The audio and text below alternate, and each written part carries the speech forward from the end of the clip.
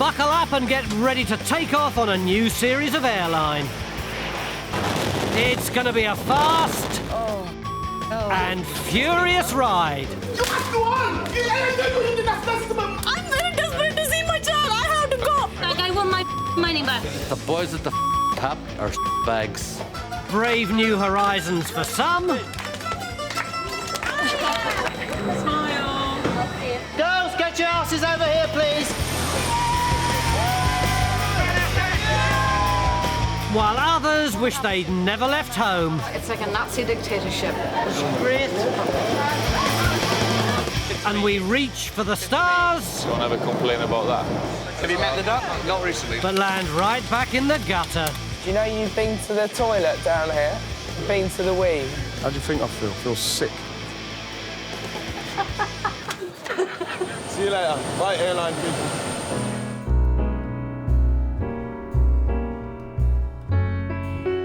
Come fly with me, let's fly away.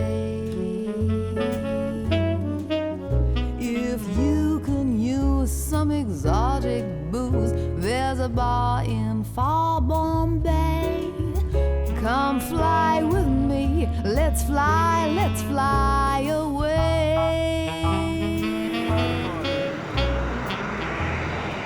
Every year, easyJet flies more than 35 million customers across Europe.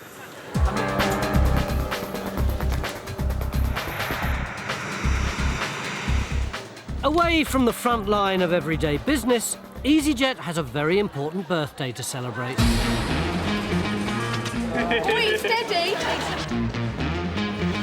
Today is easyJet's 10th anniversary, and they've got a special flight going to Glasgow, because that was the first ever flight they had going in 1995. We have something special for you today, just to help celebrate with us. We have some champagne on board.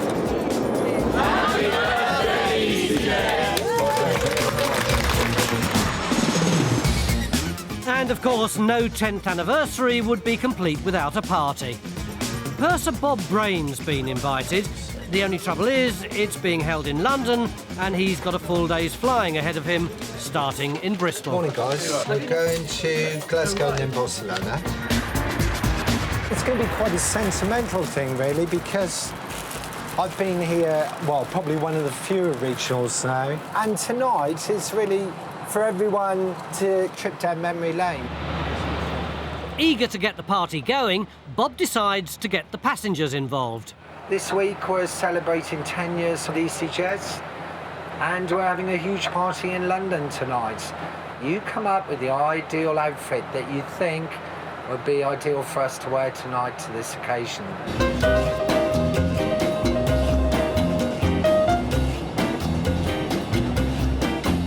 There's a made you blush, though, isn't it? Tango man.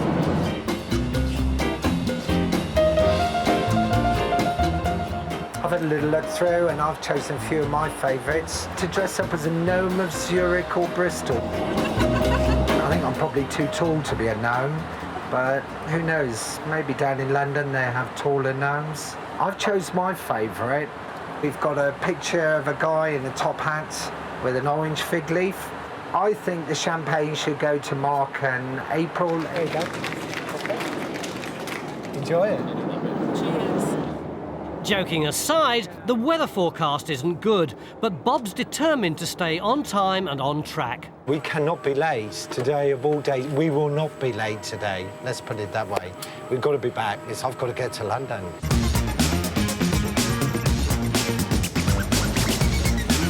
For Stelios Hagianou, the man who started it all, today's 10th anniversary celebrations are just one long photo call. the cake now? In 1995, Stelios started the company by leasing just 2 planes. Right, it's turning. He employed an army of no-nonsense staff who weren't afraid to get stuck in. Whoa! Hang on a minute. I can't talk to you all at once. I'm not being stranded at Liverpool Airport. No, right? Don't swear at me, please, OK? I'm not here to be swore at. Stelios himself is no stranger to a good fight, particularly with rival airline Go. He eventually settled the matter by buying the company. They were available for sale and we acquired them. easyJet has since built a £6 million training academy which will train thousands of staff. But reaching the 10-year mark hasn't been easy. At times, just like banging your head against a brick wall. Mind your head. I can remember a number of occasions in the first 5 years when even a 4-hour delay would feel like a huge problem. You know, I have to personally apologize to every single passenger on the plane, and some of the customers were seriously upset with us. What's wrong with it? Something with the autopilot.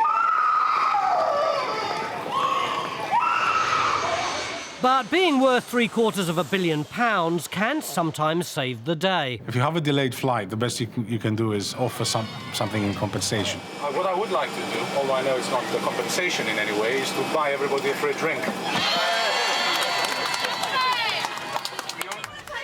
The success of easyJet has made Stelios a household name. Well, almost. Well, it's a difficult name. Confuse me with that other famous Greek character on television. That's the message for you, Stavros. Stavros, well done. Stavros. I had the kebab shop. Good evening, peeps.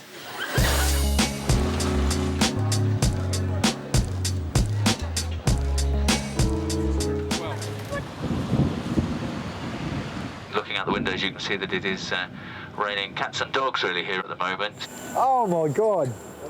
Have you got some umbrellas? Bob Brain's about to make the final leg of his working day, but the weather conditions have deteriorated badly. Oh, you won't need your sunglasses now. I'll put them away till next year. I don't want to get off. No, I don't either. I think it must be me. Every time I'm going to something or arrange something, something happens. It looks like he might not get to the party after all. The bad weather means they may be diverted to another airport. It won't be Cardiff because Cardiff is closed. So it would be East Midlands or somewhere like that. I saw it's law in there.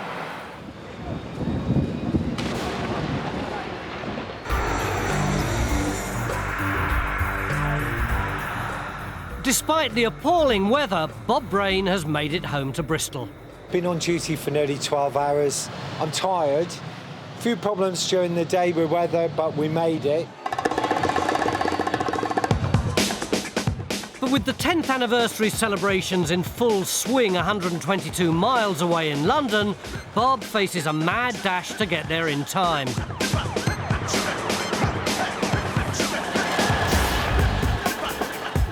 It's 8 o'clock, running very late. It's been a mad panic all day.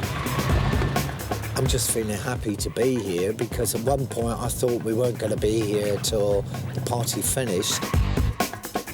There's loads of people there that I haven't seen for a while. We're coming up to 1:45. I got up this morning at 3:30, so I've been on the go, well, a long time. I wouldn't have missed it for the world.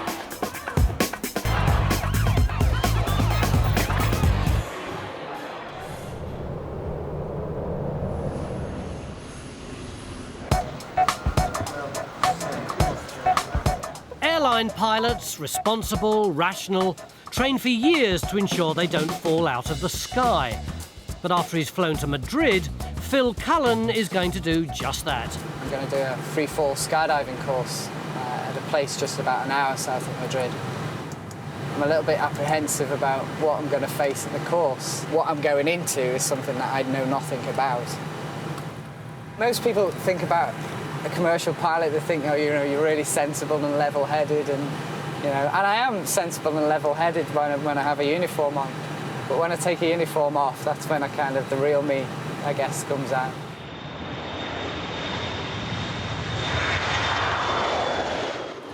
Any drinks last night? Phil's reputation for being drawn to the riskier side of life seems to be well known among his colleagues. He is a bit mad and outrageous, so it doesn't surprise me that he's going to do something like that. And there's even a rumour going around that he might be doing it naked.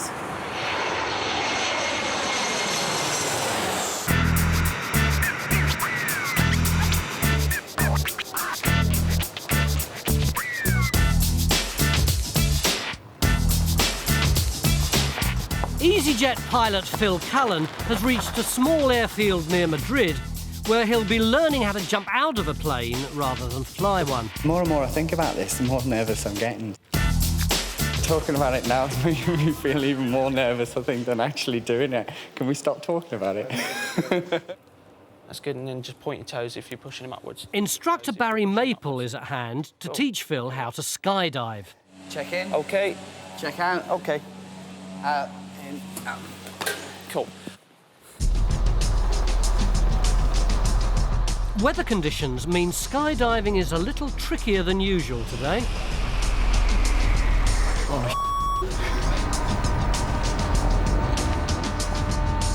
want to leave. And it gets worse for Phil. The appearance of a mini tornado means his jump is in jeopardy. It's been nice knowing you. Say nice things about me when I'm gone.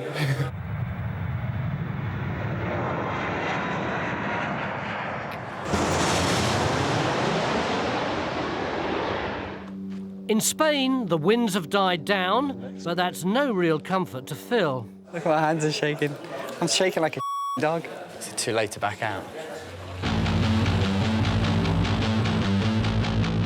Here goes.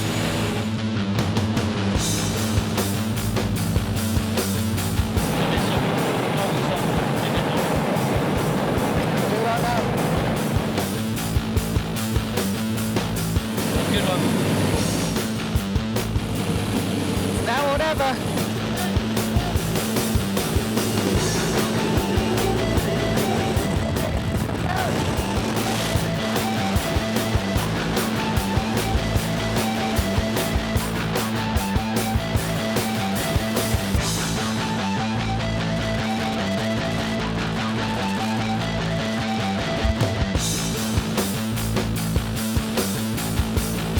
Oh, no.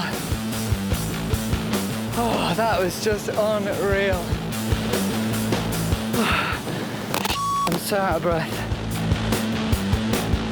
OK, left toggle a little bit. What?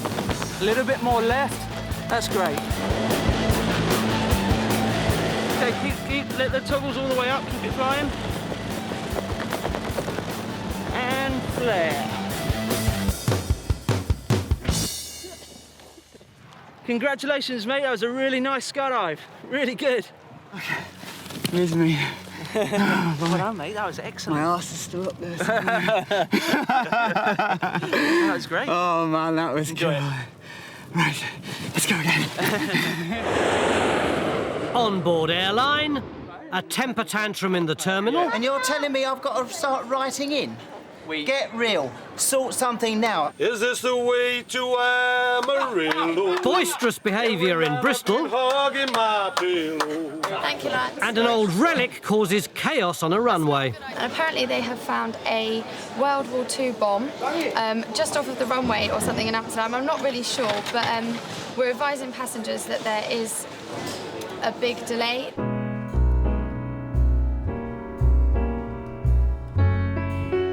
Come fly with me, let's fly away.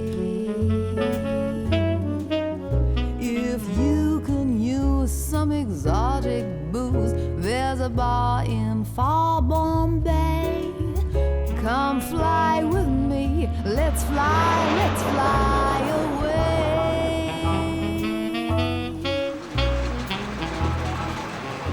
Luton Airport, where the holiday begins. But for the Lidplay family, it's not that simple. A delay on their flight from Scotland means they've missed check-in for their onward flight to Alicante. No, they won't accept it.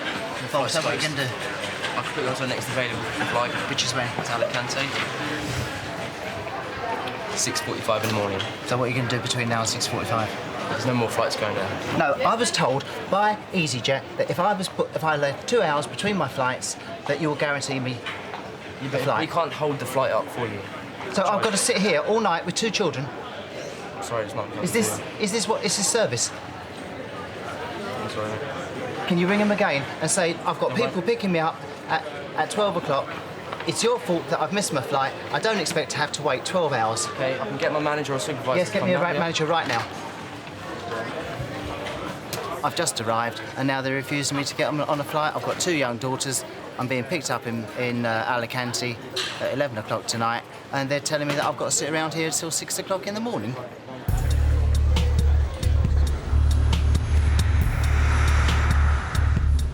In Bristol, it's the start of a normal day for purser Bob Brain.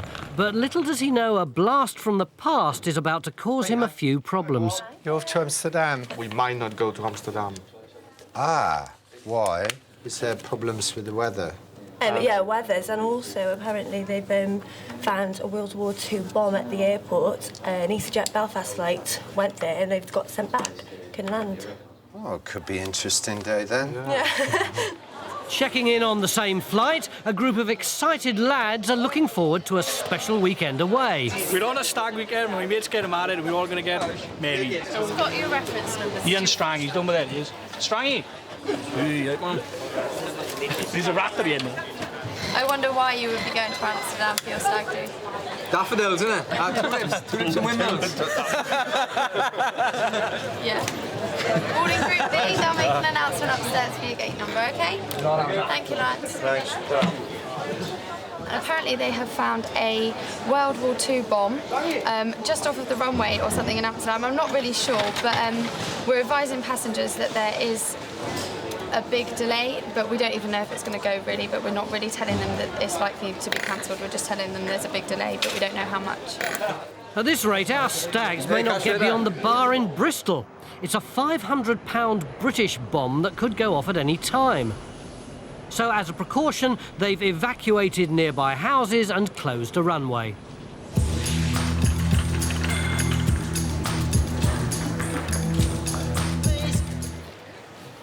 You are absolutely taking the. You tell me this. I rang up. I've made sure that I've got everything. I've done everything I can do, and you're telling me I've got to start writing in. Get real. Sort something now. I've got 2 youngsters that I need to do something with. Either get on a plane or you sort something out. That is my help. Come back at 4:25 in the morning. I don't know how far you've got to go to make sure. As I say, I checked that there would be no problems, and there were no problems. Right? I normally fly into Stansted and get my flight from there. I had to wait 5 hours. I would sooner have done that. Right? They're used to it, but I don't think it's something I will use again.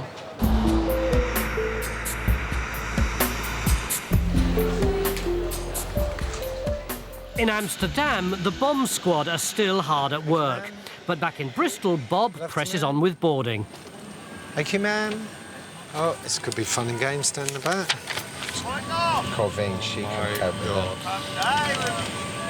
We've got about an hour to kill, so I don't know. We're going to see if we can come up with something to entertain the folks while we're on the ground, and obviously, while they're doing something, it keeps their mind off the delay. So what I'm planning on doing is I'm going to go down and have a word with the Welsh guys at the back on the stag do. Jeff, come die with me. Let's die with me. Steady your horse. OK then, guys, as you're aware, we've still got an hour left. Bit of a delay, yeah. But hopefully that may come forward, but we're going to try and bring it forward if we can, but it is going to be about an hour. So you're obviously getting restless because you want to get down there and start celebrating. You guys all from Wales, aren't you? Now, apparently in Wales, they're known for their singing, apart from many other things. So we're going to give you a challenge. How does one of you fancy a challenge? And you get... There is a prize, there is a prize. This one here? Well, I'll tell you what we do. If you're up for the challenge, we'll give you, what, 4 beers? 5 beers, go on. That's the best we can do.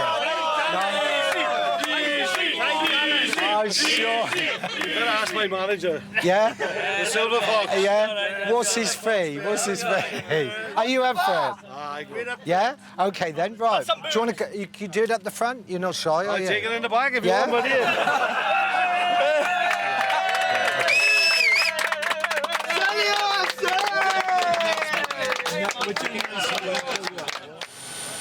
While the unexploded bomb team are hard at work in Amsterdam, in Bristol, Bob turns cabin fever into a cabaret. OK, so ladies and gentlemen, here we are, Jeff Lloyd from Wales. He's... Oh, Bridgend. Oh, very nice town in Bridgend. Oh, lovely. So, do you want to all put your hands together then for Jeff Lloyd? Ladies and gentlemen, nice to be here again with easyJet. They paid a lot of money for me today. I would like you all to join in with this if you know it, and it goes something like this. Is this the way to Amarillo? Every night I've been hugging my pillow, dreaming dreams of Amarillo, a sweet Marie who waits for me. Sha-la-la-la-la-la-la-la, sha-la-la-la-la-la-la-la, sha-la-la-la-la-la-la, a sweet Marie who waits for me. One more time. Sha-la-la-la-la-la-la, sha-la-la-la-la-la-la, sha-la-la-la-la-la-la, a sweet Marie who waits for me. Thank you all. Well done, good man, you did well. The humour's good in Bristol, and so is the news. The bomb's been defused and the boys are on their way. Meanwhile, in Belfast, the mood isn't quite so jolly. It's been a bad day for passenger Terry Breeny. He's already missed 2 flights to Liverpool. 21:30 is the next one. 9:30. 9:30? Well, we'll just need to wait, won't we? The first time he was held up at security, and then he failed to change his booking, so he missed his 2nd flight. He's now trying for a 3rd. At the gate, did the girls say they were changing anything at all for you? She said no. She says, oh, somebody will come and escort you somewhere. So I sat and waited, and nobody came. Then I tried to board the 6:25 flight, and she says, I told you to go to departures. But she hadn't told me to go back to the departure, or whatever it was, you know, booking in. Yep. So I just felt a bit let down with the staff. It's £25 to change to the next flight. I need to use plastic, yeah. Visa then, is it, yeah? Yeah.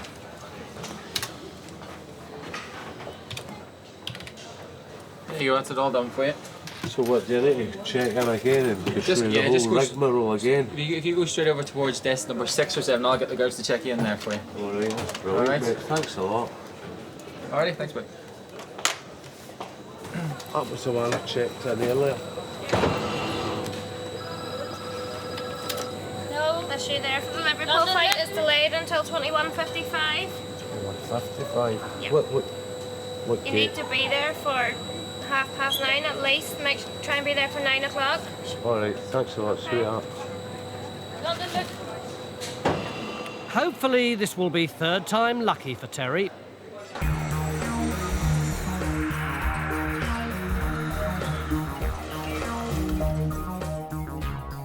Over in Belfast, the 3rd Liverpool flight's boarding, and team leader Stephen Smith is being extra vigilant. The gentleman that missed the flight earlier, he didn't turn up at the gate. We think he's gone to the bar. So at the moment, we're just trying to get his bag details because we want to make sure if he has gone to the bar that we're in a, and we don't let him fly if he's in a bad state. Then we need to be able to get his bag offloaded as quickly as possible. So rather than risk delaying the flight, we're going to try and find his bag now and just keep it as the last bag to go on board. Do you want to just step over to the side? Can someone give us a phone? Had a few coffees since the last time we spoke to you. I've had a couple of lagers, yeah.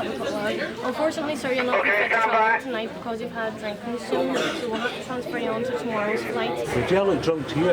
Yes, I can smell the drink off you, sir. I've had 2 pints of shandy. Sir, I was at the gate when you arrived 1.5 hours late. I've got a bad cold. I've had 2 pints of shandy. I am not I'm drunk. afraid there's more than that. You definitely aren't travelling on this service. That's Your out bag's the been order. offloaded, I'm afraid. No, that's out the order, that. Can you just have a wee seat there for me? I'll go and check That's outside. out the order, Yeah, that. just have a I've wee had 2 seat pints for of me. shandy. Just have a wee seat for me. I'll go and ask here again. But I'll just have a wee I seat. mean, my friend's waiting in Liverpool. We'll get you on I'm tomorrow. not going We'll to get get you legless, transferred. no. No, just have a wee seat for me. I'll just go and double check here.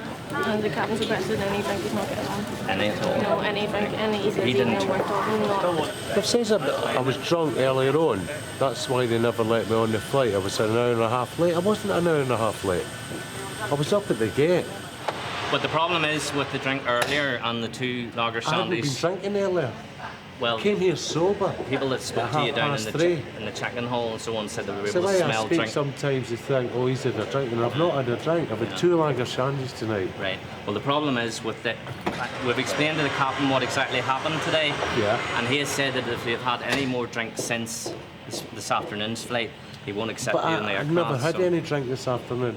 Unfortunately, they have to err on the side of caution in case there's any It's only problems. 30 minutes to get to Liverpool. I'm not sitting there quietly. But at 30,000 feet, they can't take any risk of anything, so unfortunately they won't carry you tonight. You have to transfer to tomorrow's flight. That's ridiculous. So she's assuming the day that I'd been drinking when I wasn't. So she's in the wrong, because I've not had a drink. I'm not going to come to the airport drunk. I'm getting So I've got to wait, because I missed the 5:15 flight. Nobody gave me any help. So I went to try and board the 6:25 flight. Now you're talking to somebody who's supposed to be drunk. I'm not drunk. No. So I wait and I have a couple of shandies, and now I'm not allowed in the plane. That's a take. Well, you're too aggressive already now to be going Getting aggressive? I'm not aggressive. Well, I consider you... Not aggressive. Yeah. You're angry. Well, with the I've sat alcohol... here all day. And 2 lager shandies. I'm coherent, I know the times I missed. Yes, I did try to board the other plane at 6, because none of you came and helped me. We explained to you that we were busy at that time if you just sat down and waited for us. Right, so the plane's away then? Yeah. If you come back with me here, I'll get you back down to the sales desk and see about transferring you to another flight. What, tonight? No, not tonight. There's no flights. And where am I supposed to stay tonight? Unfortunately, that's up to you. As the Liverpool flight pushes back, all Stephen can do for Terry is to get him transferred onto the morning flight. Let's hope it'll be 4th time lucky. So you'll be staying in the airport here, are you, tonight, yeah?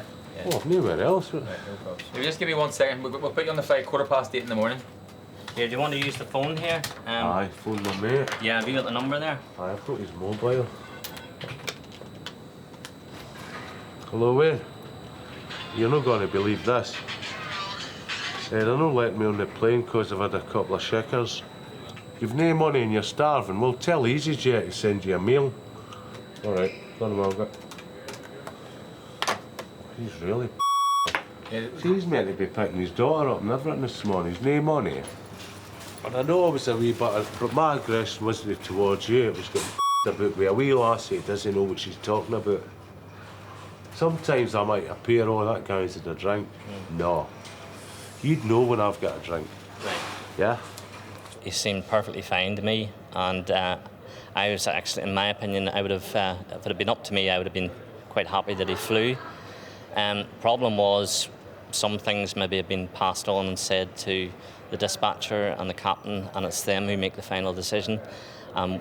Once he heard that there was any alcohol involved at all, since he had missed his earlier flight, he had said no, that he wasn't allowed to fly.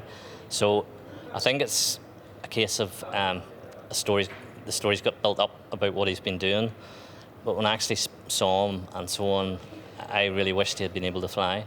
I might as well get our own boat and row there. It'd be a lot quicker. It's a joke. It shouldn't be called easyJet. It's easy everybody off.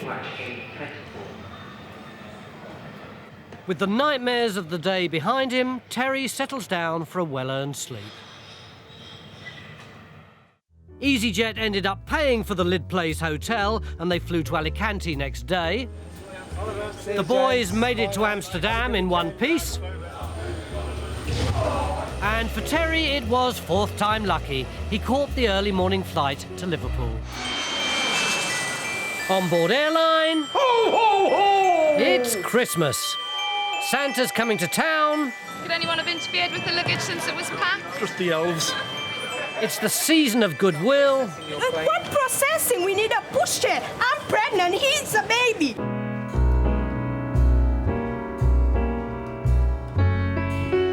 Come fly with me, let's fly away.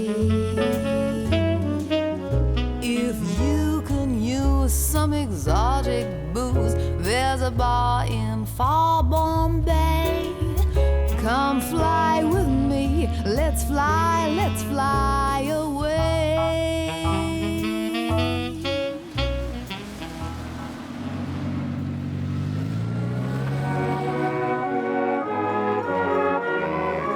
The holiday season's here, and passengers heading home for Christmas are laden down with Christmas goodies.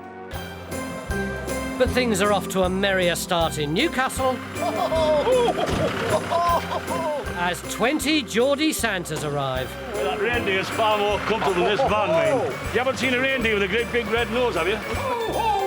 For Santa Alan Marshall, today represents more than just a Christmas jolly. This is my mate Tog.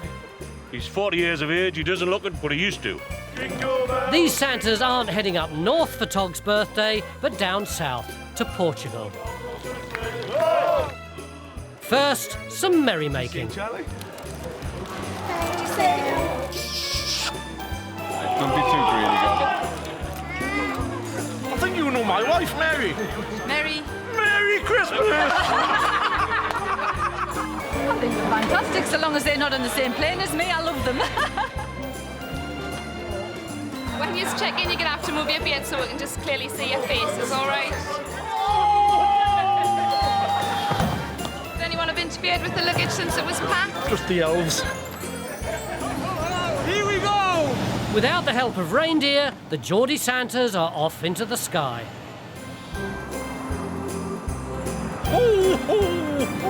Up in the air, the Geordie Santas are spreading Christmas spirit, and there's no escape for Cara Wilshire.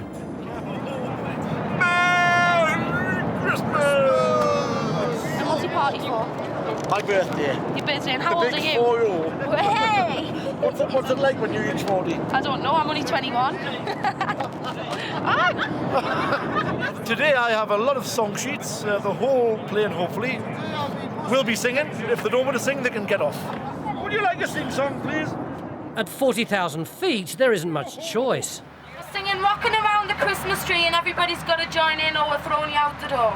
Come on! A 2, a 3, 4, 7, 4. Rocking around the Christmas tree and the Christmas party hop. Mistletoe home where you can see every couple tries to stop. Oh, rocking around the Christmas tree, have a happy holiday. Oh, everyone's dancing merrily in a new old-fashioned way.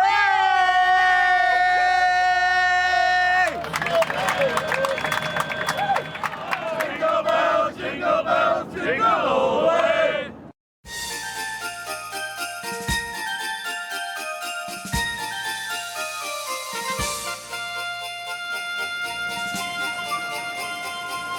Christmas at Luton and easyJet's busiest time of year. The flight was late. We waited 1 hour late. It's cheap, yes, but come on. Won't be a second, sorry about this. Johnny Bastien and Philippa Delaurie are over from Geneva on holiday, but their baby's pushchair's been broken in transit. Until Leo finds a solution, they're going nowhere. If you want me to be realistic, I can be really realistic. You know, I can come on the other side and I'll break your computer. You'll see if you. No, it wasn't deliberate damage, it was an accidental damage. I'm here for 1 week and I have a pushchair that's broken. You think I'm going to carry my baby all around for one week? Or are you going to come with me and you carry my baby for me? No, you're being unrealistic now. I'm not being unrealistic, I'm sorry. You are. I'm pregnant, actually, huh? So what I do now? I go crazy and then you call we security leave to him get me here. out? No? We leave him here. You can carry him for us, no? We will start processing your claim. What processing? We need a pushchair. I'm pregnant. He's a baby. He's 1 year old. He's not going to walk the whole week, no? Come on. I'm being realistic now. I'm pregnant. Okay, I will speak to you in 5 minutes. Once No, I've finished dealing no. with- 5 minutes. We're standing here. That's what I'm going to do. pregnant. Speak to you in 5 minutes. I'm pregnant. I will discuss this with you further in 5 minutes. I'm pregnant, You're okay? speaking to something. You're being No. very rude. In Belfast, the afternoon flight for Berlin is open. Damien Szymanski's friends have checked in, but he hasn't.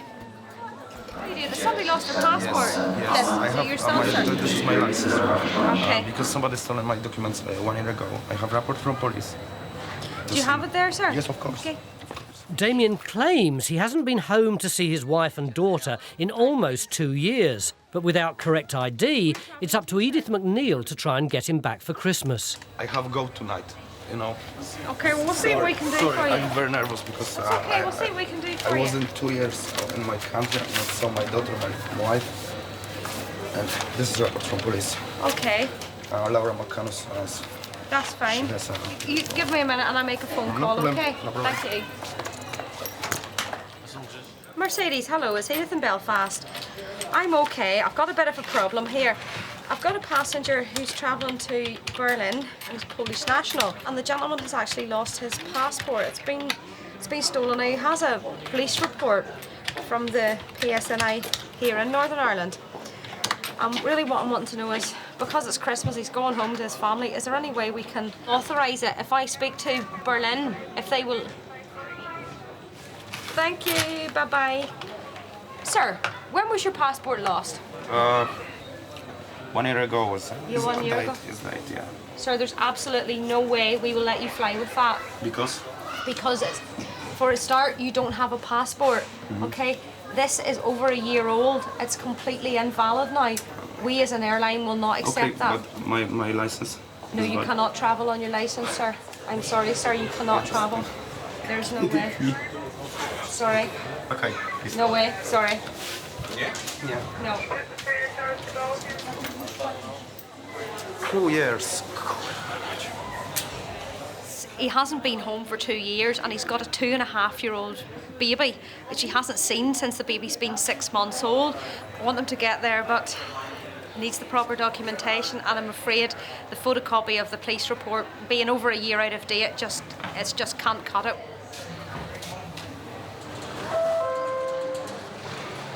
We're here for 1 week. They don't give a shit.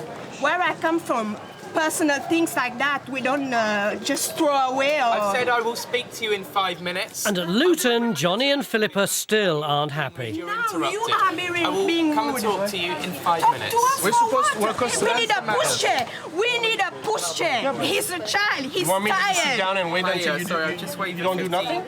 He's tired. You're a grown man. You're tired also sometimes. He's a child.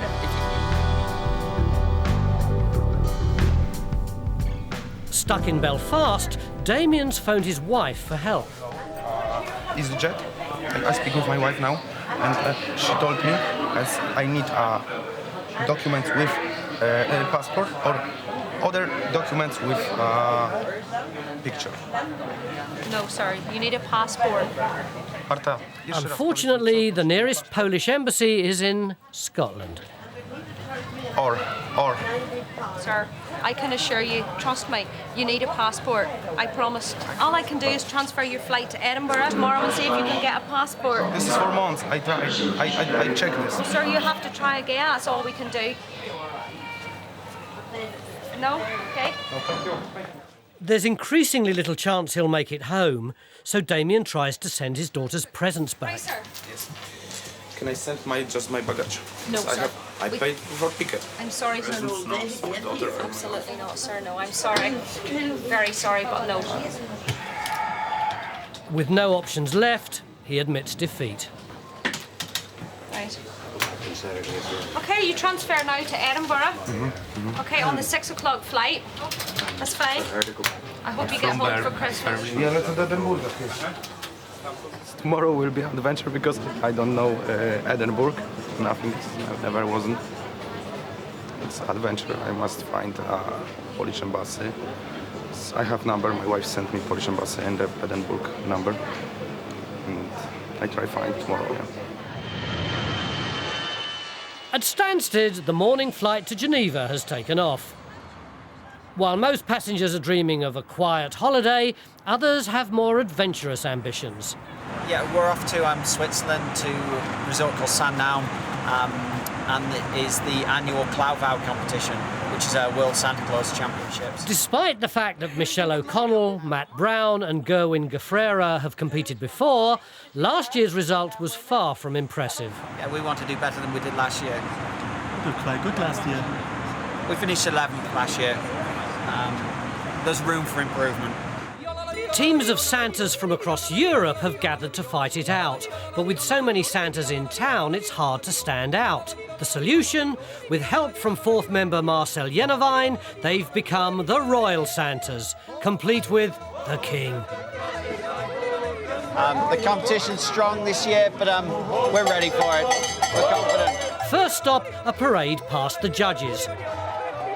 While some teams aim to impress, The Royal Santas prefer bribery.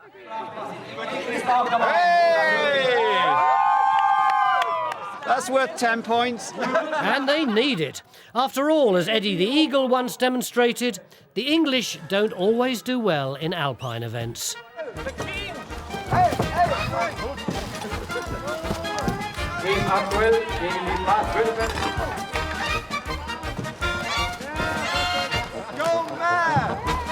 Eddie may not have been great. Yeah, it was pretty harsh on the hands. Cold steel that's corrugated. But at least he didn't make excuses. And it's not much better with snowballs. One is ready to go. Hey, come on. Hey, come on. Our donkey was broken. Broken donkeys aside, they wait to hear if they've qualified for the final. Is this the last place? The last possible rank for the final. 16th place. 16. Rang nach Großbritannien. They're through. We wanted to go to town this afternoon to go for a round, you know, and he's tired. He woke up very early today, and we have to walk with all that. I mean, it's going to be almost impossible. This is the only one that we've got. I don't know if that's going to be of any use to you. Does it go back for him? I don't know. I don't know, to be honest. I think maybe so. It's clearly not as expensive as your one. That's all right. No, it's not a bad price. The parents are happy, but the real judge is baby Jaden. The verdict? Same to you. Merry Christmas. Over in Sam now, and the Royal Santas are currently in last place at the Santa Claus competition. 3, 2, 1, go! And they're off.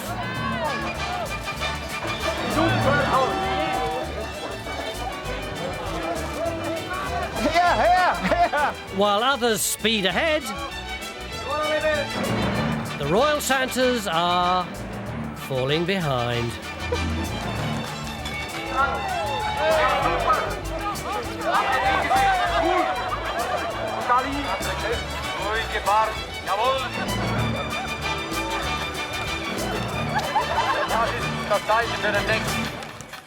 Hardly a regal performance.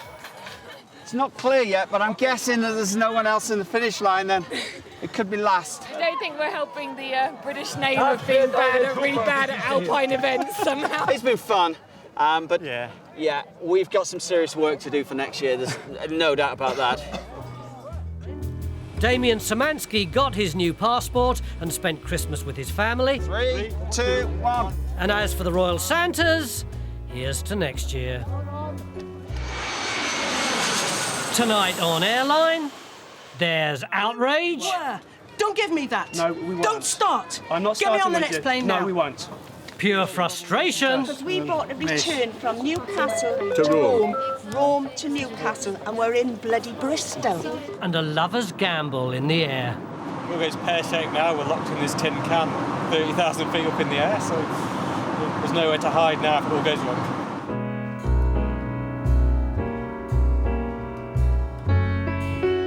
Come fly with me, let's fly away. If you can use some exotic booze, there's a bar in far Bombay. Come fly with me, let's fly away.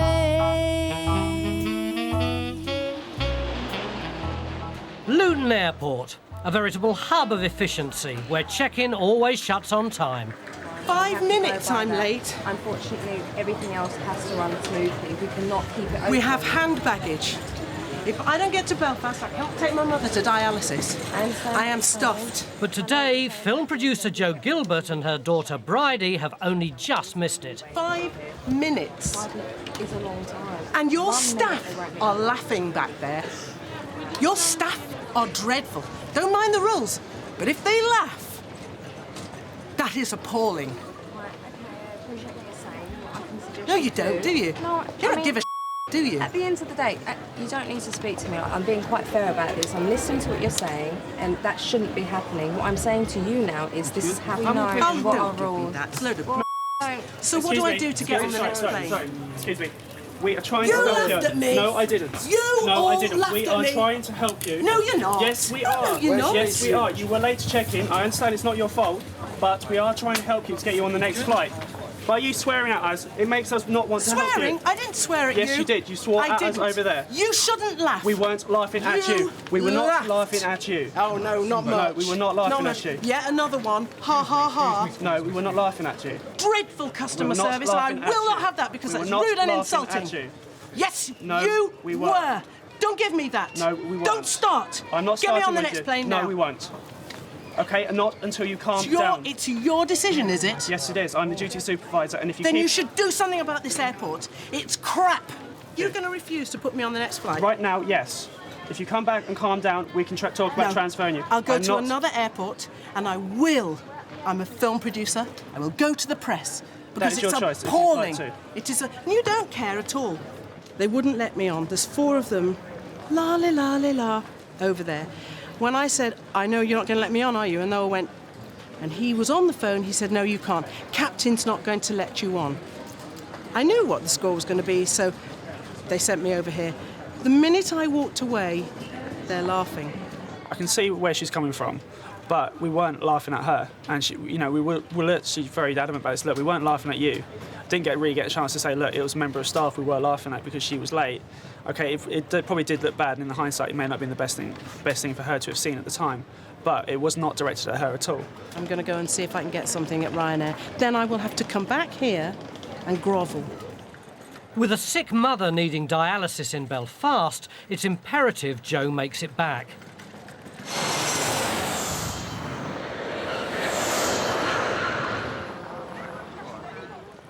At Nottingham East Midlands Airport, Stuart Nixon is taking girlfriend Louise White on a romantic weekend to Prague.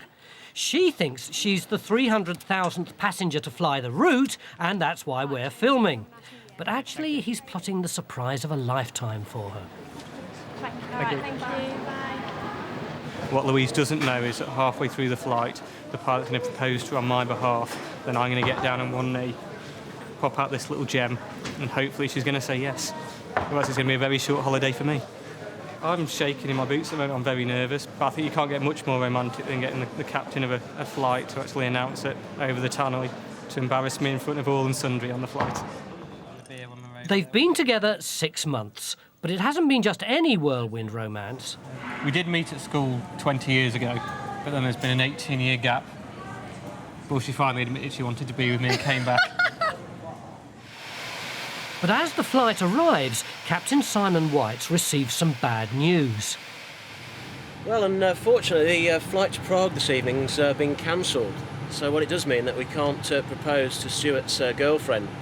But hopefully, I'm on the flight tomorrow night, so we're going to give it another go tomorrow night and try and do it then. So fingers crossed. Right, so what's happening with the flight then? Basically, due to weather conditions at Prague Airport, they've closed it and they won't be accepting any flights in, and so they have cancelled the flight. Is there going to be a flight tomorrow, or...? There's a flight tomorrow, goes at the same time. We'll look at seeing what we can do, transferring passengers onto that flight. I am pretty gutted about the flight being cancelled. You know, better safe than sorry. It's just got to go through the whole butterflies in the stomach again tomorrow to finally pop the question. I'm hoping she's got no idea about what was going to actually happen on the flight. But, it depends how we play it tomorrow now, providing the flight goes ahead.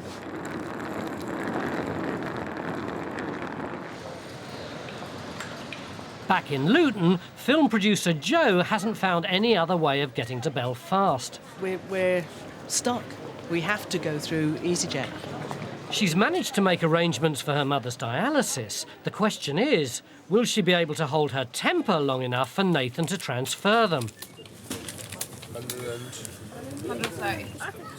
Who's next? Hello.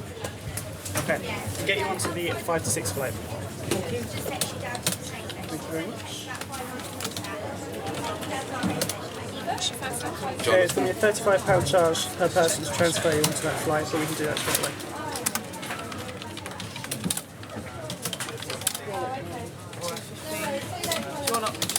flights to North. Thank you. You got your passport there? Yeah, 16. Okay. Check-in is at 16 at 5:25. This is the same Spanish that's been charged there. Okay, that's all done. Have a good flight. I don't think he would have charged that if I hadn't have kicked up a fuss. I am so angry. I can't tell you, I'm almost speechless. If they miss their flight and it's not due to the airline, that is a standard transfer fee. I think it's utterly disgusting. She didn't exactly apologise, but she was quite calm and collected sort of thing and accepted the fact. And she didn't make a fuss about the fact she had to pay the transfer fee. I knew that if I didn't keep my mouth shut, this little boy, who was younger than my son, in his discretion, might not let me on that plane. Having sufficiently kept her calm, Jo and daughter Bridie set off, 4 hours late.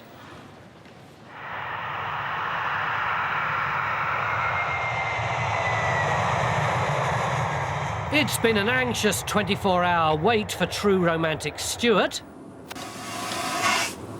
And after takeoff, his nerves begin to take hold. I would say that this is probably the biggest gamble of my life, certainly. To go do this in front of a plane full of people. We'll go pear-shaped now, we're locked in this tin can 30,000 feet up in the air, so there's nowhere to hide now if it all goes wrong. Ladies and gentlemen, this is your captain. We have a very special announcement this evening for a couple of our passengers on board. I believe we have a Louise White and a Stuart Nixon with us. Basically, Louise, your boyfriend Stuart would like to become more than just your boyfriend. He would like to ask you for your hand in marriage. So it's going to be short and sweet from myself, and it's over to you, Stuart, and good luck. I can't believe you've done that. Louise, you love my life. You're very special to me. I want you in my life forever. I can't get the ring out of my pocket. Will you marry me? Oh, thank you. Is that a yes? I'm all shy. Thank you, Stuart. Where's your finger?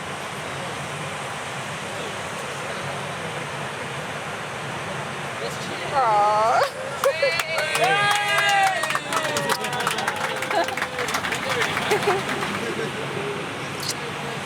I'm just speechless.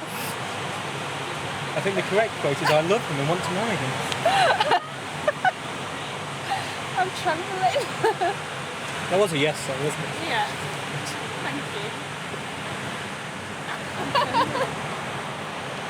You're not the one who had to suffer through a 24-hour delay, are you?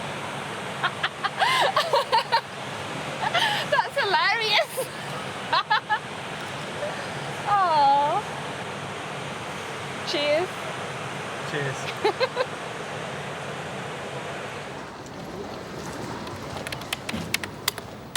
In Rome, an air traffic control strike has been causing chaos, and holidaymakers travelling back to Newcastle have been transferred to the only UK-bound flight. It's due to weather and due to a strike that we're in Rome, so it's not an easyJet technical problem or anything. And so here they are, in Bristol, 300 miles from home. All our flights have gone. Yeah, so you've got a flight to Newcastle in the morning? Because I knew we may have a flight tomorrow. Yeah. But not tonight. So will we have to pay for that? No. Will we get the flight to Newcastle free? Tomorrow? No, you have to buy a ticket to Newcastle. Yeah, but they can take you to they can put you on the next available flight to Newcastle. Which was Sunday. Yes, exactly. So they put you back to the UK, but you have to get your own flight to Newcastle. The next flight to Newcastle is 8:25 tomorrow. There's 6 seats left at £90 and it goes up to the next price, so... How many people's here? Yeah, there's 6 seats left at 90 and then it goes to the next higher price. So Which is? So it's going to cost with £200 extra to get home. You're bloody joke, don't you? It didn't cost you that to go into the room. Jesus Christ. What would you do in our position? We are in Bristol. Exactly. What were we supposed to do? You're in Rome. Yesterday's flight from Rome to Newcastle was cancelled. Today's flight from Rome to Newcastle was cancelled. What would you do? Tomorrow's flight from Rome to Newcastle is fully booked. What would you do? Would you fly to Bristol or would you hang on another couple of days? What would you do? Is there anything you can do is what you've done.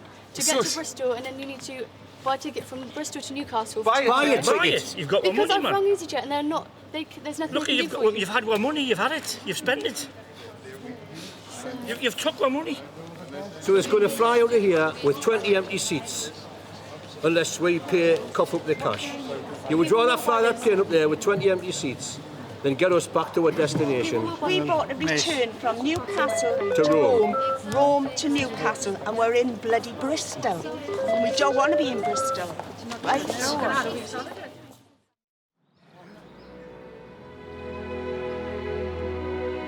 I tell you what, they've plastered the wall since we've been here. Last year, Airline followed a group of World War II veterans returning to Monte Cassino, scene of one of the war's bloodiest battles. Ted Newell was on a mission to find his best friend Jack Ackley's memorial. We'll spend the rest of the morning here, we'll find that tablet. Thank you very much. Yeah, that's all I'm relying on.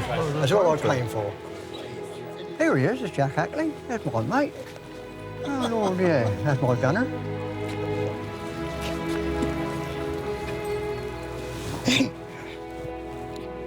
Sorry. That's hit me.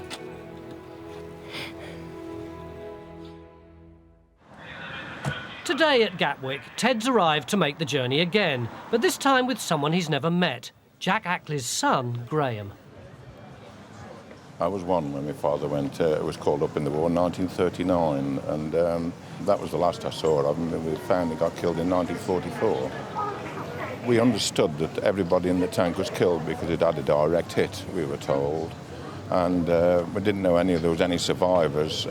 If we'd known there was survivors, we'd have probably tried to contact, many, many years ago. But nothing was ever said about anybody being alive out of the tank. It's going to be a moving time, I think, for both of us again. Being a son of a friend, a very, very good friend at all, sort of bring back the relationship again. And that's all I want to do is to meet him, see what he thinks about it.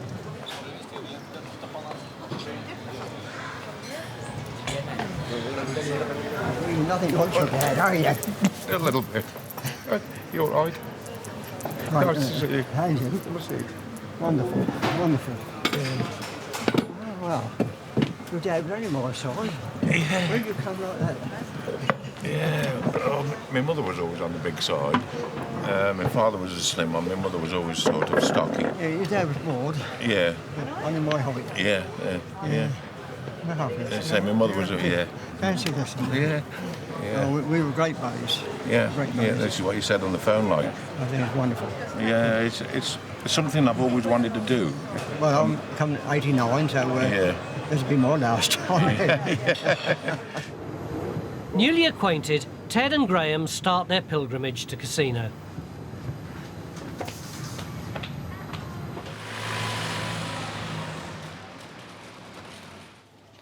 In Bristol, Supervisor Michelle's now dealing with the increasingly unhappy group from Newcastle. So what would you have done? I would have been the next one. Well, then you chose to come here. Because Then people's got obligations. People can't just stop and run for an extra suit. contract to get you here. But people can't the only stop way to and... get away from here now is to buy a seat to Newcastle. I mean, it's like being held up by Dick Turpin. Pay up or bugger off.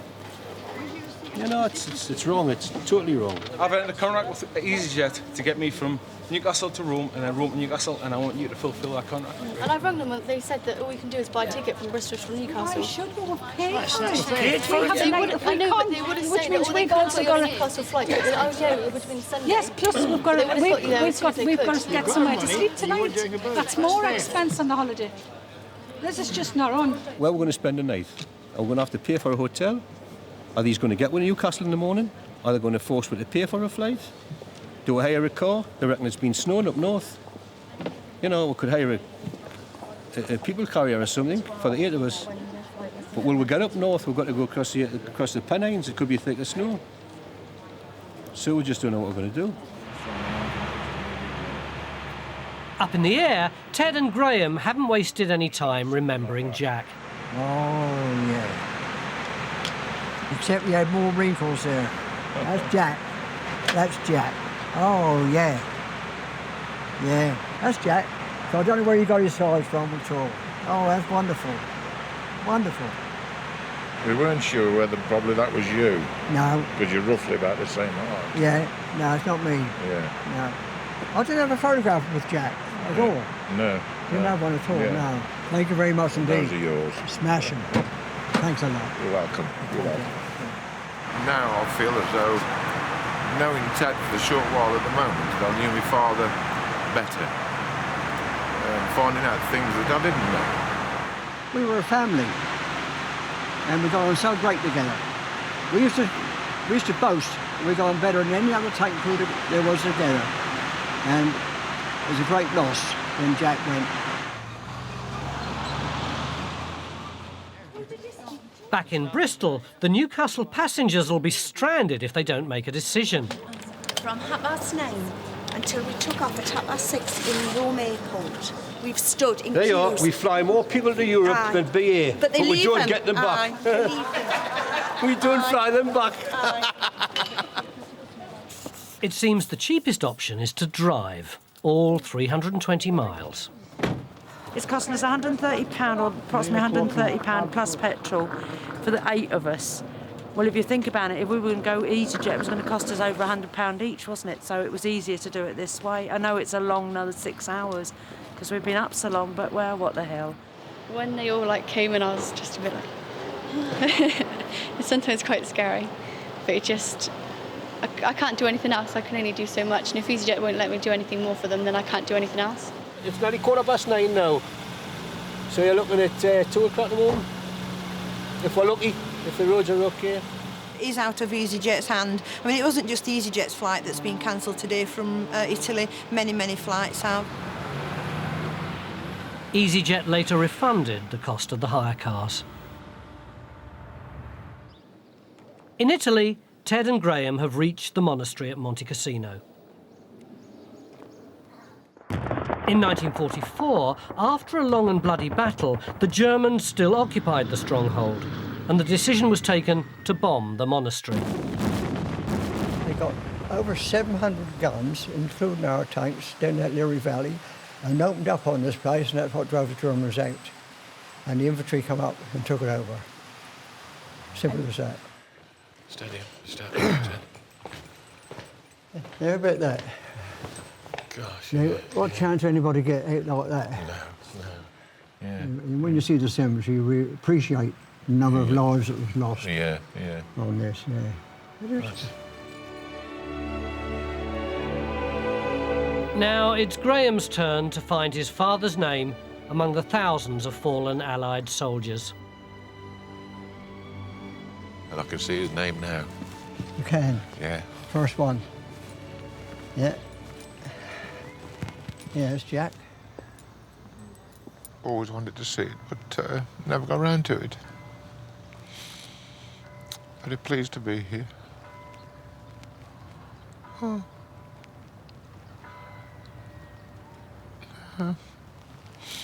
Stop in my mind forevermore, though. Yeah, it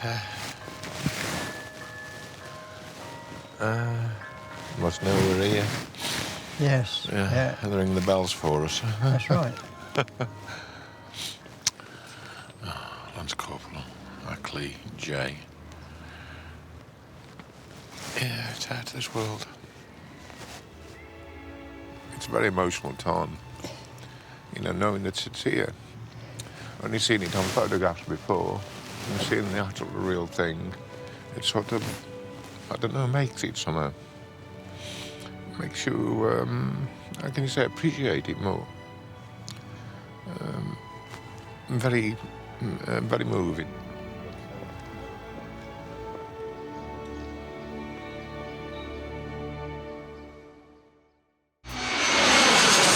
On board Airline, Wild accusations. It's like a Nazi dictatorship.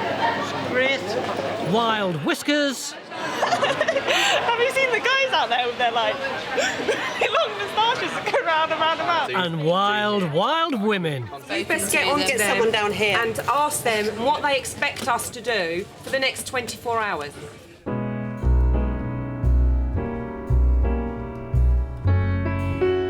Come fly with me, let's fly away. If you can use some exotic booze, there's a bar in far Bombay. Come fly with me, let's fly away.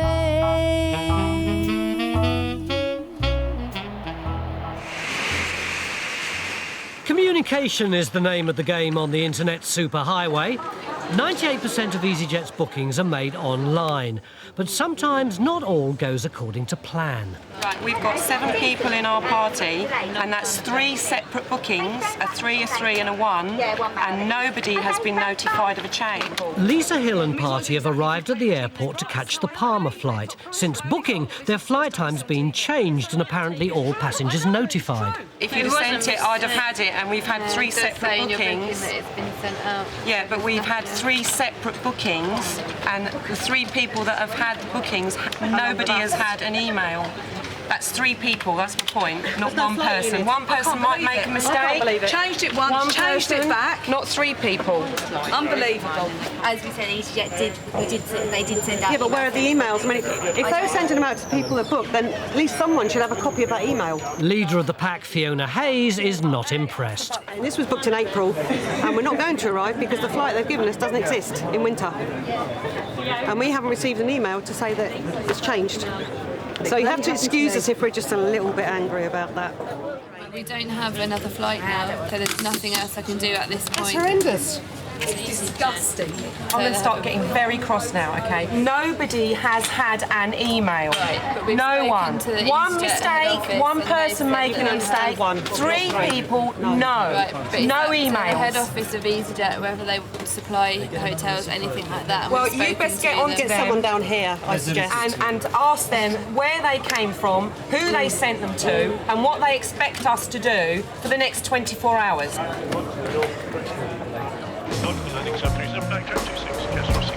Charlie Sierra November.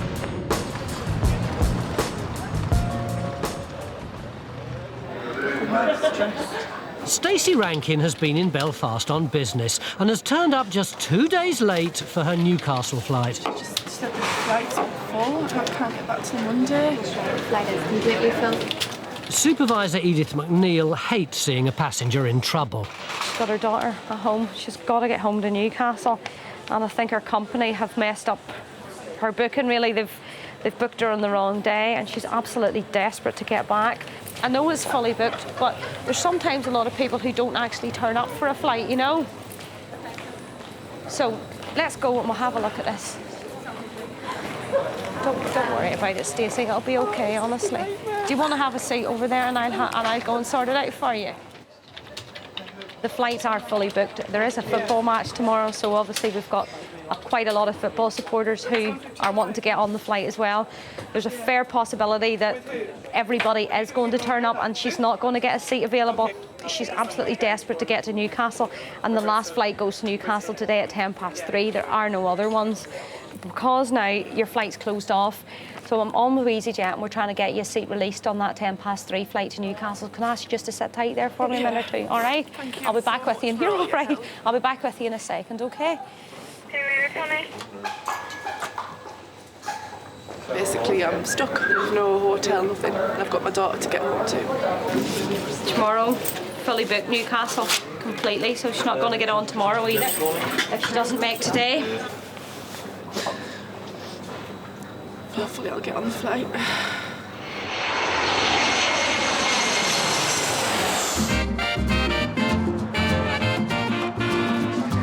Ted Sedman and Andy Lear are gentlemen of distinction. They've arrived at Stansted Airport and are on their way to represent Great Britain in a hair-raising competition. Where are you flying today? Berlin. From Munich, sir, is that? That's right. Yeah, with us all pleasure. Pleasure.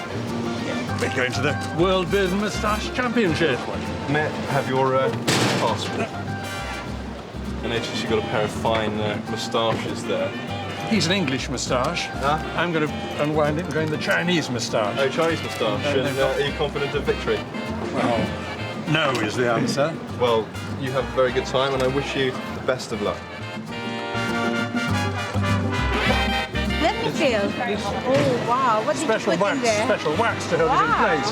Oh, my Yes, goodness right. gracious. Pretty damn stylish, I'm impressed.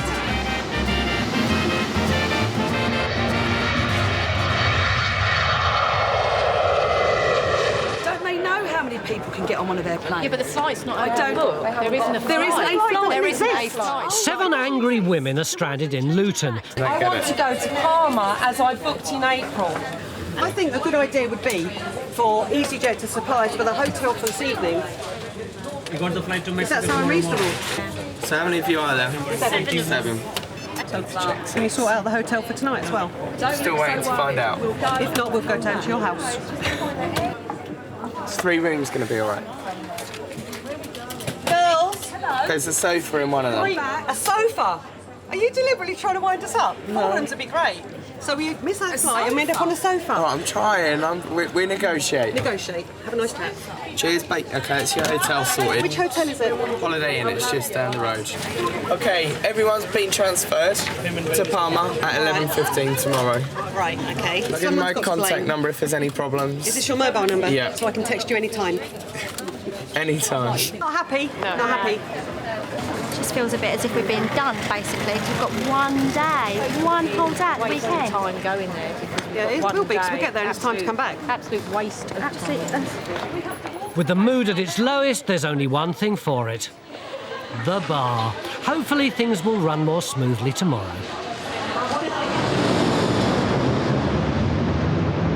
At 35,000 feet, the impending World Beard and Moustache Championship in Berlin has got Ted bristling with excitement. I know there are over 200 competitors. They come from all over the world. The majority are from Germany. There are more beard clubs in Germany than there are in any other country. To be fair, they have the best beards and moustaches. They take it seriously. I mean, we complain that they take their own personal hairdresser along with them.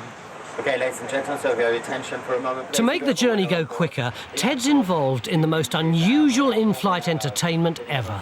Now, we have a competition on board for you today, and Ted's going to pass through the cabin, and you need to guess how long his moustache will be in inches.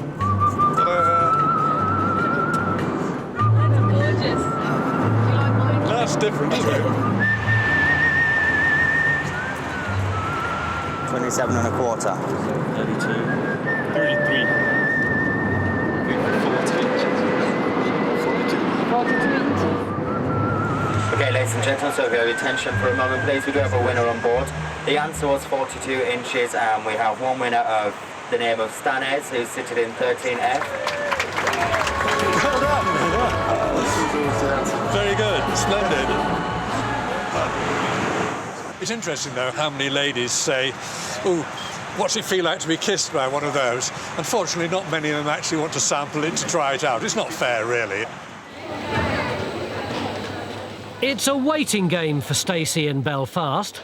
Just taking a look at the system here, and there's still 37 people left to check in, and the queue over there is quite large at the moment, so I really don't think she's going to get on. But I don't want to go over and tell her to even upset her anymore. I'm sure she's going to be devastated if she doesn't get on. Can't get on this flight, then I'm just going to have to try and get home somehow. I'm just going to have to try. I don't know how I'm going to... Anyone for Newcastle? Yes. Desk 6 and 7, please. Just go to desk 6 and 7, please. Newcastle. Let's go down to desk 6 and 7, please. Newcastle.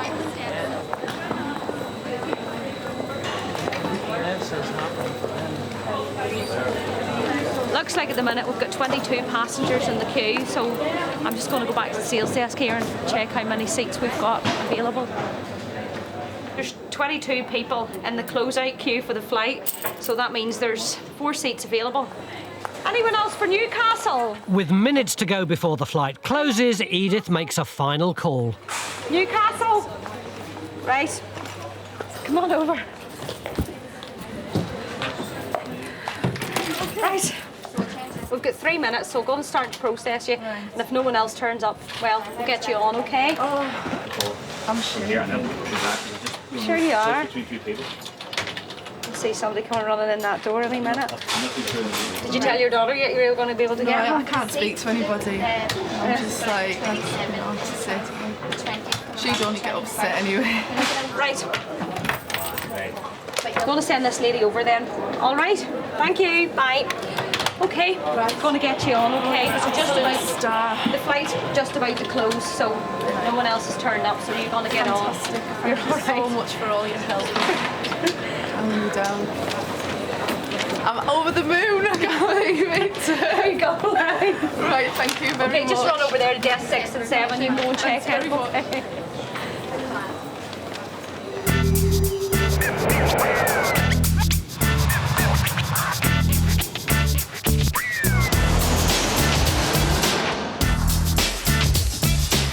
We went to the gate. No, you didn't. You waited because someone had something in their bag. Early morning in Belfast, and the McGee family were on their way to watch son Philip perform in The X Factor, but they've just been offloaded from their Stansted flight. Well, one of you were late and we got you on the flight. One of us were late because we were held up in security. A small pair of scissors, didn't think, just in the kit bag. And then everything had to be taken out naturally. So out of courtesy, well, you would do it for your friends. They waited for me. Yeah. And that's what caused the ruckus. Team leader Deborah McAllister has one solution, but it's a costly one. What's going to happen now is, so I'll have to buy a new ticket because you've all waited. At least if you had been up and warned the girls at the gate that you were being searched by security. You mean these tickets aren't transferable, so we've lost all of the money then. So this essentially is a racket. So you make all the rules, you do all the rules and regulations are completely on your side.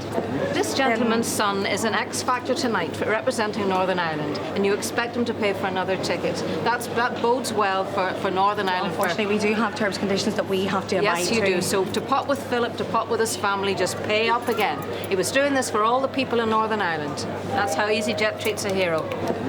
It's like a Nazi dictatorship. Great. I'm going over to represent my son, who's in the X Factor, and he's in the last 11. And he's went this far out of 75,000, and I think this is an awful letdown to us. $89.99 each is going to be transfer on. 5 seats available on the next flight. And one of them gets free. One was searched. The one who was searched, yes, we'll transfer her for £25. Everybody else will have to pay the full price. So you need to make your decision and stand it. The McGees are determined to see the Pride of Ireland perform, no matter what the cost. £319.97 in total. You're only a packer room. Without any money? Without any money? No money. Well, it's not going to ruin our day because we're going to be there in time to see Philip. That's the most important thing, you know.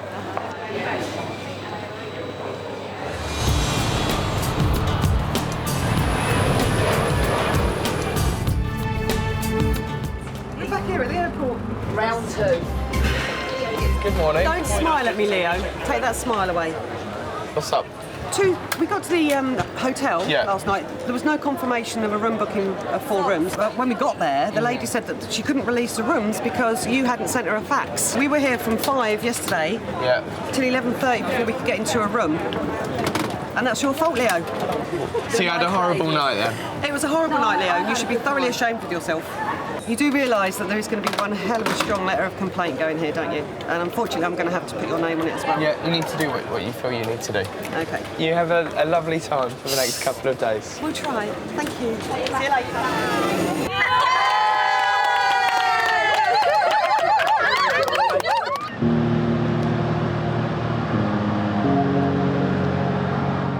The McGee's day has now gone from bad to worse. Team leader Stephen Smith's in the thick of it. Got a bit of fog in Belfast at the minute, quite a bit of fog actually, and it's just come down really suddenly. So at the moment we have 4 planes circling above the airport, and we don't have any estimate of when they're going to land or when the weather's going to clear. Nobody's going anywhere at the moment.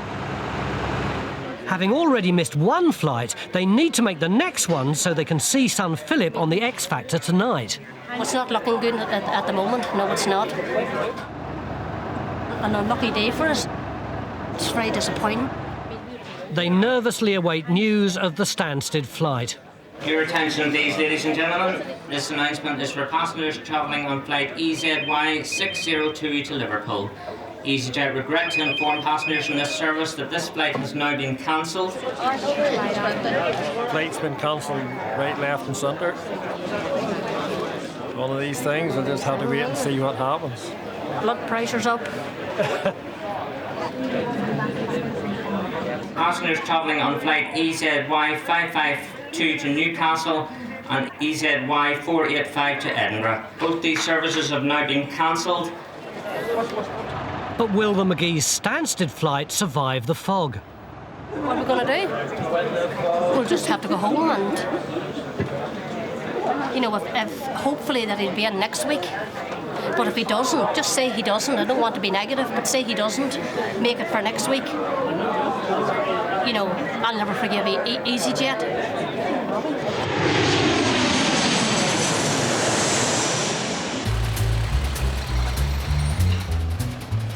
Over in Berlin, Ted Sedman is heading for the face-off of a lifetime.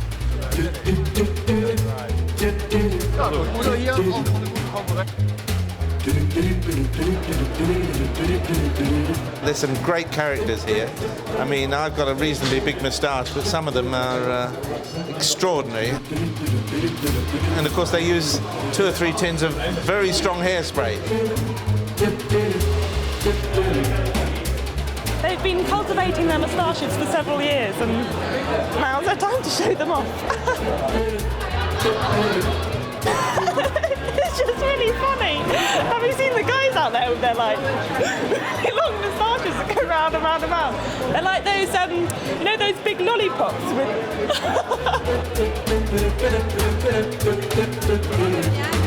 The competition's looking very stiff. Und die Punkte bitte. 8,5, 10. But what does Ted think of his chances in the Fu Manchu category? I've seen at least 2 other people with excellent Chinese costumes. I'm told that they're taking it very seriously. All on tenterhooks, that's the theory. There's a glimmer of hope for the McGees in Belfast. I have heard that the weather's starting to clear slightly, so maybe that's a good sign. Hopefully.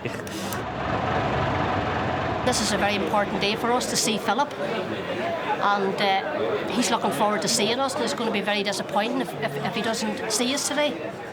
Your attention, please, ladies and gentlemen. This announcement is for passengers travelling on flight EZY 252 to London Stansted. The aircraft operating the service has now landed at Belfast International Airport, and we'll hope to start boarding this flight as soon as possible. See, Luck's on our side now. Have your ID.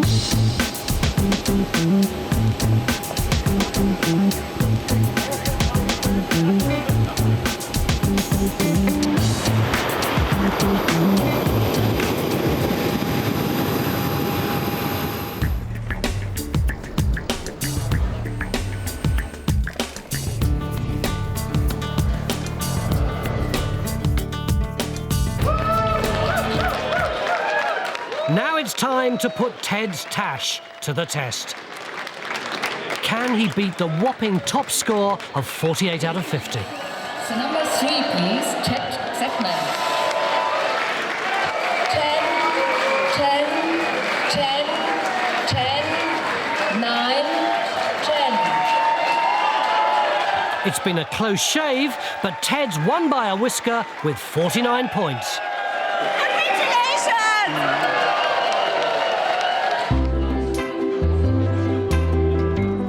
As the evening draws to a close, Ted's clearly a cut above the rest. As of now, I'm the world champion, so that's great fun. I'm a bit shattered, and I think it's about time I went to bed. Good night. Good night. Cheers. The McGees made it to the X Factor and saw son Philip get to the next round. Fiona Hayes and party made their mark in Palma, and Stacey Rankin was reunited with her 6-year-old daughter Beth. On board Airline, losing their cool. Just all you have to do is fucking lift my bag up and bring it up. It's only a not wee quite that- fucking courier bag. It's not quite that simple, sir. And losing their inhibitions. We see your lights again. I can hear you in the back.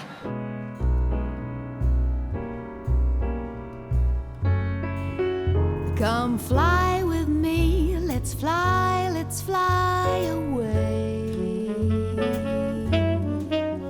If you can use some exotic booze, there's a bar in far Bombay.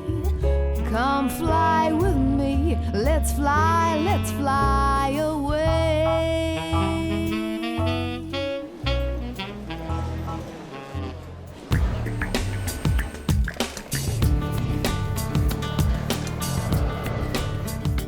Can I get you any drinks and snacks? 3 years ago, purser Bob Brain showed James Densley the ropes as cabin crew.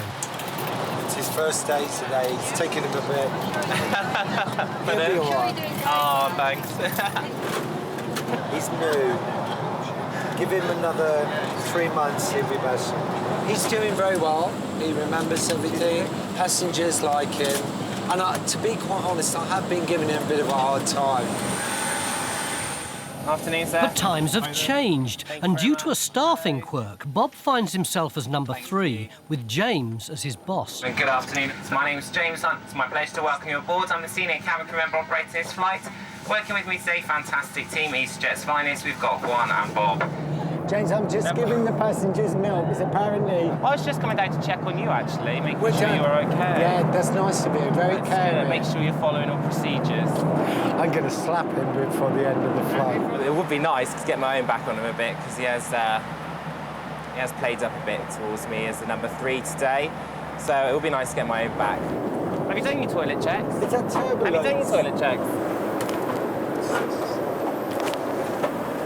I thought we were just about to hit turbulence then. No, this is how you do it. Peace and quiet.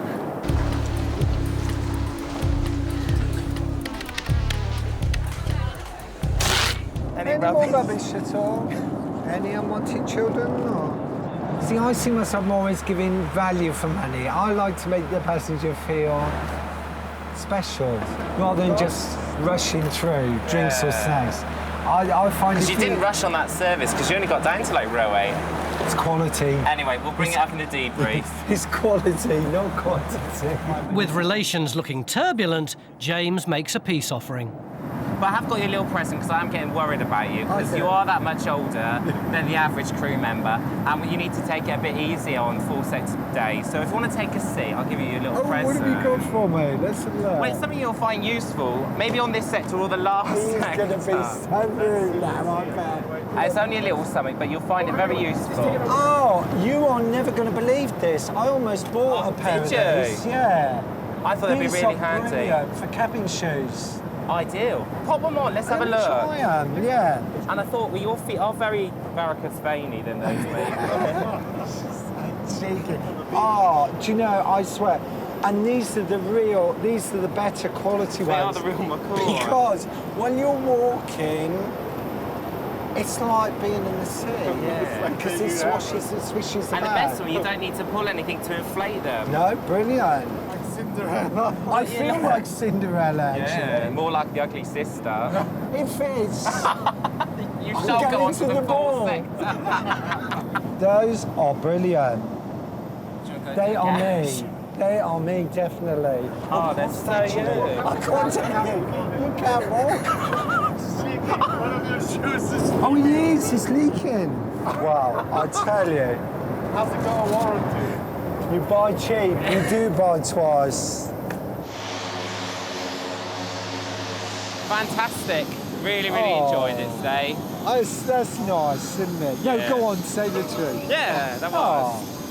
And the same goes to James. I mean, we've had a long day, I'm tired, but we've laughed so much. We've got everything done. I think the passengers enjoyed it. Another day done and dusted.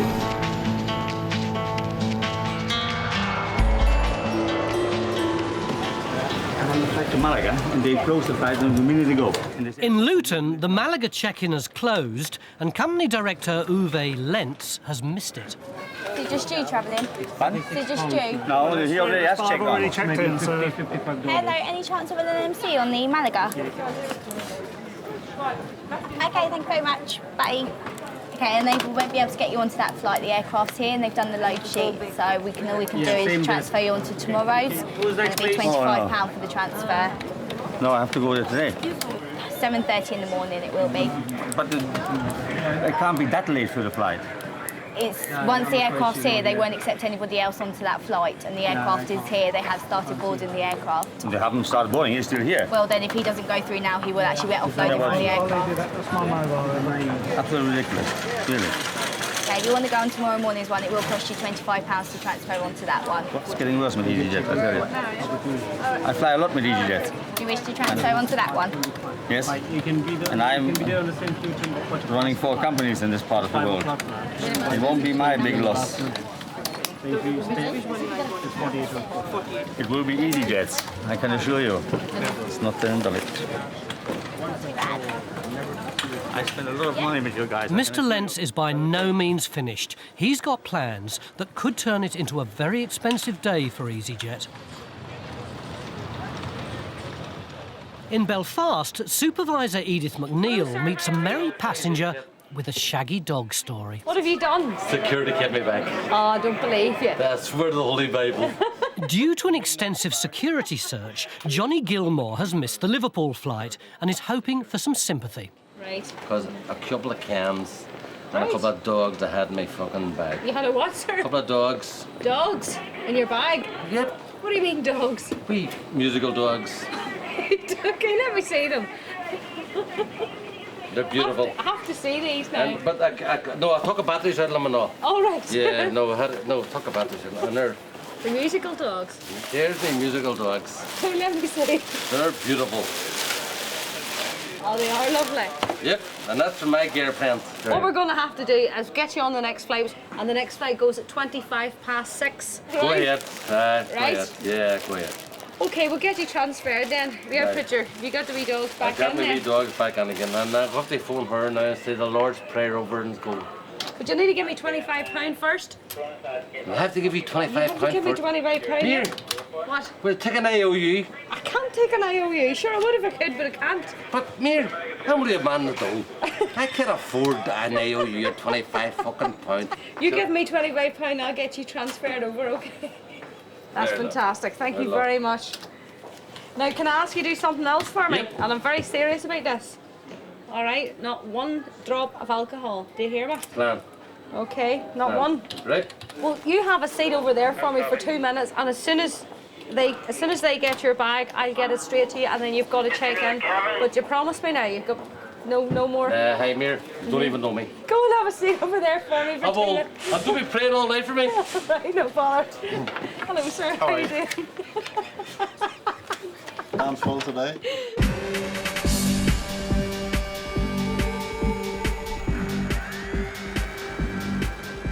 For Mr. Lentz, though, missing his flight is no laughing matter. I was here a minute late. Yeah, but you have to understand, we shut our check-ins dead on time. We don't wait for a minute, we shut them dead on time. So when you're a minute late... With 4 companies flying up to 100 times a year, this disputed minute could cost easyJet thousands. This is about the, I don't know, the 50th time I fly It takes easyJet. about 20 minutes to get to the gate. Yes. So I'm not at all Yes, you're trying to lay the rule down, which is totally Can you not raise useless. your voice at me, please? I'm trying to explain to you. We explain in our terms and conditions quite clearly that we close our flights dead on half an hour before the flight's due to go. I was by a minute, and That you doesn't gave matter. no You were exception. still- I did all I made could. A lot. I couldn't make the aeroplane you just said. I could make it. but I did all I could to get you onto No, you airplane. couldn't. Yes, I did. No, you didn't. Yes, I did. I rang up the people who make the decision whether you could get on that aircraft or not. They said no. They have to have, they have set My slots. other colleagues waited for me. They got on the aircraft Yeah, but as well. there's no guarantee. They've still got to get to the gate, and if they don't make it to the gate, They they make will. it to the gate, they all will right. get Listen, offloaded. they make it to the gate, But all if right. they don't, they will get offloaded that aircraft. But I you can would have to assure take you, up with easyJet. Yes. I will take it up with easyJet, and they will lose quite a bit of money. I can assure you. That's fair enough. You That's write the into truth. easyJet, and they'll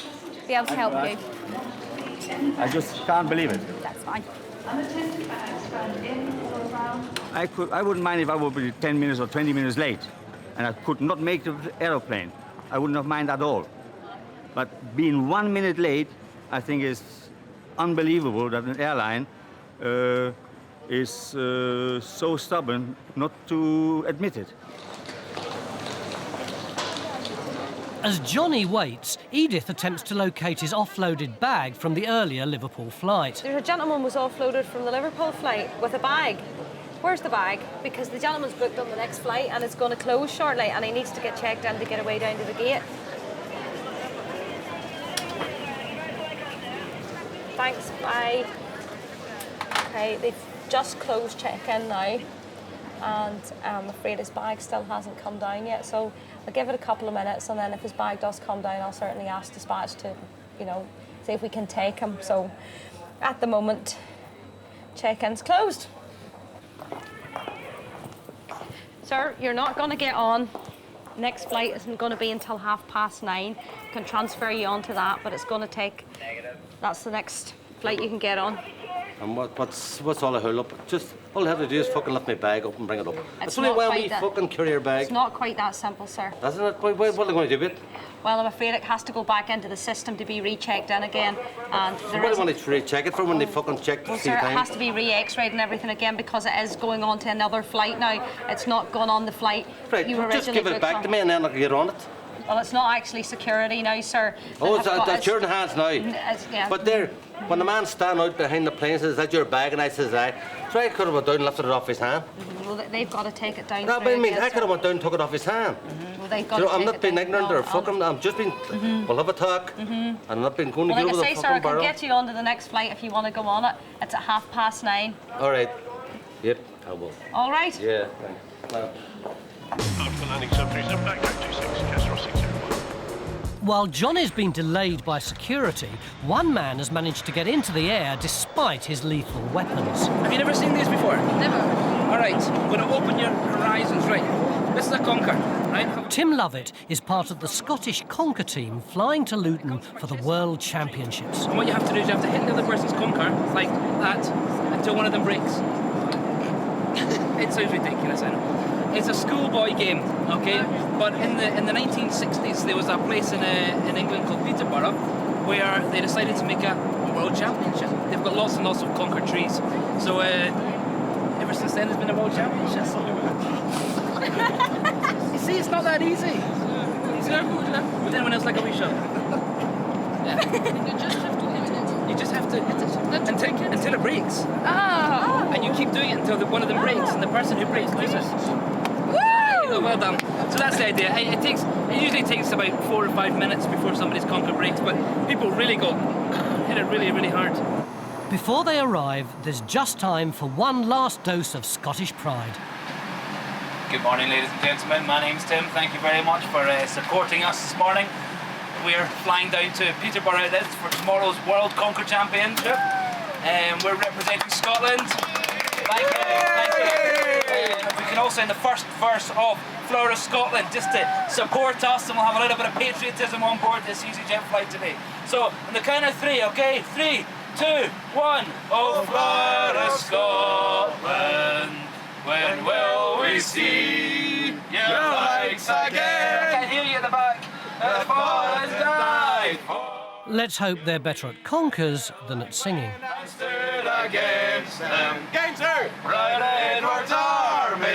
Hello, Mr. Gilmore. Have I got my bag back or what now? Well, look, there she you is. go. So what have to do now? Right, we'll get you transferred over now, okay?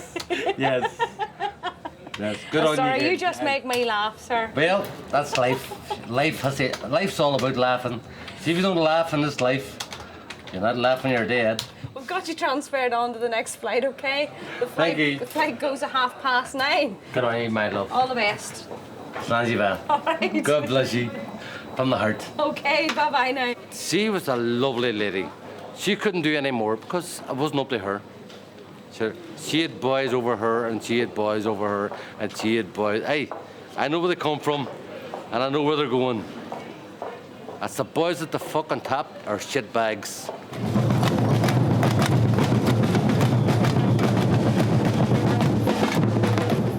The Tartan Army have arrived. It's a knockout competition, and the boys are looking to conquer all comers. Scotland! Come on! What a selection. 40 red and 15 red, please.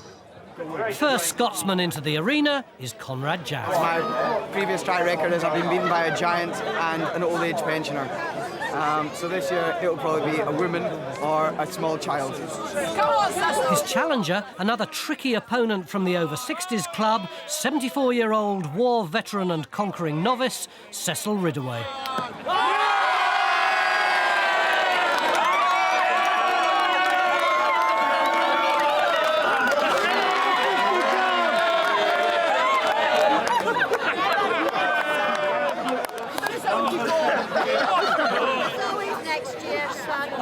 I hate old people.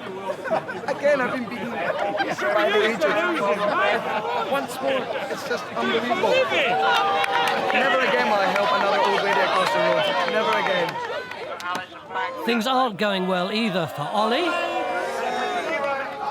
for Tim, but breaking with Scottish sporting tradition, team captain Damon Statt has gone beyond the first round.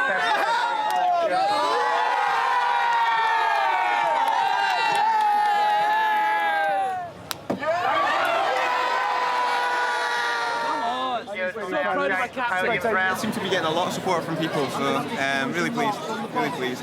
They'll carry me over the line, hopefully.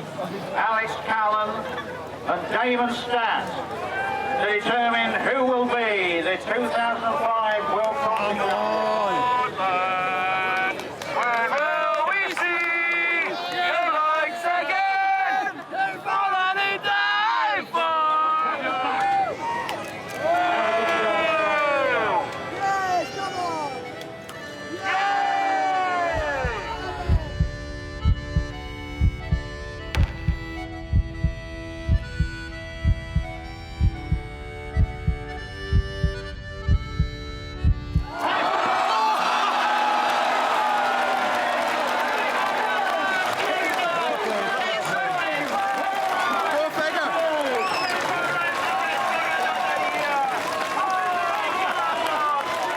We came very close. We've had a great day out. The boys have performed very, very well.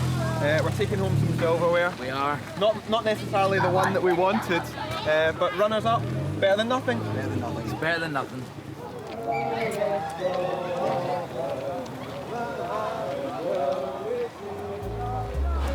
True to his word, Mr. Lentz and his companies no longer fly easyJet. He did get to Malaga the next day, but with a different airline. Johnny and his musical dogs arrived safely in Liverpool. His girlfriend loved them. On board Airline. Testing. Testing patience. I have a mother operation with cancer in 2 hours, so don't tell me I'm disrespectful. I just want to go to my city to see my mother. Testing families. She's so happy. He's disgusted. And testing a new high visibility look. Half the boys on the ramp know me as Coco and half of them know me as my real name, which I'll not reveal dressed like this.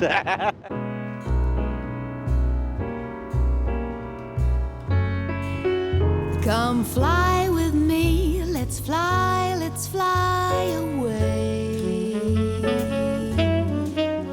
If you can use some exotic booze on a far-flung holiday, come fly with me, let's fly away.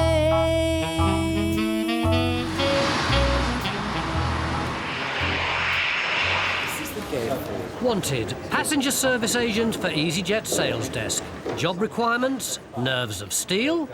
You have to on! My document. A thick skin. Don't tell me it's a cheerful disposition. Too sweet, then it will board in about 2 seconds. And the ability to deliver bad news. There's only 2 seats available for tonight. What? We only have 2 seats left to go into Madrid this evening. Pero bueno, this is a job. Give me my money back. I want my money back. Violetta Ternandez and her group have missed their flight.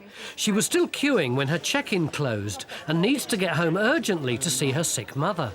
Go back to the Listen, my internet. mother is having an operation in 2 hours. I can't believe you. I cannot even go to my country. No, please, no, you cannot Don't do transfer that. him. Not transfer. This is a Somebody joke. else, okay? Don't go away. We're not going to transfer you. Whatever you want to say. Right, you just like swearing at us, so I'm not going to transfer Pero you. qué swearing. This is horrible, man. This is such a horrible I'm situation. sorry, it's not our fault the flight's fully booked, is it? So the fact you're swearing at us, we're not going to transfer you. You can just I walk don't away. mind what you want to do. I don't mind what you want to do. Because we're not going to Listen, no transfer swearing, you. no swearing. This is such a disrespect. If you're going to start swearing at us, I'm not going to transfer Swearing you. why? Because I say system. Yes, you said Is it that at us. swearing to you? I could swear to you much more straight, you know, and I'm not doing it. I'm just so don't tell me I've been disrespectful because I have a mother operation with cancer in 2 hours. So don't tell me I'm disrespectful. I just want to go to my city to see my mother. We do not get paid enough to take that sort of abuse. You know, it's just, why should we? We're doing our job. It's not our fault to say that the flights are full or they've missed their flight. It does not take you more than 2 hours to get through these queues. The AnyDesk check-in system seems to be catching out quite a few people today. Suchitra Rampal and her family are en route to Alicante, and they've also missed their flight. This is the last time I ever travelled by this company. I'll tell you what, I don't know why I load my standards. So all I can do is apologise. Suchitra manages to get a transfer, but the next flight isn't for another 12 hours. Still very angry. I think I'm going to have an argument with my husband next, you know.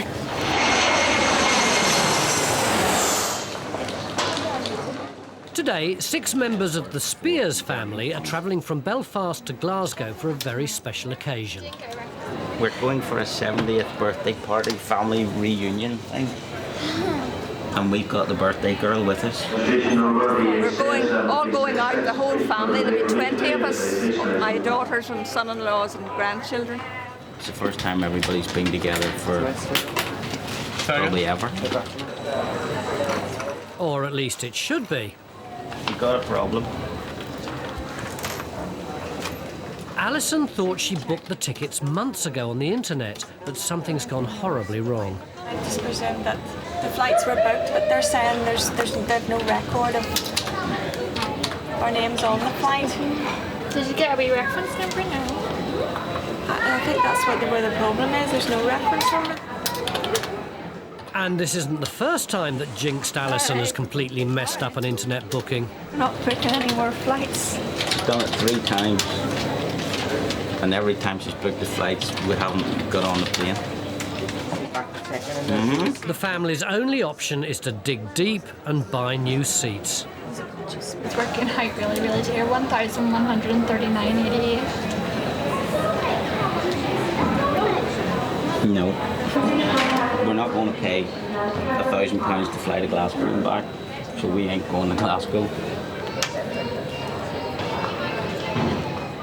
Not exactly the news mother-in-law Margaret will want to hear on her birthday. She's not happy. She's disgusted.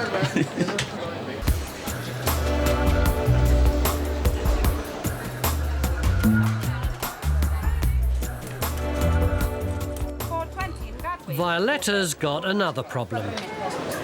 The next flight to Madrid isn't from Luton, it's from Gatwick, 71 miles away. And who's going to pay a transport from here to Gatwick? You would have to provide that yourself. What? It's not easy. Pero we just spent 10 quid to come here. easyJet will not pay for your transfer to Gatwick. Can easyJet give me my money back? If you go on the internet, yes, they'll give you your money. They may get your money back. I'm not going to guarantee it at all.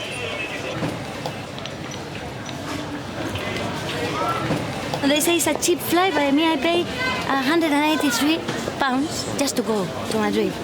And then I have to pay £25 to change my ticket. I have to pay my way back to London. I have to pay my back from London to Gatwick because my flight is going to be from Gatwick this evening. Because this is a joke. Oh, no.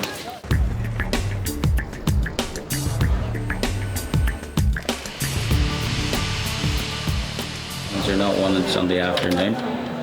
The Spears family in Belfast are still desperately trying every which way to get to Glasgow for Margaret's 70th party. Do you have all your IDs there for me?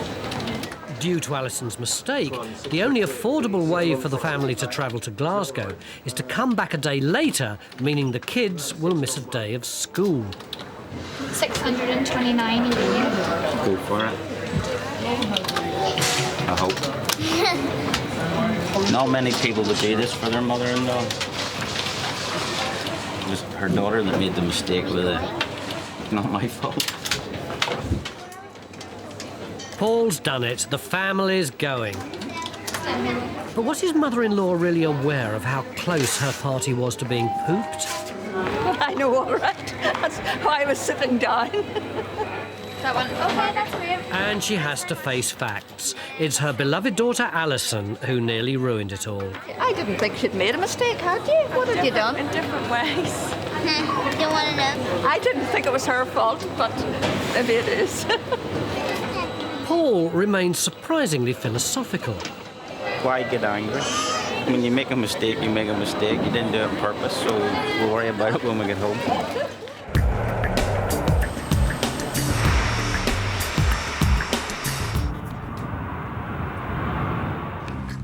It's dawn in Berlin, and easyJet pilot Ulrich Puddig is striving for global domination. We're coming. Let's go. All right. Ready.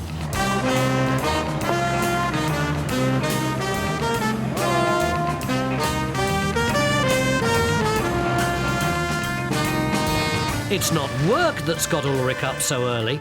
It's the challenge of setting a world record. Well, we're going to go to Dover today, and we just got to try to cross the channel on a kitesurf. Kitesurfing is a cross between paragliding and windsurfing, and surfers can reach speeds of up to 38 miles an hour. We are quite optimistic to break the record today. But that depends on the wind. The wind, that's nature. Mother Nature does whatever. Just flown in from the UK is Ulrich's colleague, Captain Ziggy Solheim. Ulrich's only got one thing on his mind: wind. How's the weather over there? It's all right. It's nice. No wind.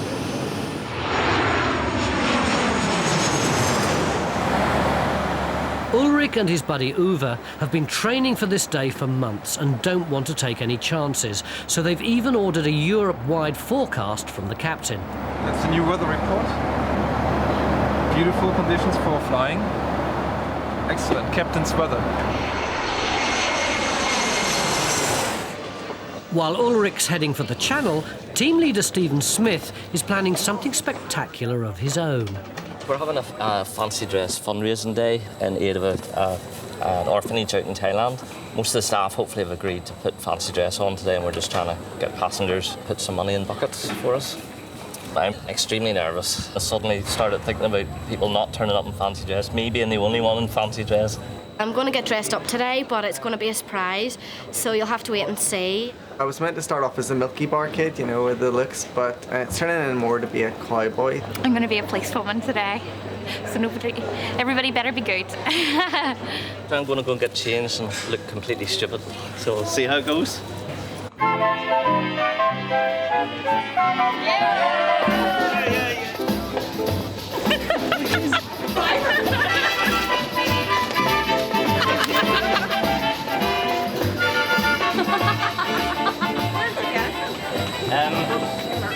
Children's section.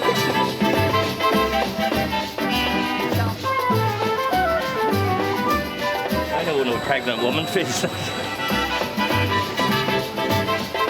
I'm Angel, so I am, and I'm sewn together and pinned together courtesy of my mum this morning. I just turned out to be a cowboy. And I'm all loaded with my Smarties and all.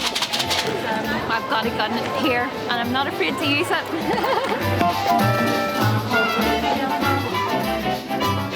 I think it's great. It's great for the kids, keeps them amused while we're waiting on checking in. Hi, folks. Thank you very much. We think you're called Biggie, is that right? Biggies or Biggles or Biggles. whichever comes to mind, really. Nothing sharp or restricted in your hand baggage, Tom? Sharon! How can I help you there, ma'am?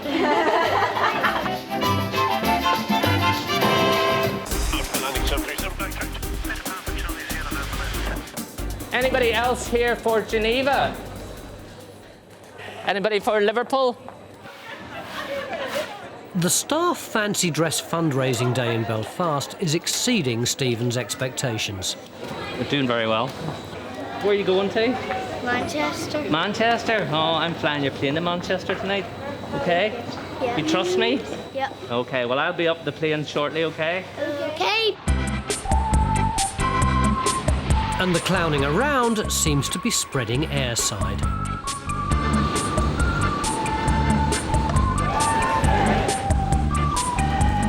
Today is a charity event for an orphanage, which just jumps at the chance basically to get out and get the gear on. Oh yeah. All right. Nice to see you. You're not being met by a good clown. Well done. Thank you. Thank you, Ken. My normal day job, I'm a baggage handler. Now I go under the name Coco, regardless of whether I'm dressed like this or not, quite frankly. Half the boys on the ramp know me as Coco and half of them know me as my real name, which I'll not reveal dressed like this. From now on, Coco the Clown will be available for weddings, kids' parties, bar mitzvahs and pushbacks.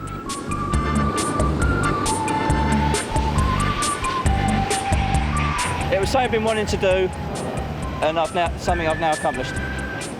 Not as me, but as Coco the Clown.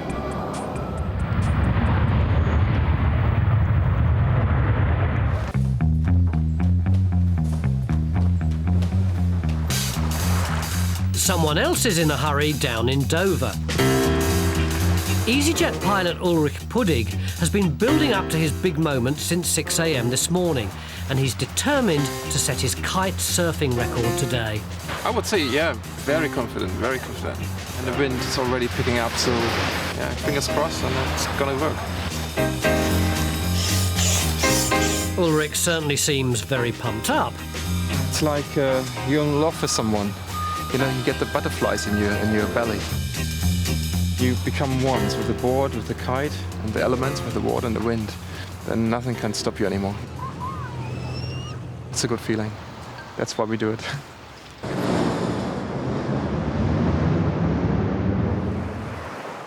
In life, there are some things you just can't rely on. Trains that run on time, snow on Christmas Day, and a pilot's weather report. Beautiful conditions for flying. Captain's weather.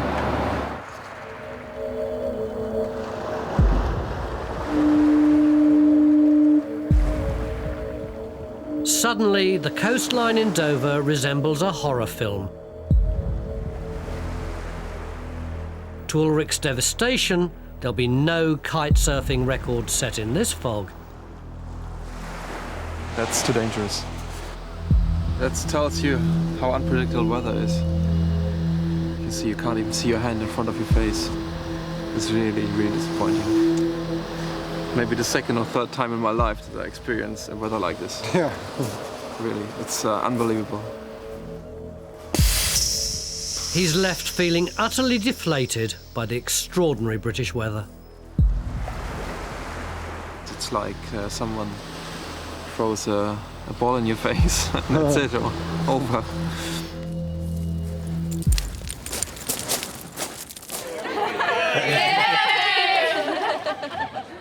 I need one more, just a wee walkie one. Grab your bucket. I can't get up. The staff fancy dress fundraising day is sadly drawing to a close in Belfast, but there's still time for Stephen to work his magic on a group of ladies. I love your outfit. I love your outfit. Thank you very much. I'm glad he's not driving the plane, but who are you supposed to be? Bagels. Bagels are stupid. I'll do, yes. Look how generous I am. Now, I don't drink, so you're having my drinking money. Look at that. Do you want the receipt?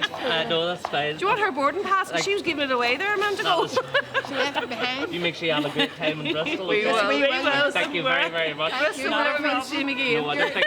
You're definitely game for a laugh. You definitely are. Bye. Fantastic, fantastic. I couldn't have wished for better. All the staff have been great. They all put so much effort in the fancy dress, and they've seemed to enjoy it as well. The passengers seem to have had a laugh too, and we seem to have raised so much money. Some lady there is just going to Bristol, threw a tenner in, and it's been like that all day. It's been fantastic. The Spears family made the 70th party in Glasgow. Hope I'm here for the next one. The staff at Belfast raised an impressive £2,400 for the orphanage in Thailand. On board Airline, desperate to get home. All I I can offer to do for you is transfer your flight. I have to make this one, please. I'm sorry. And just plain desperate. You have to on! That's my document.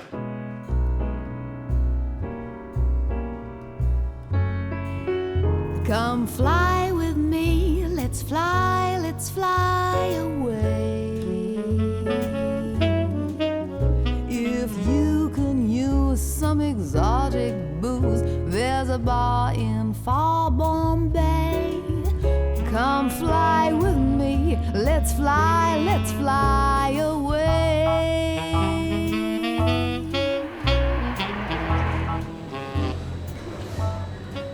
It's early morning in Belfast, and following last night's shock defeat by Northern Ireland, the English fans are somewhat subdued. Ericsson out. Just want to make their way down. But for easyJet's Bob Walsh, one English fan's name has caught his eye. Today on our Luton flight, Ian Wright is flying out with us, and he used to be a footballer for Arsenal, and I'm just sort of interested in getting his autograph because my dad was a big fan. As Ian and fellow commentator John Motson check in, it's obvious Ian's not in a good mood. It's one of the worst nights of my life in the footballing terms. Easily. Very disappointing. It's a nightmare for us because like we've got Austria and Poland, and we can't beat Ireland at the moment. How do you think I feel? I feel sick. It's not looking good for Bob. Luton Airport, and the morning rush is on. Passenger Frederick Mananga is trying to get home to Switzerland, and passenger Bun Dow is helping him. I have to stand here because he can't speak English. I can manage, you know. But easyJet's Nathan Wood has spotted a problem. Hello. This gentleman on... Yes. It's not going anywhere. Fair enough there. My manager has seen his ID card. Okay. They've spoken to immigration. They don't think this is his ID card. This is immigration? We have spoken to immigration, and we are agreed they do not think that this is his ID card. Therefore, he has been refused to travel. There's a visa, there's a British visa or Swiss visa inside the passport before you come here, UK. No, you're going home, yeah? There's a visa. The visa. So with new information, Nathan makes another call.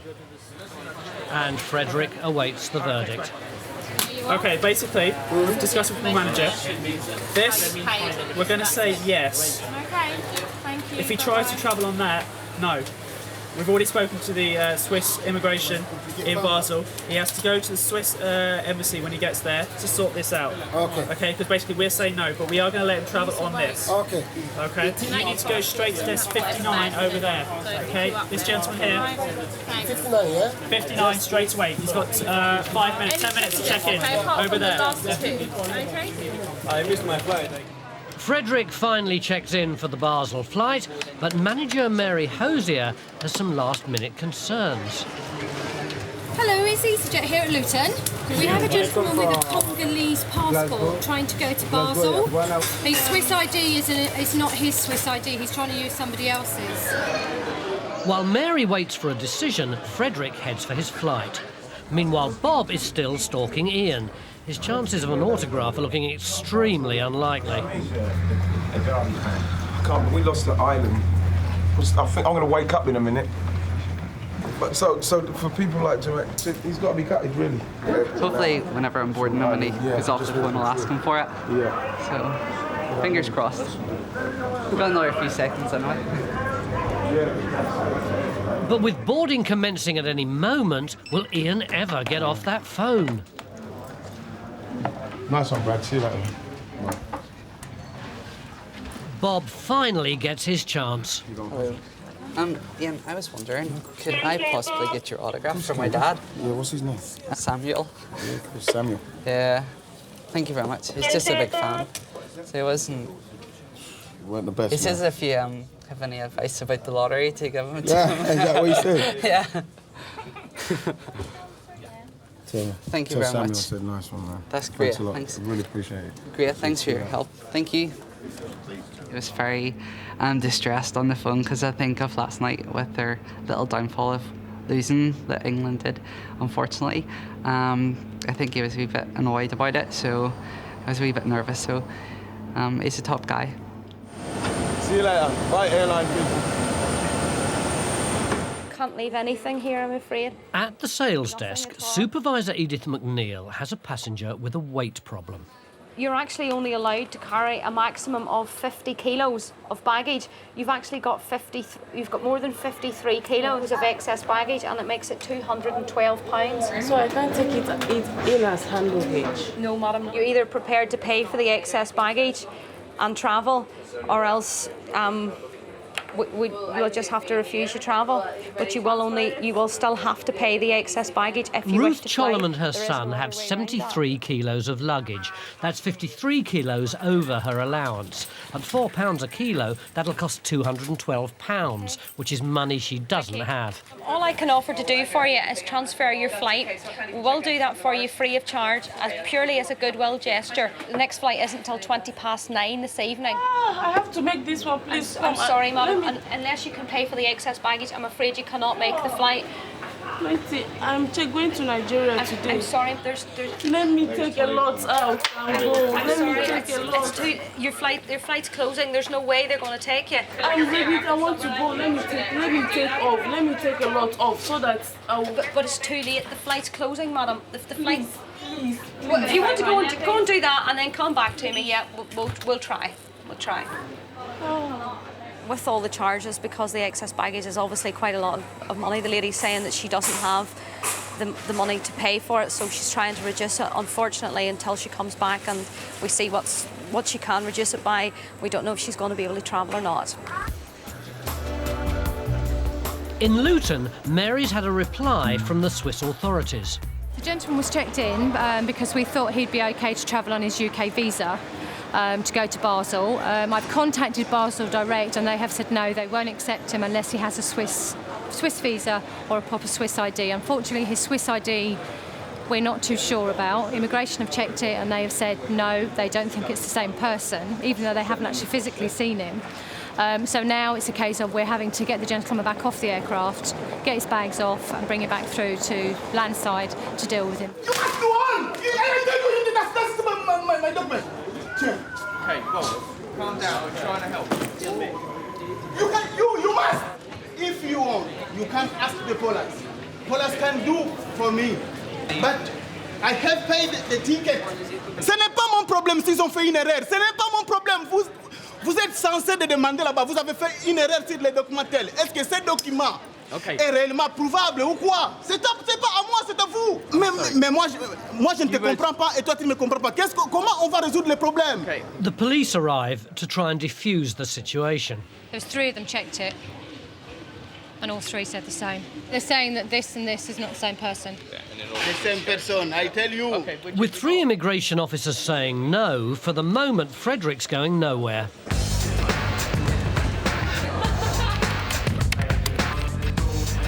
In Belfast, Ruth's got 3 minutes to lighten her load and make her flight. Let me just throw away everything. I have to go with this flight.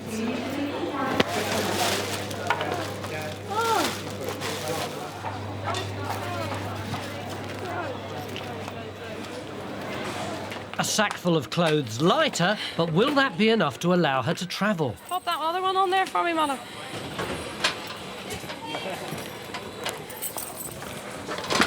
What have we got now? How much? 50. Don't you get me dispatching the phone 46. Kira, see the theatre. Who's dispatching the Gatwick? You are. Right. Got a bit of a story here. Got a lady with an infant and 2 large pieces of luggage. We've kind of got it reduced to about 50 kilos. So we want to know, will you take her? Okay, just going to check and see if the bags have left yet, okay? If the bags have, madam, there's nothing really we can do. No, still here. Still there. Okay, there'll be 2 more pieces going through outside. Apparently they're quite heavy, so just be careful with them. Okay, you want to come with me? Okay, madam, that is £110 then, please. Okay, go ahead. Okay, you're going to need to do this really quickly. Pack supervisor to borders. Having now been accepted onto the flight, Ruth decides there's some clothes she just can't live without. What gate are we going to go with this, Lyden? Or sorry, I'm going to need you to go, madam. Okay, right, madam, I need you to take this. Thank you.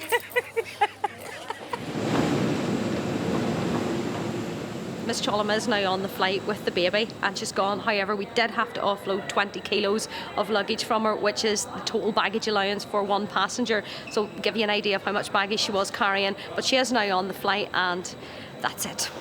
Thank goodness.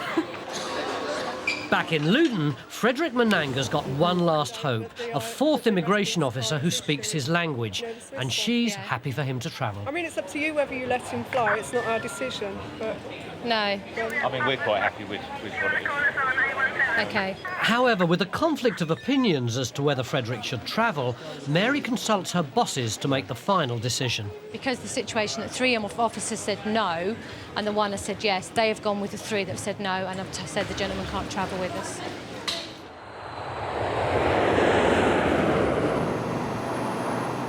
"35,000 feet in the air, and legendary weatherman Ian McCaskill and wife Pat are heading off on holiday.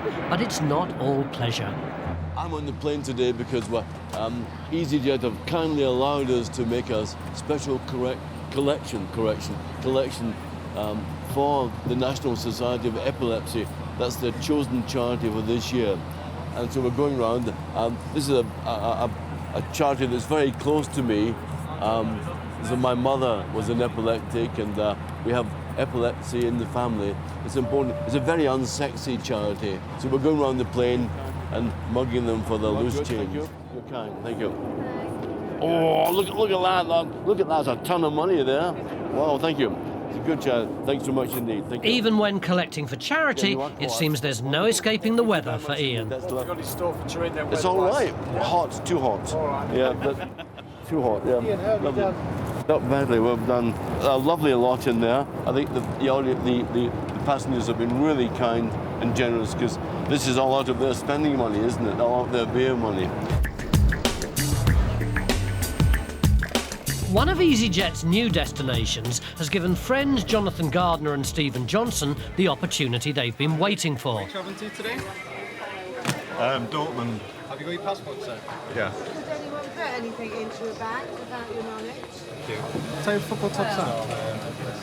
Well, this is a Dortmund shirt, yeah. Why are you wearing that? Well, we're going to Dortmund for the match. All right. So I've got a good idea, yeah. Well, you're English. You shouldn't be wearing a German top. Well, I'm actually a Leeds fan, so shouldn't really be wearing anything else, but, you know, yeah. Flight's will be boarding at 10:20 on these flights. Thanks very much. So, what's the fascination with Dortmund, Jonathan? I'm actually a Leeds United fan, but I've got a soft spot for Dortmund, which has got bigger over the years, so I'm just looking forward to going to the first game.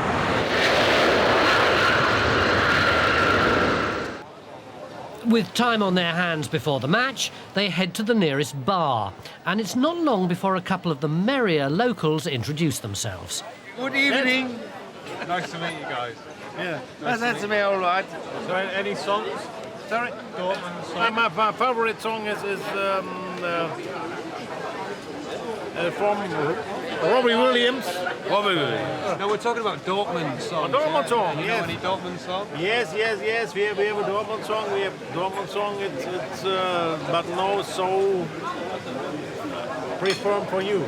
It's not very nice for us. Thank you.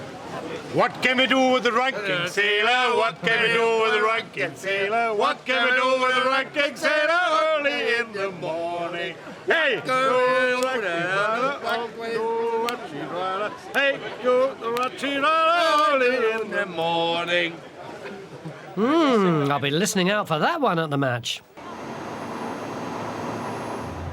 Wow, stratocumulus. Patch of cirrus there. More stratocumulus.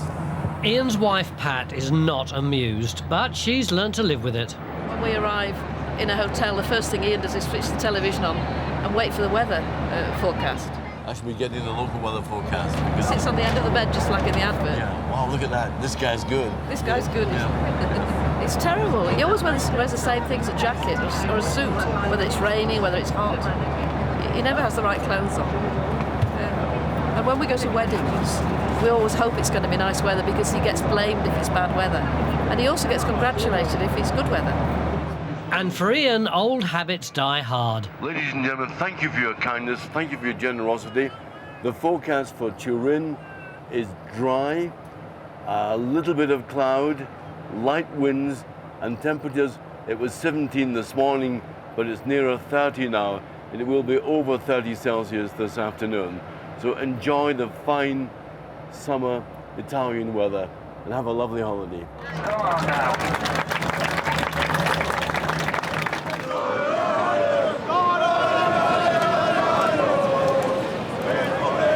The atmosphere's reached fever pitch in Dortmund, and Jonathan's excitement just can't be contained any longer. I was hoping to see Thomas Rosicky playing today. He's the Czech midfielder. He's probably one of our most prominent players. And also Lars Ricken as well. He's a bit of a local hero. He's played in Dortmund all his career, so looking forward to seeing him as well.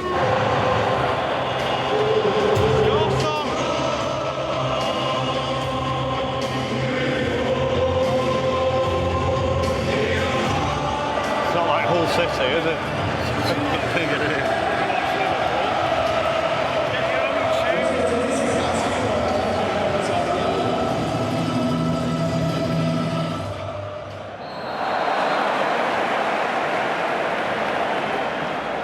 One laugh. Oh, penalty! Come on! With a win for Dortmund and Lars Ricken the hero of the match, it's been a perfect day, only topped by a meeting with the star player himself. Hi, Lars. Hi. My name's Jonathan. Nice to meet you. I'm from Leeds. Yeah. This is my friend Stephen. Hi, Lars. Hi. You had a good game Nice goal today. It was fine for me. It was brilliant for you, yeah? Yeah. You bring me luck. Oh, you will. I'll come back then. I'll come back for the next game. Yeah. Ian managed to collect a grand total of £150 for charity. Frederick Mananga travelled the next day with an airline who didn't question his documents. And Bob's dad was really pleased with the autograph. On board Airline... It's not made of money. Why do you think we come on an easyJet ticket? Fire. In Rome, £40,000 goes up in smoke. And there's some things money just can't buy. There's 4 weeks in the UK away from all the contamination. It extends their life by up to 2 years.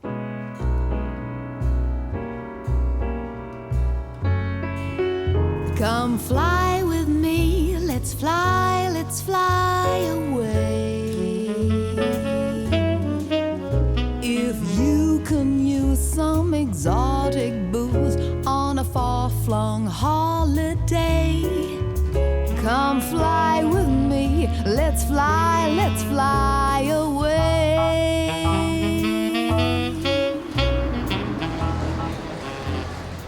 They didn't tell me I needed photographic evidence. It's not regulations without the whole of the UK. I've got to get on it to get my children. I've got ID, I've got all the rest of it. I've said I'll fax it. Please let me on the flight so I can get my kids. It's not compulsory in any other airline. I'll have to put you on to the next one. Sorry? I can't. My kids are on their own in Edinburgh. Please let me get there. Gillian Waddell's due to pick up her 3 children from her parents in Scotland, but never having flown easyJet before, she's arrived without any photographic ID. It's not mandatory requirements throughout the UK. British Airways don't demand a driving licence is what's required. Before you booked the flight, you should you signed something and that actually said... I haven't. My secretary booked it in the office, and I'm sorry about it, but I've got to get to my kids. And if you require photographic evidence, it's not like anybody else. To make matters worse, she's supposed to drive the children back south overnight so they can fly on holiday to Spain from Heathrow tomorrow morning, and time isn't on her side. I've got elderly parents who are there doing a good job until I get there.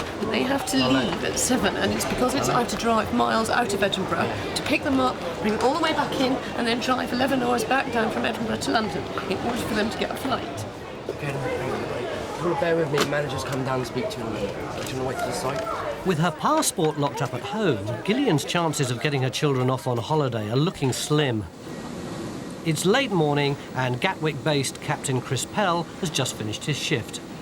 Well, just come in from Nice, been up since 3:15 this morning, so feeling a bit jaded. But in approximately an hour and a half, we've got another supply of children coming in. Another group of children, I should say, from Belarus for the Chernobyl Children Lifeline. Where's it going then? 2 years ago, Chris and his wife Debbie took in 2 10-year-olds from Belarus.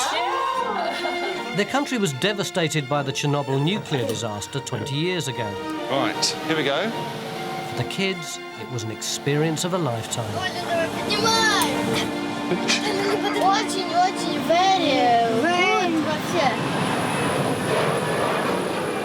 This year at Gatwick, Chris and his wife Debbie are waiting for a new set of arrivals. But this time, they're being a bit more ambitious. We have Ivan, who's 18, and Mikita. They're a family of 5 that are coming over, and the 3 other girls are Yana, Karina, and Diana. This particular family of 5 are orphans. Their mother died. They only had their mother, and she died at Christmas. And they're now living with the neighbour. So I think it'll give the neighbour a break, and it'll give them a little bit of time away. It's not long before a wave of Belarusian children arrive, and Chris and Debbie make their introductions. And this is Chris. I'm Chris. Hello. How are you? Is that yours? Privyat. Chris. I don't know who this is. Is this yours, darling? Hello. Ivan? Privyat. Yes. Do you know who this is? Oh, they're wonderful children. I'll say hello to Ivan. Ivan. Ivan, is it? Ivan. Privyat. Okay. Do you want me to take that? Shall I hold it? Okay. Shall I take it? Yeah? Okay. Cool. Good. Okay.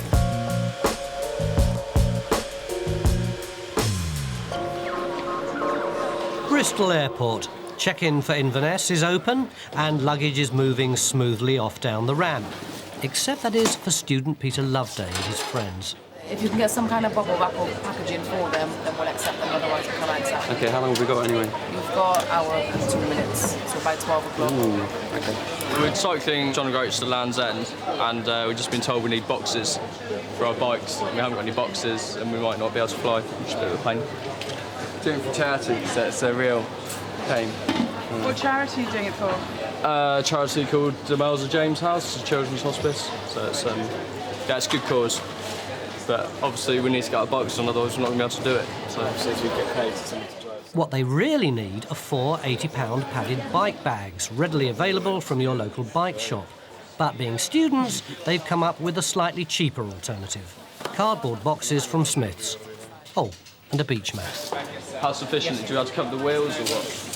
It has to be pretty covered because, I mean, if the pedals rip through that, we're talking about the whole of the in-craft getting damaged. It's the time element. It's just we didn't plan on doing this. We thought it would be straightforward, take your bike on. With limited packaging available, the boys have less than an hour to wrap their bikes securely. I have to get on the flight. I've got 3 children waiting on a very tight timetable so that I can pick them up, drive them back, then drive 11 hours back from Edinburgh to London. No, the flight's boarded now. Oh, please, I can't get you on there. Is it gone? Has it shut the doors? It's irrelevant of gone or not because you don't have the correct ID with you. That's what's preventing us getting you on board the aircraft. But if you give me a fax number, I could get my office to fax a copy to you right now. We can't accept a fax. That's not an official form. But I didn't know. Nobody else does this. British Airways don't do this. Nobody else does it. What can you do to help me? I can happily give you a free transfer to a later flight when you can get us I can't get all the way home. I'll never get back for the 6 o'clock. It'll take 5 hours to get back from London. Somebody courier it, maybe? No, I haven't got money to spend £90 couriering it. I want to get on a flight. I need to get there. We can't. We're not made of money. Why do you think we come on an easyJet ticket? We've got a couple more seats on the later flights. And I can we go ahead and sell them, or did you want one of them? But I haven't got my passport, and you won't accept me without a passport. What you're saying is you can't fly later on today. I can't get back and forwards in 4.5 hours. It takes 8 hours. Do what you want. With her children's holiday hanging in the balance, Gillian now has a mad dash to Heathrow to catch an alternative flight. I'll catch the 6:25, which will get me into Edinburgh at 7:35. Yeah, all right. I will then drive 2 hours to where my children are. Will have been waiting for 4 hours. I will then jump in a car and drive all the way back down to London, breaking or risking our necks and all the rest of it in order to make the timetable. Thanks a lot, easyJet.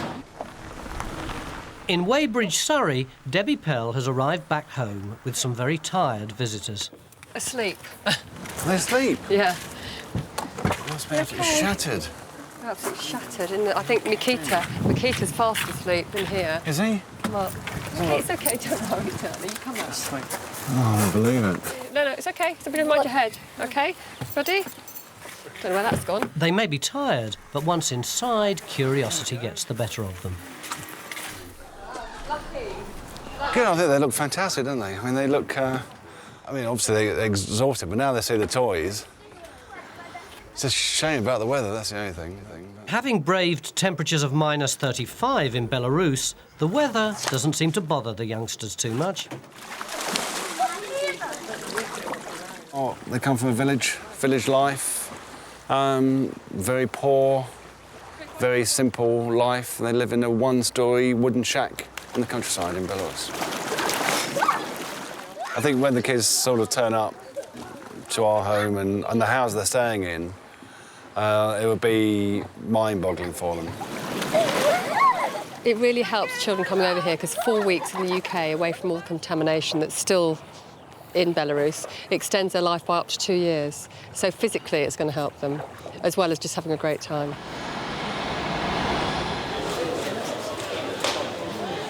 At Bristol, the boys have been busy wrapping their bikes in, well, whatever they can lay their hands on.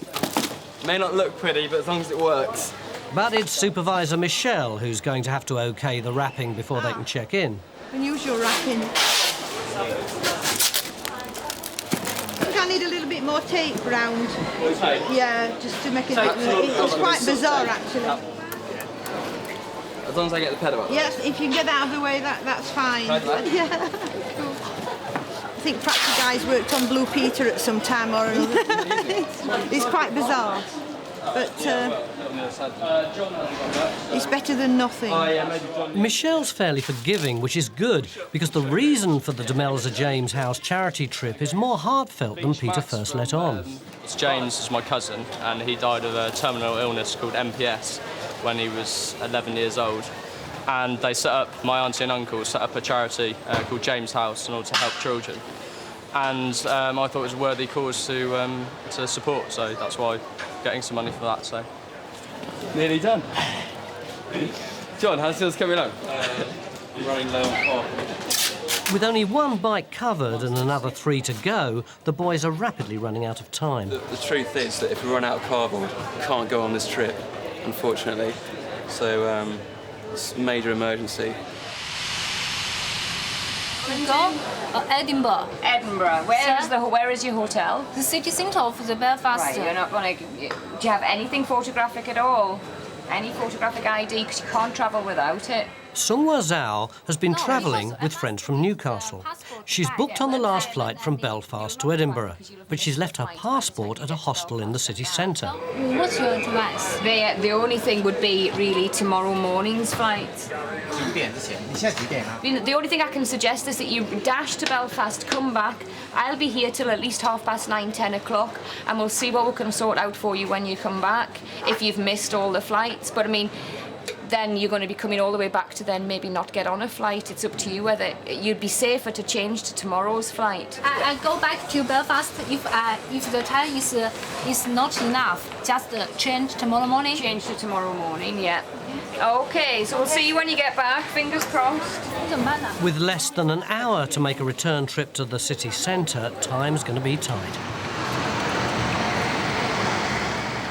In Bristol, having completely run out of cardboard, the boys' efforts have stalled and Michelle's not impressed. That's awful. We have a plethora of packaging. Finish off with a bit of plastic from a drinks bottle over on that side. I think we might have to do a little bit better with that one. But luckily, Peter and John have rustled up a substitute. More beach mats. These are our beach mats. Going to come in quite handy on the tour, I'm sure. But yeah, hopefully we'll cover our bikes. So. We have 10 minutes, lads, to check in on this flight. One more time. Is that ready? Yeah, that's fine. We'll get you that checked in. Yeah, you can. It's like it's a knockout. Who's going to get the bike on first so they can get it on board? I think because it is for a charity bike ride, we've been extra lenient here because it's not the best. Any more passengers travelling With only minutes to spare, the boys and their alternative bike bags are finally allowed to check in. Are we all in? Done and dusted? Too sweet then. Board in about 2 seconds. Thanks a lot, lads. Bye. Thank you very much. Thanks, bye. Well, we got them on. Well, there's about 30 seconds before boarding. Over in Belfast, Sungwa Zhao and her friends should be well on their way to the hostel, but there's been a change of plan. So can you change to Newcastle, maybe?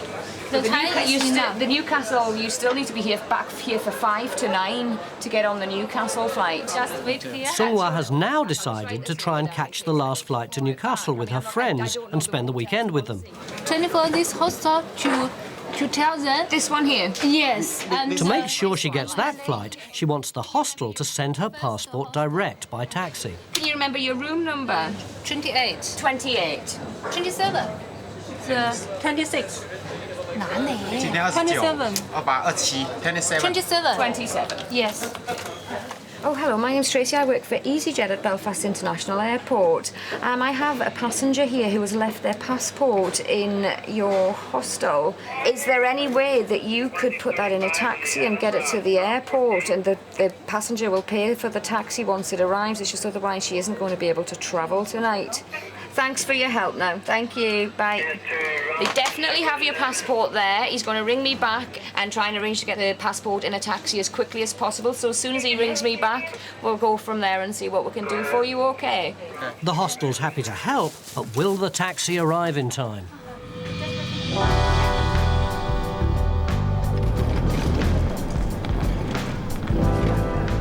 At East Midlands Airport, a rather unusual national team are about to check in for a flight to Rome. I'll just count to 6 this time. Right then, okay. We've had our successes in cricket and rugby. Now it's the turn of Andrew Wiggins and Rodney Clark to lead England to glory in the Fireworks World Cup. Okay, it's quite a big competition. It's a very prestigious event. There's lots of different countries taking part. We're up against countries like France and Italy, Brazil, Spain. So, yeah, we want to win it. Thankfully, they're not taking everything they need today. Around £40,000 worth of fireworks. The fireworks have already left. They went overland. We loaded them onto a 45-foot articulated lorry, so we're not actually taking them on the plane with us. We meet them over there. With the fireworks en route and morale high, there's only one thing bothering Andy. I think all the judges are Italian, actually, which may or may not be a good thing. They may be as honest as the day's long and be completely fair. But they know their fireworks, that's for sure. And hopefully, at the end of the day, they'll make the right decision.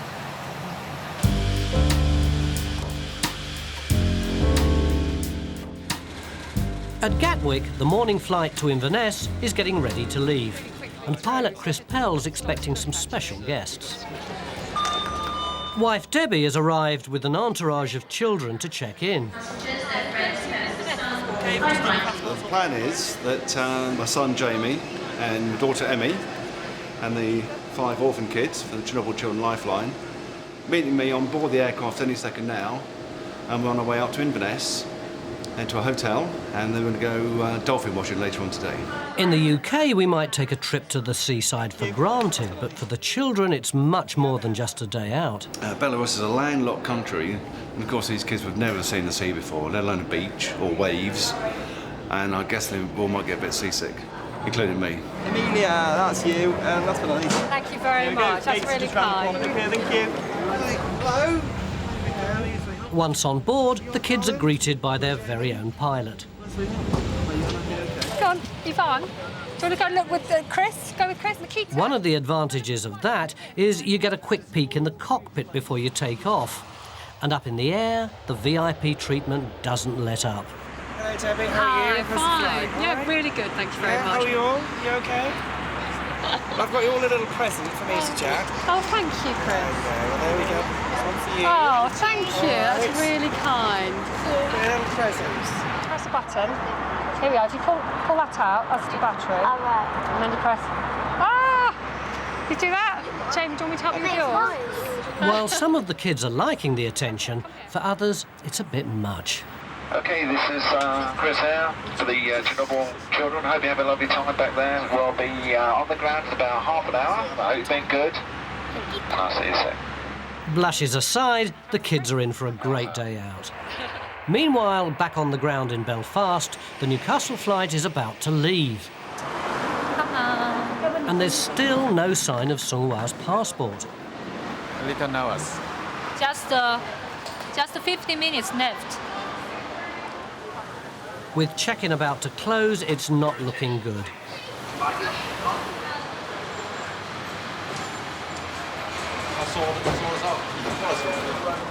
Oh, yeah, that's it. Hello? Okay, hello? This way? Hello? Hello? Sir? Just a sec. Just for the passport? Are you want to pay that? Yeah. How much? 25. 25? Okay, thank you very much, okay, sir. all the best. Okay. Careful. Oh. The taxi might have arrived, but is it too late?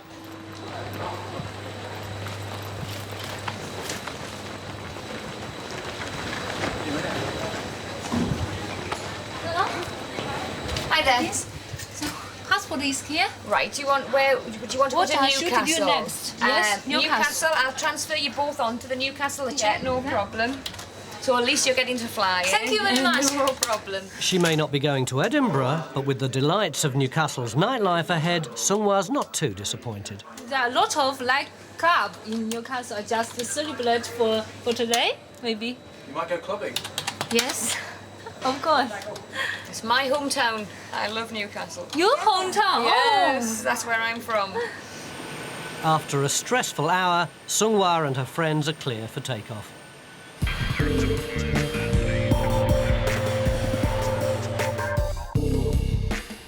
Mike, have you finished that yet? Making the final connection. In Valmontone on the outskirts of Rome, the British fireworks team have been working through the night in their bid for the World Championship. They're mad. They've been up since yesterday morning, probably about 48 hours before they go to bed. All for 26 minutes. To get those 26 minutes, 2 tons of fireworks need to be wired and connected to a computer. A seemingly mammoth task, but Andy's not worried. I'm feeling very confident if we manage to get the show out and wire it in how it should be. I'm very confident that we're going to do well. As darkness falls, the crowds gather, and it's time for the team to see if all their hard work has paid off. Ready, arm, and 5, 4, 3, 2, 1, fire.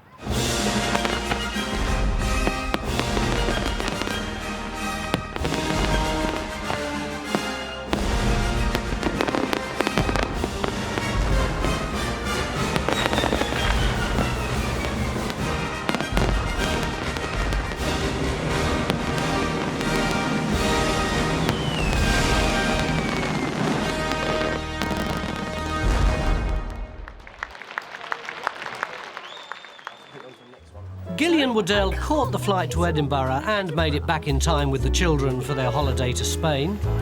The bikes got to Inverness in one piece, allowing Peter Loveday and his friends to raise £2,000 for charity. And the British fireworks team weren't at all surprised to find that, according to the Italian judges, it was the Italians who came first. On board Airline, there's a communication breakdown in Bristol. I am the box the travel. In no communication you with my travel. easyJet no are telling problem. me they Tomorrow no fly. A trip of a lifetime for the children from Belarus. You're not travelling today. Why? Because you are drunk. Who? You. And a reality check for a persistent Pole. So you're not travelling today.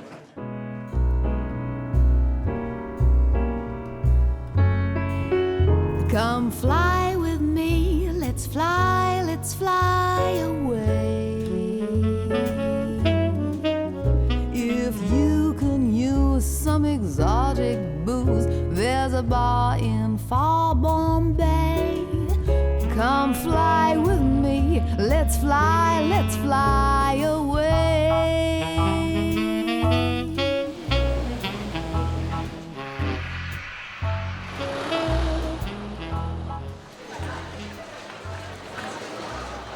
I give you, yeah?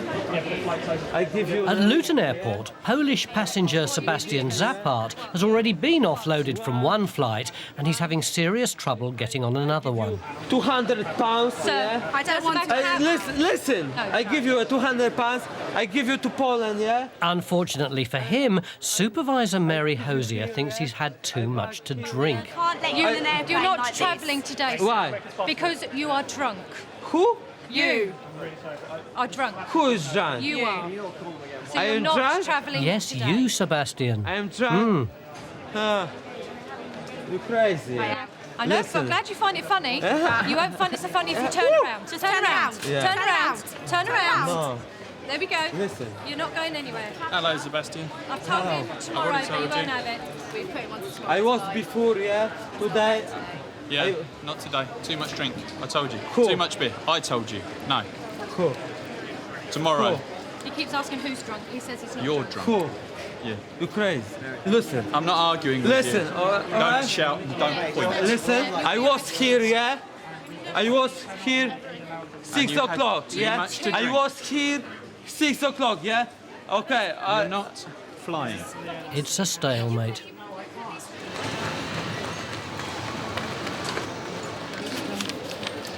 Do you have your reference number for the Bristol to Madrid flight? In Bristol, the Polos are about to wish they were still on holiday. There's a small problem with their flight. It's been cancelled for over 4 weeks and they've tried to get in touch with everyone, and obviously they've tried to get in touch with you by telephone or email and they haven't got through. easyJet have been trying to contact the family but have failed. Yeah, there is no flight There is no today. flight at all. For the another but countries. they have- Tomorrow at Madrid, no. I know. They haven't said anything to us. Yeah, but I mean, as I there's said- people... Problem, Sorry. not my problem. Espera un momentito, por favor. There's a flight from London Luton to Madrid this afternoon at 16:55. That's the next one to Madrid from out of the UK, or it will be tomorrow, the flight tomorrow. Today, please. Supervisor Michelle Riley has found a flight out of Luton for the family. The problem being, it's a £200 taxi ride away. Okay, so you're not fund a taxi to get them down there. Right. Hi.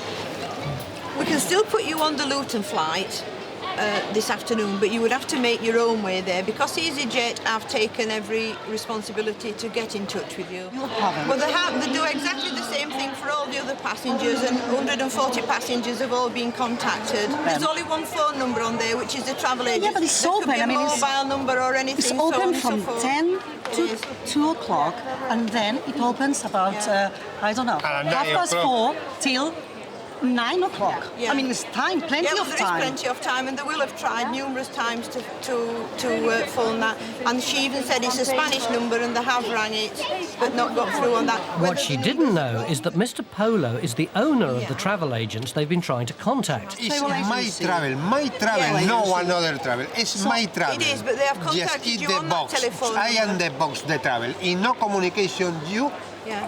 with But my easy- travel. easyJet no are telling problem. me they Tomorrow have- no yeah. flight.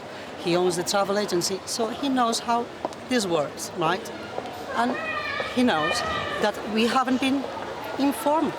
It's your problem, not my problem. I mean, it's your company, pay it's your for company ticket. problem, it's not your your problem. problem. I mean, it's your company problem, it's not your problem, but I think it has to be solved. That's all. Head So, office, sorry. I've said they've tried gone down every proper route to try to contact you, but been unable to contact you, been able to get through to you. What days, what time, That's and how something many you'll have times? to take One Sorry, copy, customer one I want copy. to, I want One to copy, see no it. copy. I want to see it. That's I all. haven't got that. I can't give you that I information. want I'm to not see it. privy to that I mean, information. I'm sorry. That's something I you'll have want to do see it. through customer How many times services. have you tried? When? What time? And that's it. But I think it's their responsibility to take us from here to where we want to go. And that's all. I don't know how they manage, but they have to do it. You listen to me? I'm listening to you. Listen to me? Back in Luton, Sebastian still reckons he's sober enough to get his flight home to Poland. I was here, yeah. You were here this morning, but you were too late for your flight. Yeah. You paid £25. I paid to £25, yeah? Yes, to get onto the next flight. No, next flight. Yes, and but here hang on. easyJet, Yes. I buy here, yeah? Yes, but you're too drunk to travel. What? Yes. Too much beer. You've had too much beer. Okay. Now listen to me, Sebastian. Listen. You don't go now peacefully. This gentleman will take you out, and you will never travel with this airline again. Because if you get arrested, you cannot travel with this airline. Arrested? So you have a choice. No beer. I don't know. Just coffee. Sebastian. I don't understand. Sebastian. Sebastian. I pay for this, yeah. And you'll be able to fly tomorrow. Pick up your bag and time to go. Last chance. Out or get arrested. Your choice. All right. Your choice. I'm being polite. Out. All right. Come back tomorrow morning. Now, no more arguing. Tomorrow morning. Tomorrow morning. Yeah. All right. No beer. No beer. All right. Tomorrow no morning. Beer. Yeah. All right. I tell to my. Sadly for Sebastian, the officers are fast losing their patience. All right. Right, under arrest. Oh dear. You have to be calm with them, because if you try and go up to their level, it only makes them worse. So you try and keep calm, and I just sort of said to him, stop pointing, you know, we'll advise you this is what you can do. If you don't do it, then it's a case of you're not going to go. These gentlemen will arrest you, and that's what's happened. It's a case now that we won't accept him, whether any other airline will, but they won't accept him in that condition at all today. Hello? Last week, senior easyJet pilot Chris Pell and his wife Debbie were taking 5 recently orphaned Belarus children to Scotland.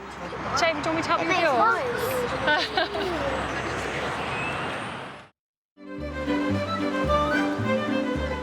They've arrived in Cromarty, a small fishing village, and for the children, it's the first time they've ever seen the sea.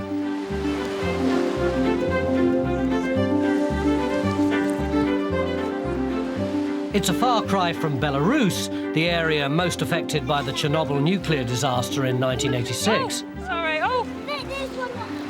You're going to take these all to Belarus, Dina? You're going to take these to Belarus? They're so fascinated by seeing, the waves and throwing stones and seaweed. They've never seen seaweed before, so just picking that up and popping it and, collecting almost everything they could find off the beach. And we've got several bags full of very horrible-looking shells. They've definitely chilled out since they've been with us. When they first came, obviously everything was very, very different to them. But now they're part of the family, which is how it's supposed to be. So they're having a great time. I think I'm full now. Is that enough? Oh, good. Do you want some more? With enough shells to make their own beach, the children can look forward to their next adventure, a surprise trip out to sea to watch dolphins. Back in Bristol, Michelle's having one last try at getting easyJet to agree to pay for the Polo's taxi to Luton. Going to higher authority and, explain these passengers' plight a bit further and just see if we can supply transport to get them to Luton. They're saying why, if they've been contacted, the family would have got in touch with them. So I'm saying on the booking it says that you have tried to contact them, but the lady wants to know when and how many times. They've contacted you 3 times on August the 13th at 9:13 and the day after, so it was at 9:15 in the morning that they've contacted you. And if no one's in there... I think you've got his mail as well. Yeah. The company has got his mail. Yeah. And we have been able to look in the email, so... Yes. OK then, that's lovely. Thank you very much. OK, thank you. Bye-bye. Yes. After quite a bit of begging and totally explaining your flight, we've got you on the Luton flight tonight, and I will now take you outside and get you a taxi. Thanks. Michelle's done it. As a goodwill gesture, understanding these passengers' circumstances, we would have given them a flight anyway. The flight was never the problem. It's the transport to get them to the airport because they want to get back into Madrid today. So that's what we're doing now. Getting them a taxi to Luton from Bristol. With a bit of luck, they'll be home tonight, just in time for tapas. Thank you very much. Thanks. Bye. Bye. Bye.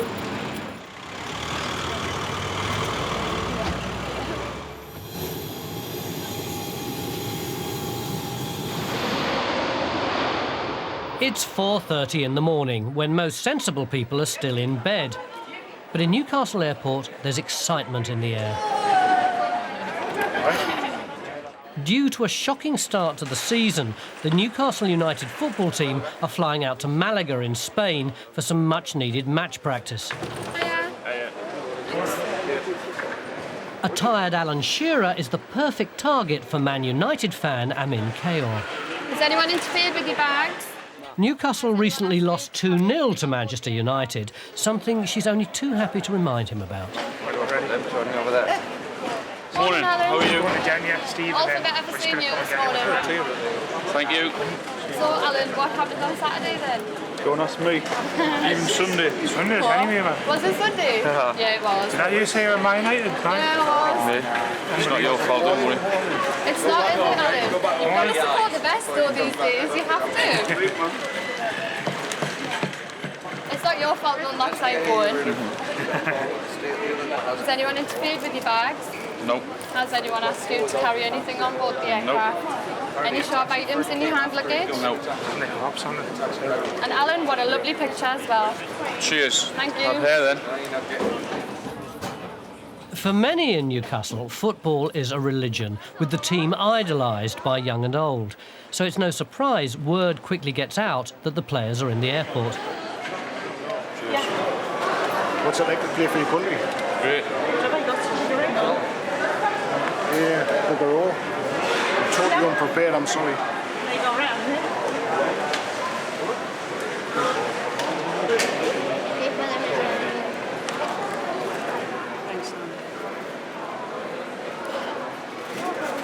I'll run away with my coffee, are you?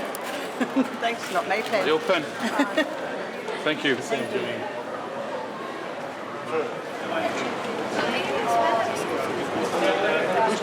Who's taking it?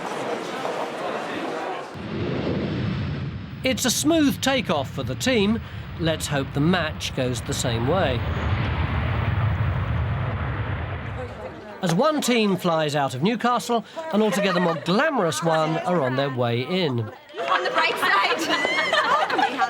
In Belfast, bride-to-be Kelly McLaughlin and her cowgirls are going on a hen weekend. Fogging the times on mine. Even though Kelly has known the girls for years, she's made a basic error. I booked him. I booked it on the internet and booked all their own names. These are everybody's maiden names instead of their married names, so blame me. Yes, so anything with their married names on it, they need up. No, they're maiden ID. Maiden names. Maiden names. It's a calamity for three of the girls, but one of their husbands is on his way, hopefully with all the right documents. He's to go to her house, and her house to get all the certificates, to bring them up to show to the counter. So, And then we'll be able to go in. then we'll go. Well, he's nearly here. He's about 20 minutes. I think he'll make it. 20 minutes? 20 minutes. 10? Shit, she might give us a wee bit longer. Time he goes to all their houses and gets their documents. Trying to be nice and polite now. It's not happening.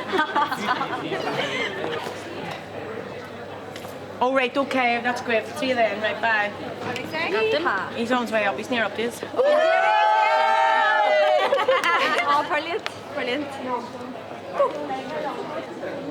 Hello, Ed, it's me. Where are you now? Just the roundabout, the big one? About 5 minutes away then? Okay, thank you. Bye. The big roundabout. Tell him, come up with it. With time against them, the posse go outside to meet the car. We're all out the front, Eddie.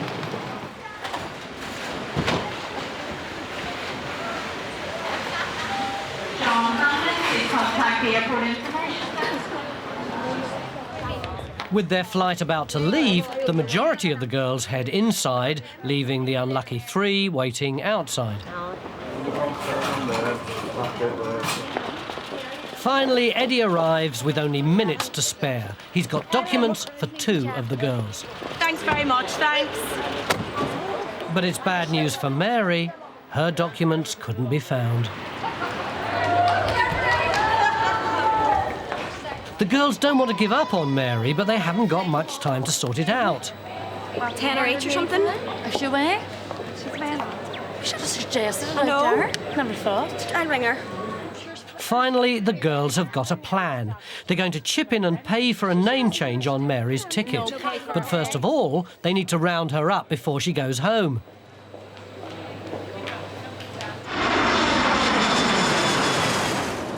At 30,000 feet, the early start has taken its toll. Although manager Graham Souness has good reason for being so tired. Last night we were up until the early hours trying to sign Michael Owen, so we'll see what happens there. It's not as much sleep. There's a break in the season already. This is the first international break where the England are playing a couple of very important games. And we decided to come down to Malaga. We got a chance of playing a friendly down there. You know, if you analyse our life, you know, they maybe spend 2.5 hours a day together, 5-6 days a week. It's not enough, and I think this is a wonderful opportunity for them to spend a bit more time together. For Alan Shearer, it's a pleasure playing for one of the best supported teams in the country. We always get fans wherever we go, to be honest. That's the beauty of playing for Newcastle United. I think the time to worry is when no one comes up here, no one wants your autograph, you're on your way out then, so don't ever complain about that.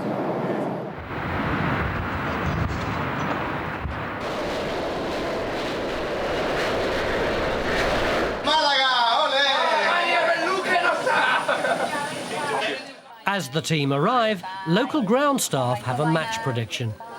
Malaga gone, Newcastle 0.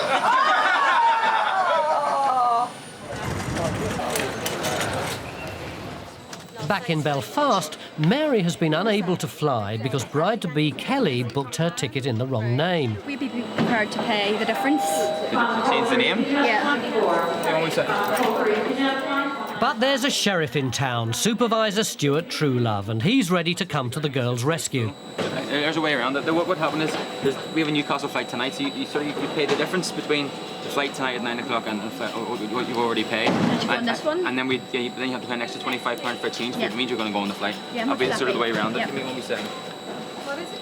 It's going to try and work. There's going to be a way around it, but no, you can go. You pay the difference between today's flight and tonight's flight plus the name change. It's for the whole thing, including the transfer. And it's 80, no, £65 for the change. That's grand. 2 nights for the hotel anyway. Stuart's kindly letting us pay the difference for Mary to get her on. The difference between tonight's flight and today's flight. And that's my fault. Her fault. My fault. I take full responsibility. Yeah, how many pieces of luggage for yourself? And just the one, is it? Yeah. I'll have to do that again to hurry. You pack those luggage yourself, yeah? Bizarrely, the cowgirls have had to buy a new ticket for Mary on a later flight, and then they've paid a £25 transfer fee to get her back onto their flight. With all systems go for a night on the tiles, it's yee-haw as the girls set off to Newcastle.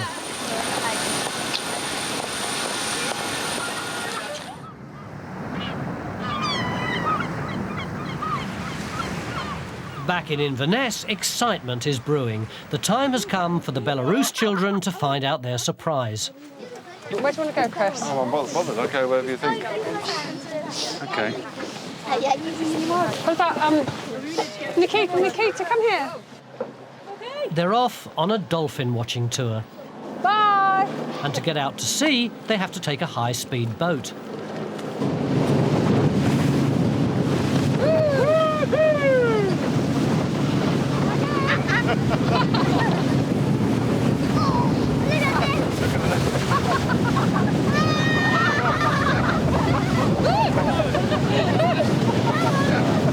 There are dolphins in the area, but will the children get to see them? Are they quite timid? They sort of tend to keep away, or...? It just depends, so we try as much as possible and then for us. Still can't see them. What? No. Can you spoon? Not allowed to. No, look, you see? You see it? Oh, I saw, Look. Wow. Еще один за ним. Wow, look. Вау, я увидела. look. Oh, look. Oh.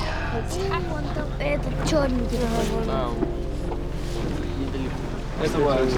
Oh, that looks beautiful. Wow. Give us the camera. Hello. Is it you? Is it Dina?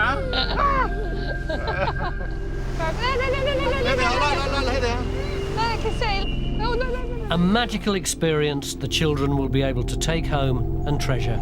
Look at that right in front of us. Hands up who really thought it was fantastic. Yeah, it's fantastic. Fantastic experience. Spasiba. Chris, listen.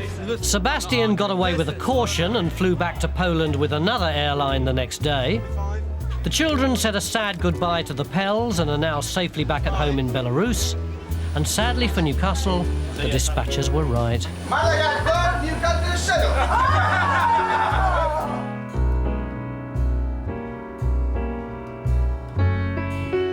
Come fly with me, let's fly away.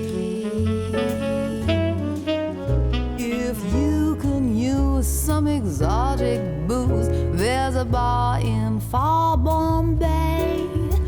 Come fly with me, let's fly away.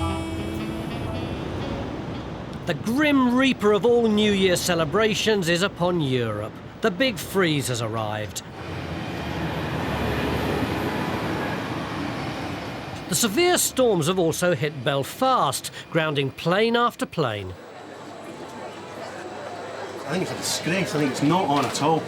I can't get you on the aircraft if the seats aren't available. The seats, I'm afraid, are not available. A school party of 50, led by teacher Mervyn Moore, are looking forward to the trip of a lifetime. We're going to ski for a week in Geneva, or just outside Geneva, and we came and we're here and they're all excited. 2 hours early, booked in, went in, checked, it was delayed, and later on it was cancelled. We've been here since then, just sitting, waiting. They didn't even give us accommodation home, they just made us lie around here. Disgrace. At the sales desk, duty manager Edith McNeil is trying to find a solution by rerouting the group. How many kids are in your party, madam? We have 43 students. 43 Ranging from what age? Children ranging from 12, 13, up to 17, 18. 12, 13, up to 17, Xanatos. We actually have 2 babies as well.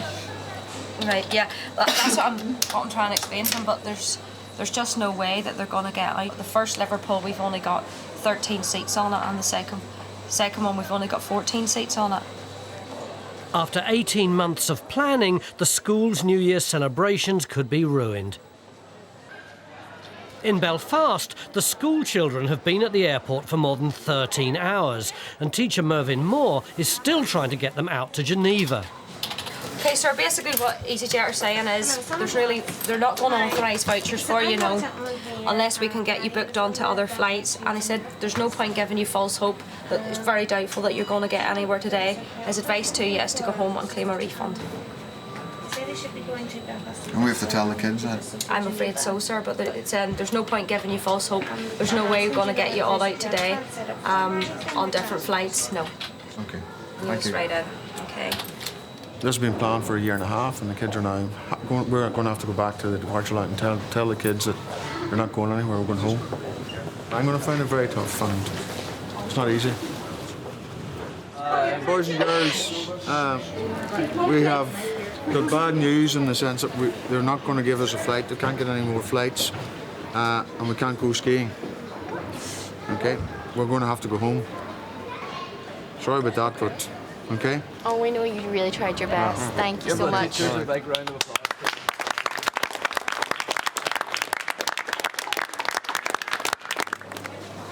Finally, they're on the move, home. I feel really bad. I feel really guilty. I feel like I've completely ruined somebody's New Year, but there's not very much I can do about it. It looks like the New Year celebration is postponed indefinitely.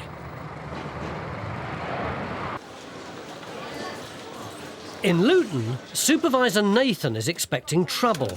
A passenger coming in on a delayed flight from Belfast looks sure to miss his onward flight to Krakow in Poland. He's kicked off quite badly in Belfast. He's upset some of the staff and he's caused the assistant manager some problems and stuff like that. And she's phoned ahead to let us know what's going on, just to warn us. Not to do anything against him, but just to let us know that, you know, he may cause problems. The Eagle, aka Raymond Burke, has landed, and yes, the Krakow flight has gone without him. You got a serious problem, sir, with me. Why? Well, if you wait till I finish speaking, then you can speak. I'll not interrupt you, you don't interrupt me. I booked on a 10 o'clock flight this morning from Belfast to London at 10:05 in Belfast. They announced there was a technical problem with the airplane. I was told we'd go past check-in because of easyJet. Excuse me, I give you permission and time to speak. Please don't interrupt me. I wasn't interrupting you, sir. Well, you were, with both body language and your lips. Excuse me. easyJet told me in Belfast, categorically, that there was a technical problem with the aircraft and my cases would be picked up from the aircraft on the tarmac at the other side of the airport. Somebody would escort me across and walk straight on the plane. Subject to that plane arriving 12:30, 12:35, 12:40. As long as we're there before takeoff. That's what I was told. No, you weren't, sir. I actually spoke to the person in Belfast. Sorry. No, You interrupted me. Excuse me. No, sir. Excuse me. You contradicted me and you called me a liar. I'm actually I'm asking. You called me a liar, and then you speak. Sir, I've spoken to the assistant manager who you spoke to in Belfast. She told you there was no guarantee for you to get onto this flight. That's what I said. Yes. Then just told me that you were told categorically we were told the flight for you. Subject to the flight landing at 12:30 or 35. There was no guarantee. Quite right. Yes. Lady did say that. Yes, and your flight landed at 12:27. I think it was 12:27. Correct. Yes, which was too late for you to get onto the Krakow flight. The only thing we can do is, like I said, transfer you onto the next flight, which is unfortunately tomorrow. I'll come back to you and let you know what I'm doing, not what easyJet's doing. Have a nice day. I know for a fact we don't fly anywhere else to Krakow today, and I don't think Wizz Air have another Krakow flight until tomorrow, so it's going to be interesting to see what actually happens.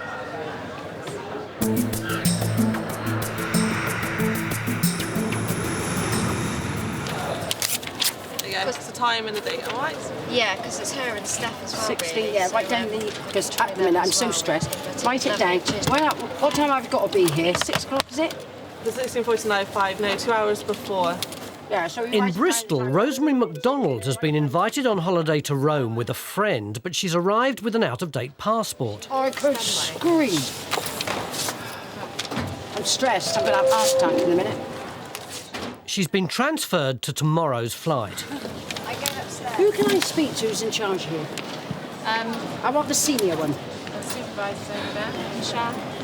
Can I have a word with you over here, please?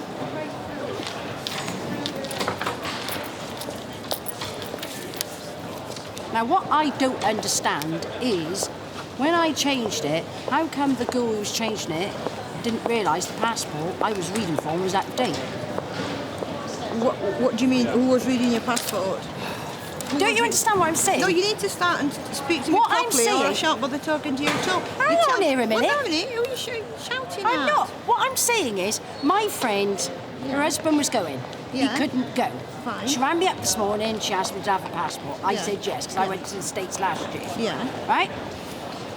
So I'm at home, she said, get your passport, because we got to change the names. Yeah. Right? So I read out what my name was, da-da-da-da-da. To whom? I don't know, to my friend who was changing the passport. She was changing the flights. Okay, so you read your passport name to her. Yeah. And then they asked, so how come I didn't realise I was calling from the passport that was out of date? Well, why would you realise? You look at the date, but you're giving your name to someone will not tell you if your passport's out of date. Oh, all right. So your passport is not out of date? No, it's not the out wrong of date. one. Right, so why did you ask me why would you know a passport was out of date? I didn't. What? Yeah, I'm sorry, Oh, you it just doesn't did. matter. That's fine, yeah. Come tomorrow with a passport, you get on an aircraft. She's come to the airport with an out-of-date passport and seems to think it's our problem that we couldn't tell her a passport was out of date. Why wouldn't we know that? I don't think it was their fault. My friend, husband couldn't go. Rang me up this morning, got a valid passport. I said, yeah. And they asked the names. I got here, brought the wrong passport. That's it. A little strange, to say the least. I didn't quite get where she was coming from on any other conversations, but we'll wait and see if she turns up tomorrow. Well, it won't be easyJet. I'll be flying with again. Okay.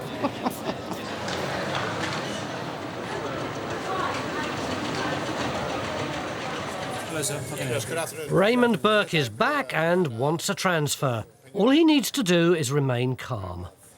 Well, I mean, if you want to get it transferred to that Warsaw flight, I can definitely make it. I mean, I can transfer you to that flight right now. Well, There's a charge of £35 if you're Well, already... they don't charge me nothing, sir.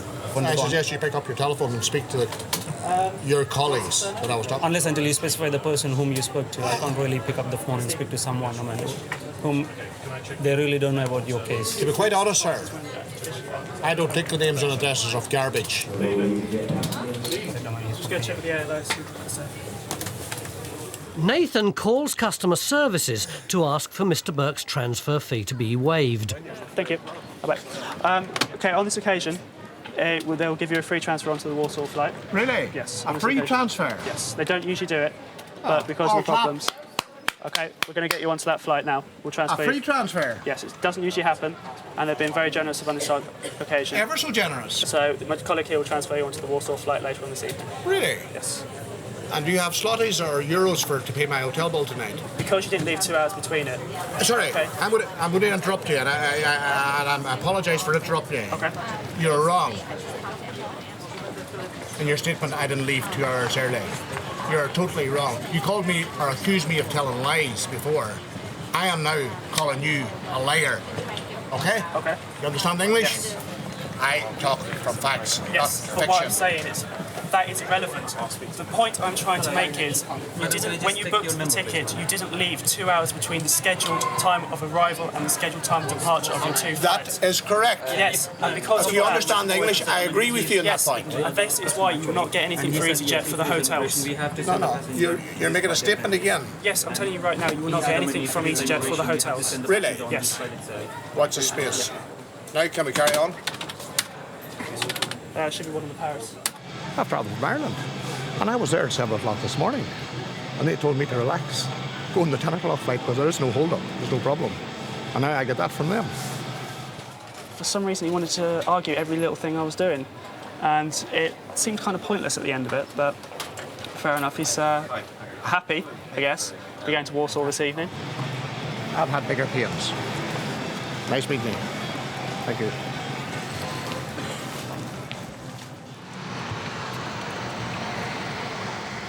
Back in Bristol, Rosemary MacDonald has returned for her flight to Rome. All she has to do is check in. There. Thank you very much. Do you need that? No, that's your car park. So I've got to have this for when I come back? Yeah. Right. Oh, I tell you what, it was pandemonium yesterday. Why? Oh, like a dopey idiot. I had, me other passport. Oh, and that woman. I could have killed her. Right. Have I got it right this time? Yeah. You sure? Yeah, 100% sure. What about this? That's your reference, that's fine. It all matches the system. But darling, where's my ticket? You don't have a ticket. EasyJet is a ticketless airline. You just need your reference number, which is this one.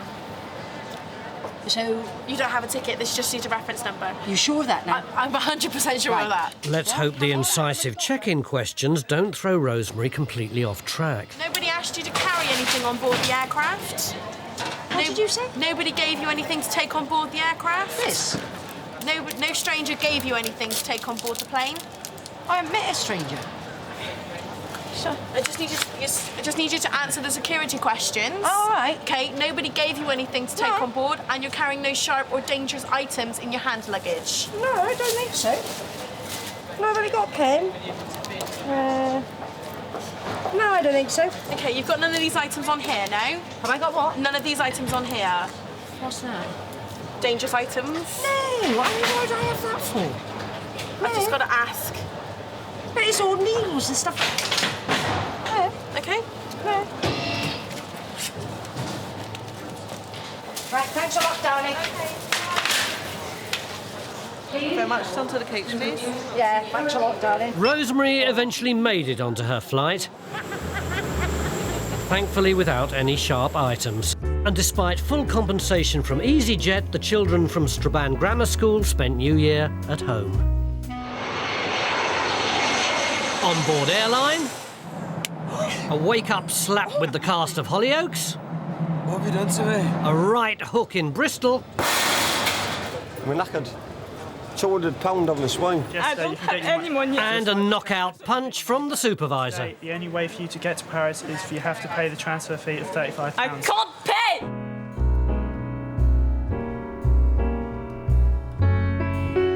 Come fly with me, let's fly away.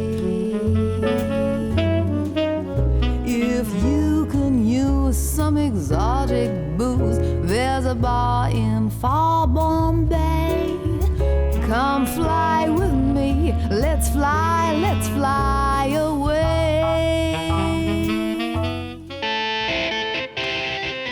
The boys from Top Soap Hollyoaks are travelling from Luton to Sardinia for their calendar photo shoot. Where are we going? It's the first one overseas and they're determined to make the most of it.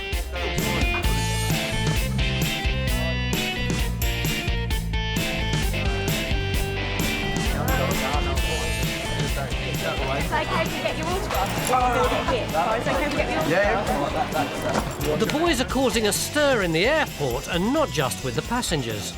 Oh, it's all exciting. I've got all hot now, though. It's just like, it's really weird to imagine him in real life. I'm really starstruck. Hey, Quinny. And the boys are attracting even more attention in departures. Yeah, I've got your autograph. I'm going to go home and frame it. Yeah, last weekend today, yeah, definitely. I mean, you can imagine, what, it's 15, 16 guys all going away together.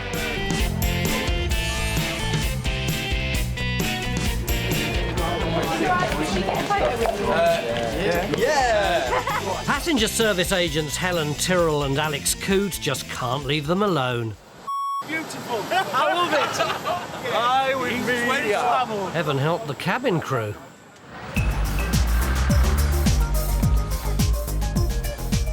The mood isn't so jolly in Bristol, where Leeds fans Michael and Dougie are having a black day. They've just seen their team lose the playoff finals in Cardiff, and to make things worse, there's a big problem with their flight home.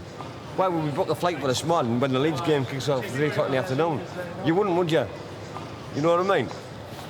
We've both been told if we're not back at work in the morning, we're going to get the sack. And now they're telling us we haven't got a flight. Our lass ain't going to believe me. His lass isn't going to believe him. They're all going to think that we're up to no good.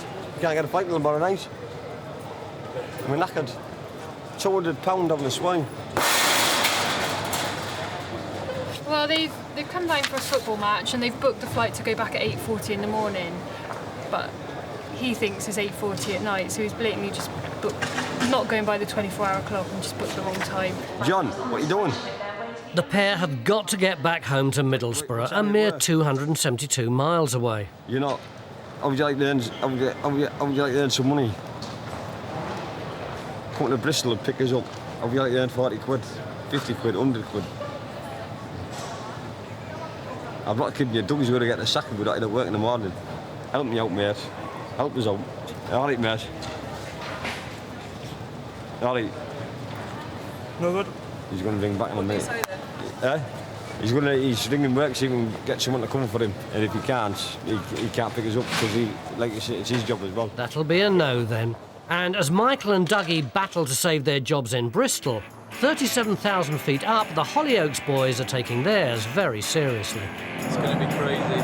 But we're going to work hard, aren't we? We're going to work really hard. How hard are you going to work? I've been moisturising 2 weeks. Ready for this event.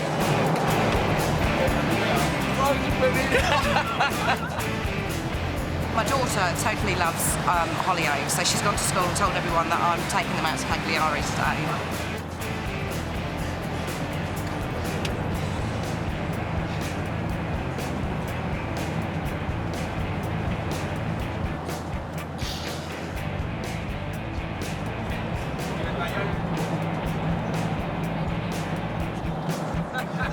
Seriously. Jamie, look what they done to you, Jamie. Look. I can't believe it. That's amazing. Can you believe they drew all over his face? Can you believe they drew all over his face? Can you believe they drew all over his face? Daytime. Oh, mate, can you believe that? Oh. The hunk of Hollyoaks has got a clue. What have you done to me? Can I get you to sign an autograph for my daughter then, please? Yes, please. Senior cabin crew member Samantha Hannah wants all their autographs for her daughter. That is fantastic. And that means all. That was a delayed reaction. I can't believe he did that. He was waking you up to do an autograph. Hollyoaks, have that lucky.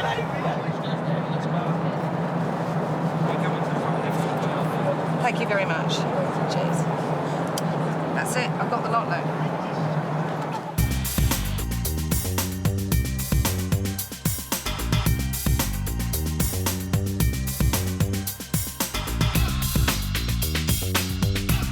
Callum Train is meant to be going from Luton to Barcelona to be best man at a wedding, but he's had a problem with his laundry. I've got a passport, it's gone through the washing machine. It's 10 years old and they're querying it. Well, the guy at the desk wouldn't let us on the plane, basically, so we're over here trying to sort it out. There's a, you know, the photo bit, so the plastics come away and there's a little stamp of the Queen's crown, and because that looks slightly damaged, that's... Over to the front of the table. Yeah. But it is 10 years old, I mean... Okay, I just spoke to my manager. She's had a look at the passport. It's okay, I don't pay it in company, don't worry about it. I'm not going to be able to use this passport today. Well, because of the water damage, because it's so damaged. If you put that under a UV light, it's not going to accept it. It's going to be classed as... We have to get on the flight. I understand that. She's going to come in a minute anyway and explain to you exactly why you're not allowed to travel with it. I mean, we've used it before. Yeah, of course I've used it before. But it could have got worse since you've used it. Okay. Well, it's worse, gets worse every time someone goes like that. Yeah, Oh, look at that, it's coming away. Oh, it's coming away a bit more. I mean, what else can we do? We need to get on that flight. I don't think you'll be able to get on the one today. What if you can get to Peterborough and try and renew the passport? Then obviously they're going to put you on the next flight available. Peterborough? Where's Peterborough? Or in London. It's not looking good for best man Callum.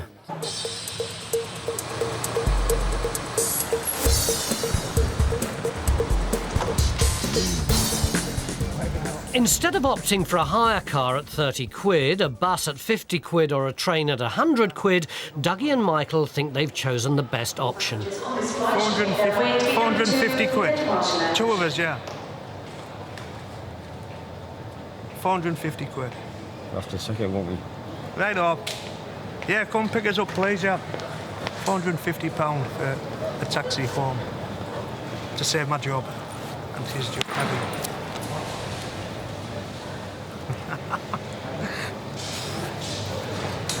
It'd be alright if we wouldn't have minded. We're not here working about it, we're sacked.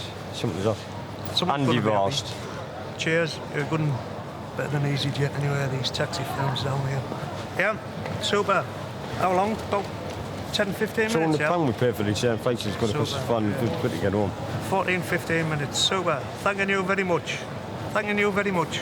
You're good. 100. We've got a tenner left between us when we get home. But now we're knackered with 100 quid light, £200 on the flights, we're knackered, you know what I mean? And we're skinned. Over £1,000 for the weekend. And the thing is, they haven't bothered to help us one little bit. That's the worst part about it, they haven't even bothered to help us one little bit.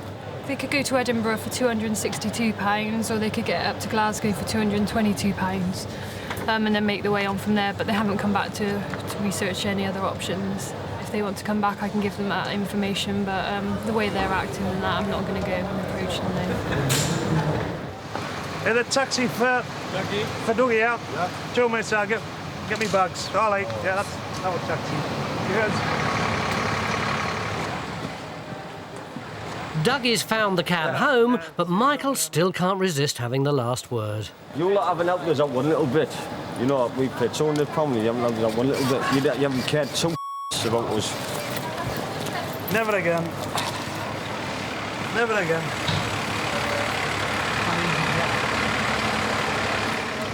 I don't mind paying for flights, I don't mind paying for beer, I don't mind doing that, but I just feel as though they don't give two notice. That's the way it goes. They're not bothered about us, they haven't come and talked to us, they haven't talked to us. I never ever use easyJet again, and I feel like and it's costing me, it's costing the pair of us £450 to get home. Michael and Dougie might have saved their jobs and their marriages, but not their bank accounts.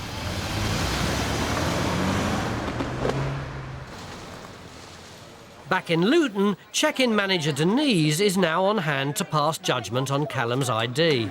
Yeah, unfortunately, because of the damage on your passport, it doesn't look like much, it just looks like water damage. It is water damage? Exactly. OK, but what do I do? All we can do is transfer your flight to tomorrow. It's up to you if you want to try another airline and see if they will accept it, but with easyJet today, I'm not accepting your passport. But it's clearly my passport. I've got my best friend's wedding to go to. I'm the best man at a wedding in Barcelona. What Yeah, and we can't accept damaged passports, so this should have been seen to before you travelled. Is there any chance of me getting a passport by tomorrow? Well, that's if you try this number, that takes you to the main passport office and they can see if anyone is open tomorrow. They usually do Saturdays, but because it's bank holiday weekend, I don't know if they're open. Okay, if no joy, I mean, if the gentleman can get through and you can get an appointment tomorrow morning, we'll transfer your flight to tomorrow afternoon, which, as I say, will cost £35 because it's moving your flight over. OK, I'm at the easyJet customer service desk at Luton Airport. I'm trying to get on a flight to Barcelona. And my passport has been refused because it's damaged. It's water damaged. And I'd like to get a passport as soon as I can. The passport offices don't open again until Tuesday. And the earliest appointment they can get is Wednesday. Sorry, sir? Look, is there any way I can get an emergency passport? Is there any way of doing that? Why is it not open tomorrow? It's not a bank holiday. You're not, are you open tomorrow? Tomorrow's not a bank holiday, is it? They're not open for a appointment. You can't make me an emergency appointment for tomorrow. But I've seen emergency passports being issued before. They're little cardboard things. You stick a photo in it, and they're there. It's been done in front of me. Right. Well, I'm going to a wedding. I don't suppose that counts, does it? No. You know, I know none of this is your fault, mate. Ryanair does go to Barcelona from here, so they may have a flight today. So yeah. Just to assist you. They said they only issue emergency passports in the event of an emergency, like a death of a relative or something like that. You explained it was for a wedding, right? For a wedding, yeah, but That's not. it's not a life or death. Well, It's not life or it will death. be your death when they find out. But don't think about that now. Right? Phone customer services, that's the only thing you can do now. I can understand that the gentleman went to be best man at a wedding. Unfortunately, I'm still not going to take the risk for that alone. Even if there was a death in the family, if I feel the passenger's going to get sent back anyway, there's no point in sending them in the first place. Desperate to be best man, Callum tries to get a ticket with another airline. They won't let me fly with that passport. Why not with this? It says too damaged. It's because the photo is coming away. So I really should have sorted it out before coming here. What are you doing now then? What are you going to do? Well, I'm going to go home and cry, probably. And for dejected Callum, it's a weekend in sunny Stoke Newington. But it's looking rosier in Sardinia for the Hollyoaks boys as they get down to work, if you can call it that.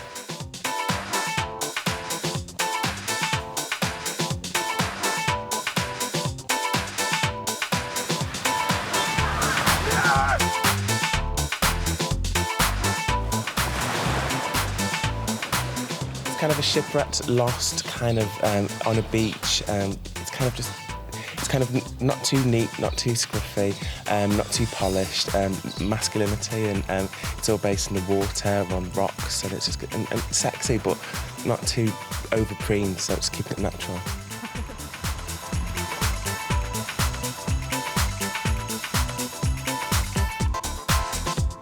Done all our shots. Well, most of them, all the single shots that we had to do. Beats Liverpool, doesn't it? Does beat Liverpool, yeah. Yeah. Apparently it's raining.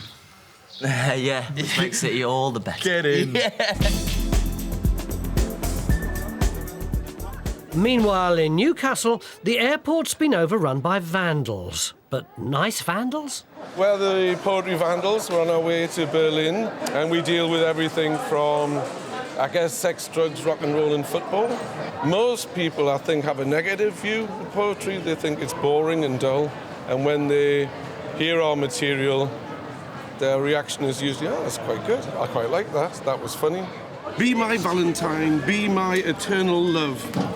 Although you should know I have issues with women due to unresolved traumas caused by a domineering mother and the lack of a father figure in my early years. And whilst I'm happy to see you from time to time, I'm unable to enter into a more permanent relationship as I have trouble with the concept of commitment. And I see it as an interference with my personal space. Do you think that was romantic? Yeah, it was fine. It wasn't really, was it? What was it about? It was just about, to be quite honest, I can't really remember. Well, that knocked her socks off. Bet the Germans can't wait.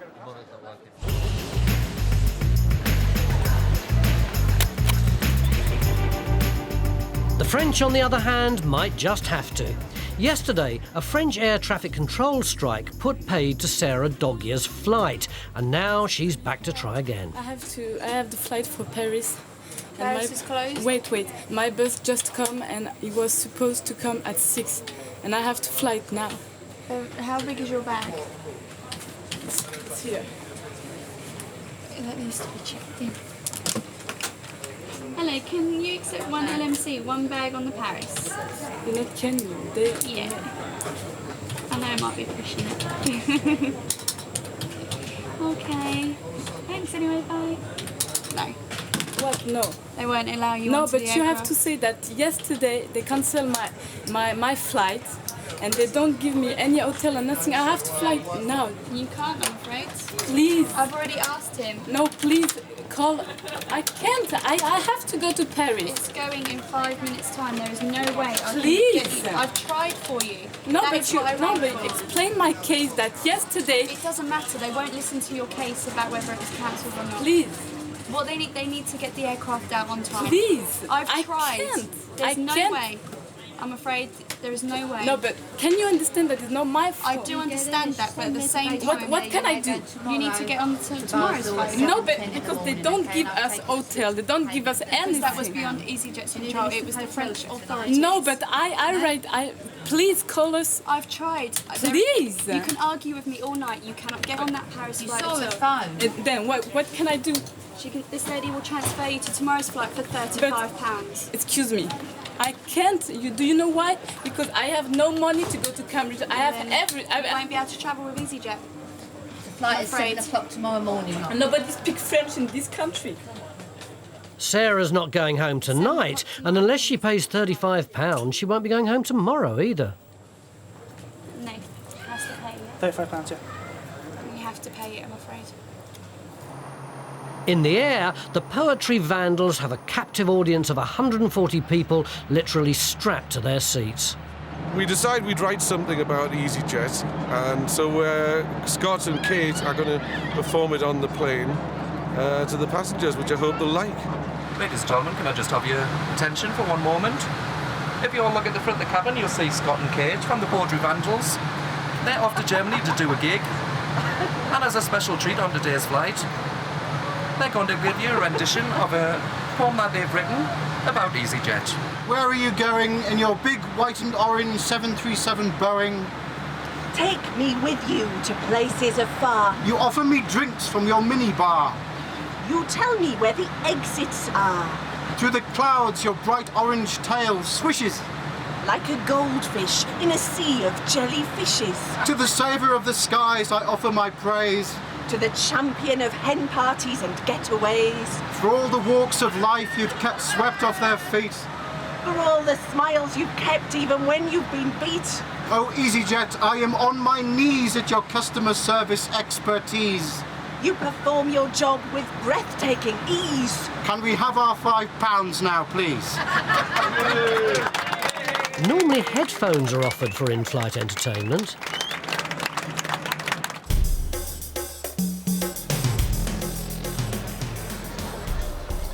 Yes, It leads in time. I have time to go 4 there. minutes. No, you haven't got Sarah's still in Luton and still adamant she's got no money.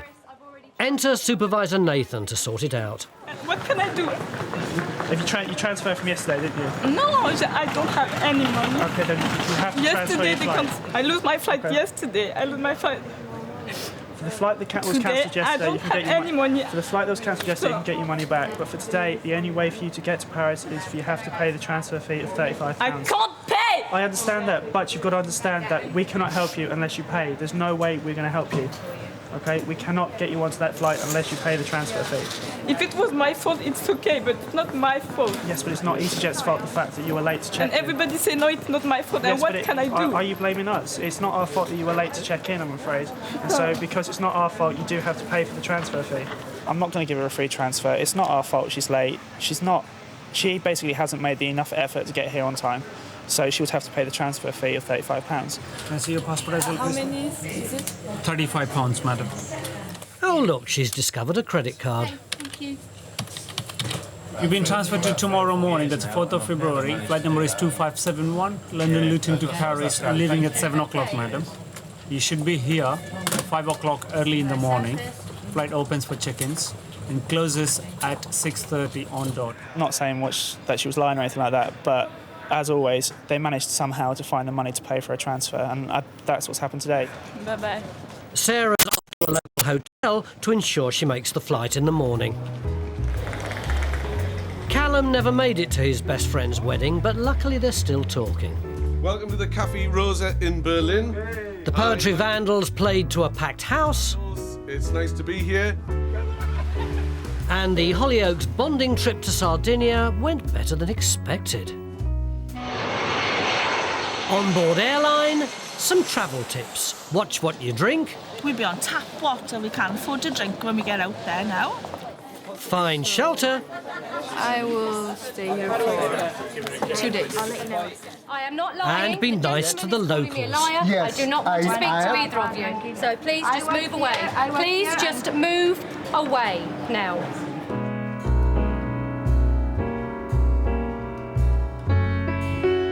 Come fly with me, let's fly away. If you can use some exotic booze on a far-flung holiday, come fly with me, let's fly away.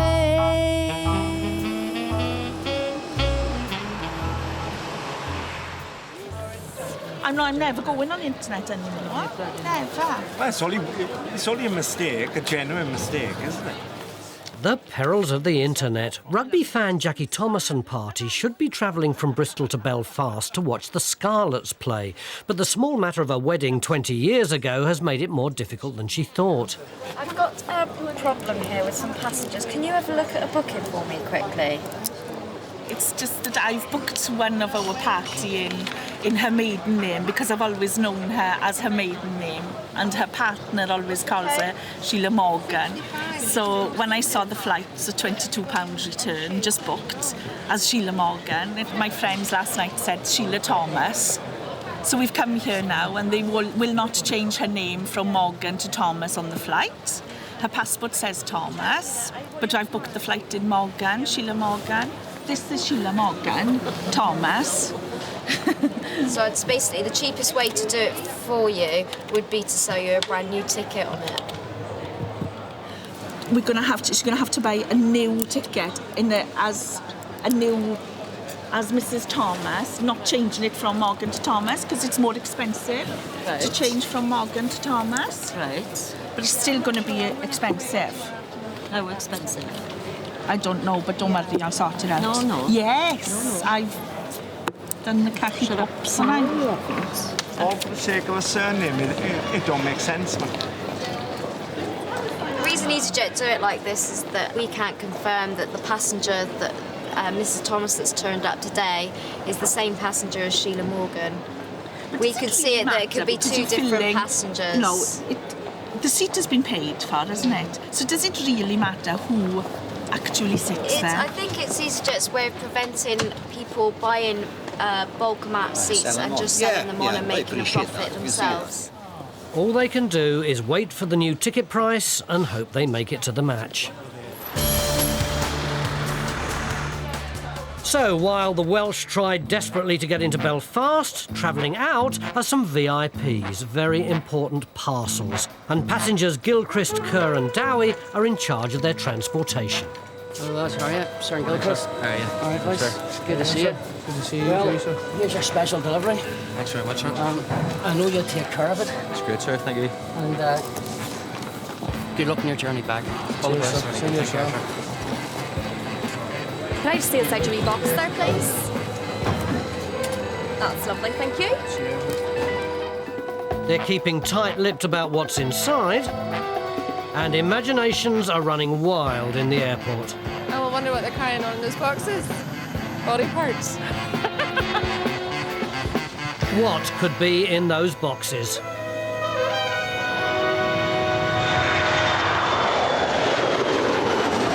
Okay, so guys, what's in your box? That's not what I thought it was. Come on, lads, give us a clue. When spoken, everybody across the world identifies with the island of Ireland. It's always been in our history. It's a little piece of home, and it's the symbol of the Irish. Still hoping to support the Scarlets, Jackie Thomas is about to find out the price of not knowing her friend's married name. How much is the seat? £109.99.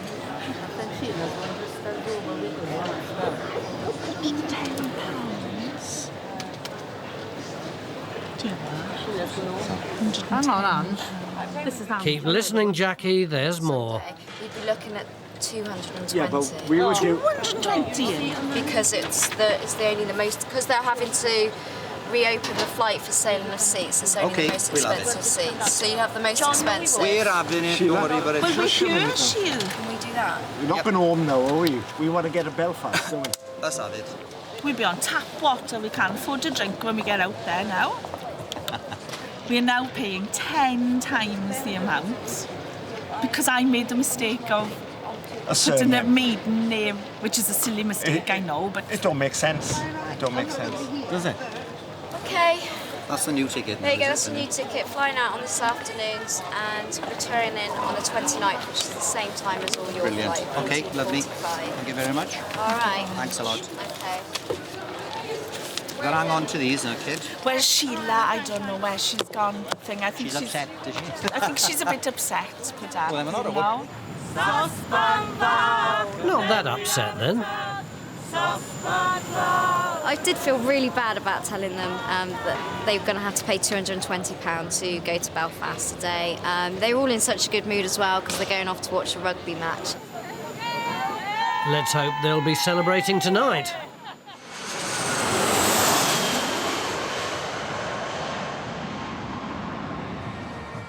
Over in Inverness, the celebrations have only just begun. The white boxes have arrived and are so important they even get their own welcoming committee. Thank you very much indeed. They've been given a band, military escort, and personal transport.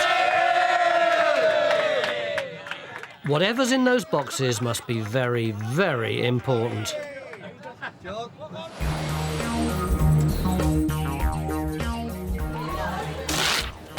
Did we have any Madrid passenger at 5:05? And it's equally as important for passenger Thomas Lichtmann and his family to get to Madrid today. They've arrived at Luton Airport on time but haven't been checked in. Yeah, I just spoke to the lady who was in charge for closing the flight. You weren't at that queue at 5:05. It was after I that. was. No, you was in the wrong queue. It was No, I last was minute. in the right queue. No. It cost you £35 each for the transfer. No, I won't pay that. I won't pay that You because. have to pay if you want to go on the next But flight. why should I pay? It was your fault. It was not my fault. It wasn't our fault, sir. It was displayed as last-minute it's death. your word 20 against minutes my. before the flight should close. I was there at 5:05. The manager who actually closed the check-in, she actually called out for Madrid passenger in front of the queue. So you've obviously missed that. He says that somebody just called, and this was not true. Nobody called. I was queuing there. Well, it's my word against his word. So, who was the lady which you spoke, please? I would like to know her name, and I would like to speak with her. Yeah, because this was not true. I was 5 minutes past 5. That's the manager. Well, You okay, can have a word with it could be the president. I don't matter. It doesn't matter. No president on shift today, just Supervisor Nathan Wood. I just spoke to my manager. She said she put a call out for Madrid. You turned up 2 minutes after the flight had closed. To save for tickets, you have to pay £35 per person. Are you happy? Are you happy? It's nice to do that to customers. My job, sir. You are really happy if you want to save your tickets. Okay, I will pay it. He will pay it, but don't say that we are a liar because we were there. No, yes, because we were there. Yes, you are telling that. You are telling that. No, I'm not saying you're a liar at all. What are you telling to me? What are you telling to me? I've spoken to you. I've said this. I would like to speak with that lady. Please call her now here.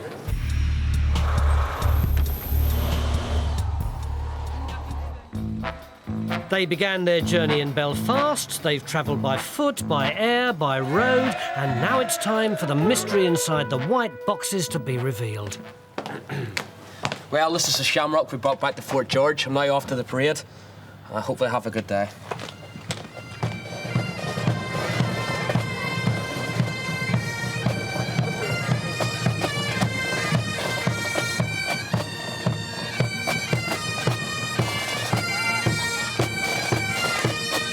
Irish regiments have worn a shamrock on St Patrick's Day ever since it was ordered by Queen Victoria in 1900. The 1st Battalion of the Royal Irish Regiment proudly continues the tradition.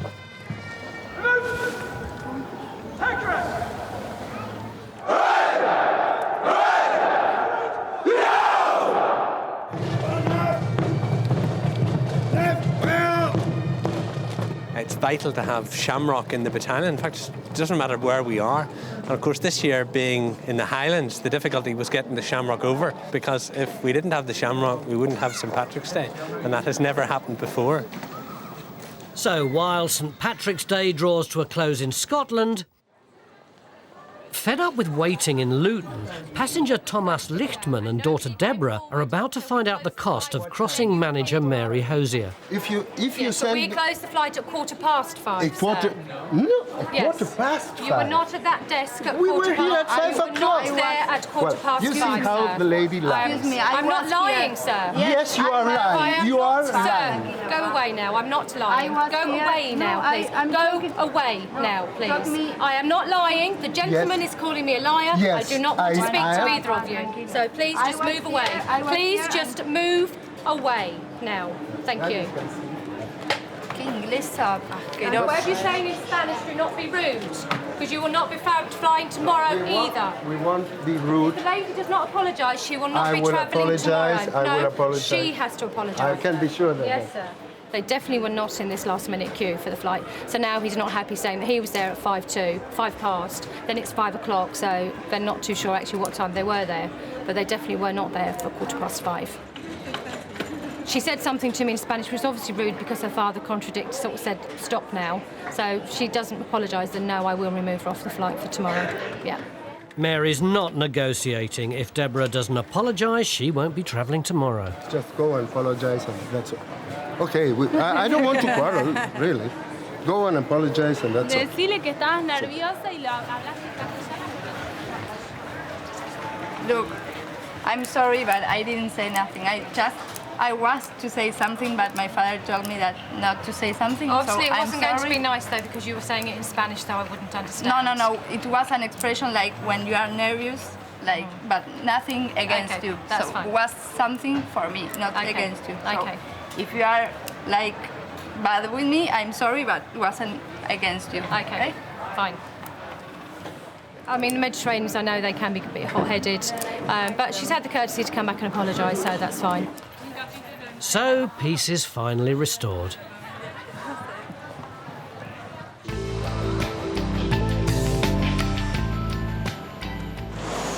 At the Berlin departure gate in Luton, Supervisor Gilbert Maschingauter is just getting started and he has a captivated audience. Or should that be a captive audience? Good evening to you, ladies and gentlemen. Can I have your attention? I do apologize to announce that the service to Berlin tonight has been cancelled. The reason for the cancellation is due to poor weather. The cloud base is very low, so the plane that was supposed to be taking you to Berlin is diverted into Stansted. I do apologize for the inconvenience. The aircraft that's inbound will be arriving at Stansted. The aircraft is being diverted to Stansted. Right, Yes. so why don't you bus us to Stansted and then we get back on board and take off? There is curfew in Berlin. You cannot land in Berlin. Pardon? What is curfew? It's curfew? Yeah, there is curfew. What kind of curfew? Yeah, there is curfew. So what I'm going to ask you to do right now, go back to check-in desk number 40 and 41, and they're going to transfer you free of charge to the next flight tomorrow morning. I don't have money to pay. For 19-year-old Sarah Bottia, it's not just raining, it's pouring. She missed her flight this morning because her train was late, and having spent the whole day in the airport, she's only got 46 pence in her pocket. So we don't have to pay For the transfer, it's going to be a free transfer. No, not the transfer, to sleep here. I should eat something, I should cards drink are ready, something, guys, I should please. go to sleep, you know? All the questions will be answered when you go to check-in. I've got two colleagues who are actually ready to assist you right now. So where are we going now? Not Berlin, that's for sure.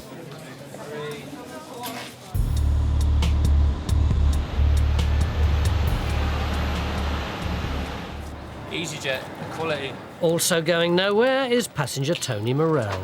Well, I haven't gone anywhere yet, there's no seats. He called the Bristol sales desk this morning and thought he'd transferred his ticket to the later Newcastle flight. He's now arrived at the airport, but the flight's full and he's not booked on it. He said to come and tell you that Paul Yeah, has authorised it yeah, and it's gone through. yeah. And I've just drove up here Did you from North pay? Devon. Did you pay over the phone by card? Hey? Did you pay then? No. Over the phone by card. He's put in the booking that you will contact the sales desk. That's after you've spoke to him. Yeah, but he's obviously guaranteed me that I was going to get on my flight. You can't guarantee a seat on a why flight did he tell without me a that he payment. authorised it then? Yeah. Well, it doesn't Do you know say what I that. mean? It just says that you will be ringing. You'll be getting in contact with the sales desk regarding the fee for the IRO. So I he didn't tell that to me then. I can't say what you said I to wouldn't you, have been yeah. guaranteed a seat. I wouldn't have drove all that Yeah. in not knowing that I was going to wait. You would have wait only tomorrow. been guaranteed a seat if you'd have paid over the phone. I was told this morning that there was seats available on this evening's flight, but since then, well, the seats are sold. So unfortunately, because it hasn't made any firm changes through the customer service or actually coming to the airport in person, which is meant to do, there's no seat for the young man.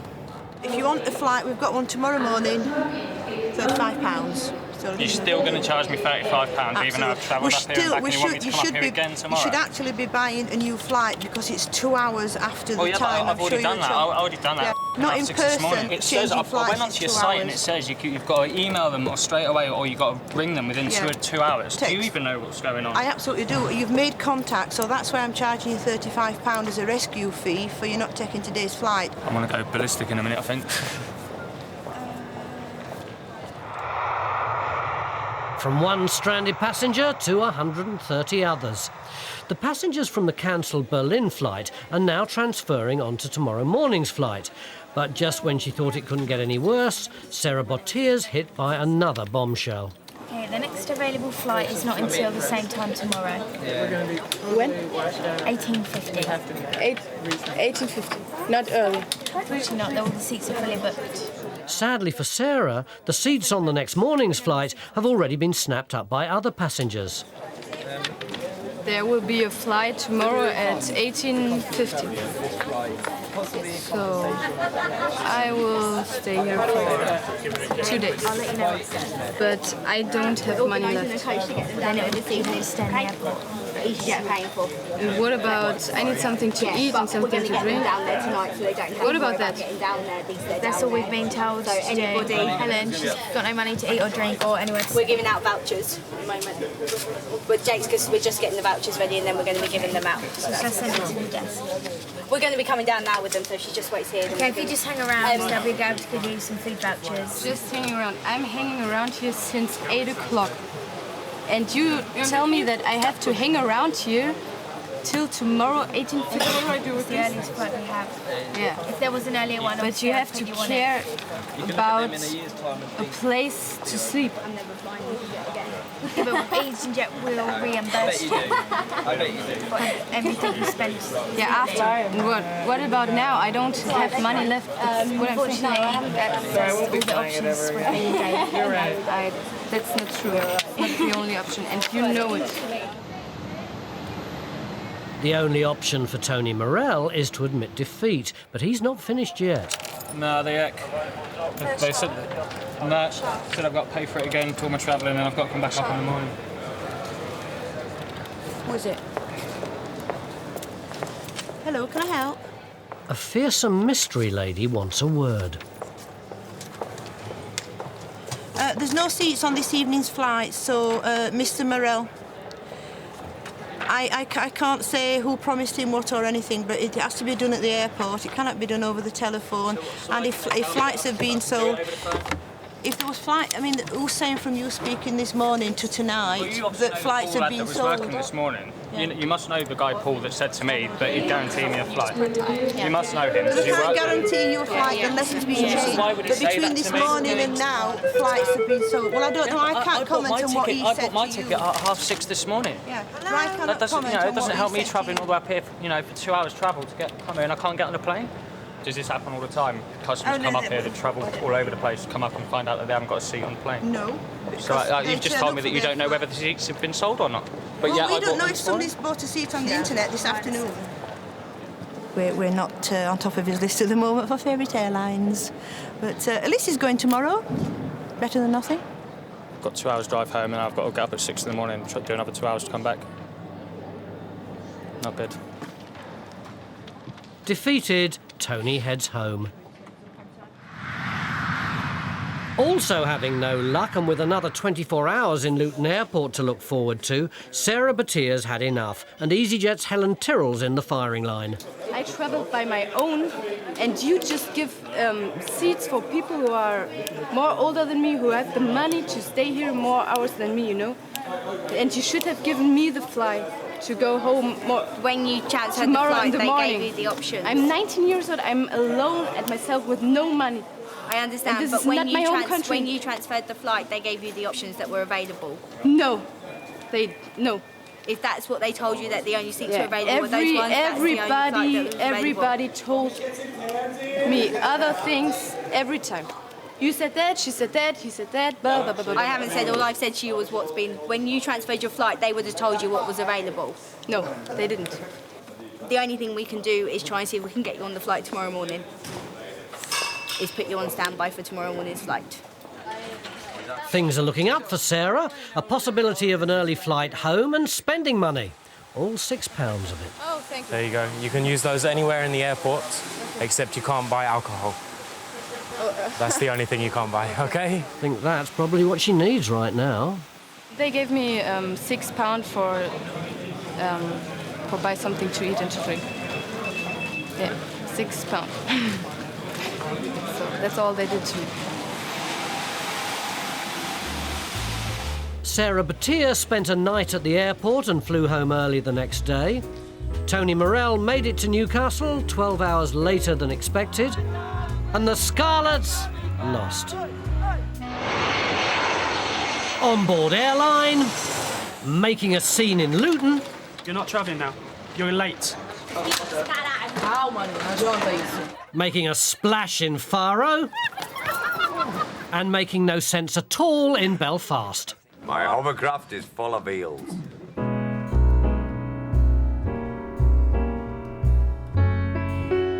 Come fly with me, let's fly away.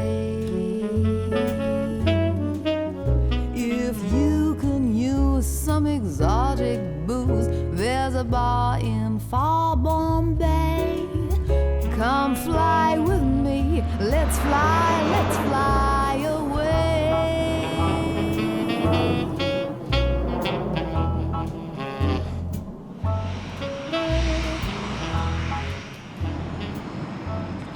At Luton, Isabella Santana and Alessandra de Cis are trying to get to Basel. They missed yesterday's flight and both thought they were transferred onto today's. Sadly for them, only one of them was transferred. I paid £35. I lost the flight. I paid £35 to change. It's here very big. £35 for 2 person. Okay, she paid 35 and then we go. Instead of £35, it will now cost the girls a lot more, and Supervisor Nathan Wood's in no mood to compromise. She wants to travel today, she has to pay £131 in the next minute, because otherwise the flight's going to close. I was very clear yesterday, 35 and then 2 person. You said okay, per person. Right now, okay, 35 per person is simply not possible. Right now, unfortunately, I'm going to be very harsh, but you have to make up your mind. You either pay the £131 right now or you don't travel. Sorry. Okay, if she's not going to pay for it, are you going to travel? Yes. You're going to travel, okay. Cool, you're done. You need to go straight through into departures now. She will need to go to the desk over there to pay for a new flight tomorrow. A furious Alessandra refuses to pay the £131. But things are about to get a whole lot worse. Belfast Airport, where the Newcastle flight has been forced to return after an extraordinary incident. 2 people had a fight on the plane, at the front of the plane. In mid-air, 2 Irish people on a stag party were in mid-air. 20 minutes into the flight, decided to turn around and come back. 40 minutes, everybody needed the toilet by then, so everybody was getting out the seats needing the toilet. Desperate for the loo, the lads didn't take kindly to being told they couldn't go. Escort off the plane for being abusive, taking our seatbelts off when the seatbelt light was on. I got thrown off the plane. I wasn't even with them Irish lads. I am absolutely wounded. Manager David Carson has been called over to deal with the situation. Right. Right. The problem is, it does state clearly, so it does, when the seatbelt signs are on... Hold on, no, wait. Right. It does state clearly, whenever the seatbelt signs are on when the plane is taxiing, you're not to get up of your seat. You did get up of your seat, you just went towards the toilets and you were asked to sit down again. When we sit in 20 minutes while the police go on and escort the people off, what we're supposed to do?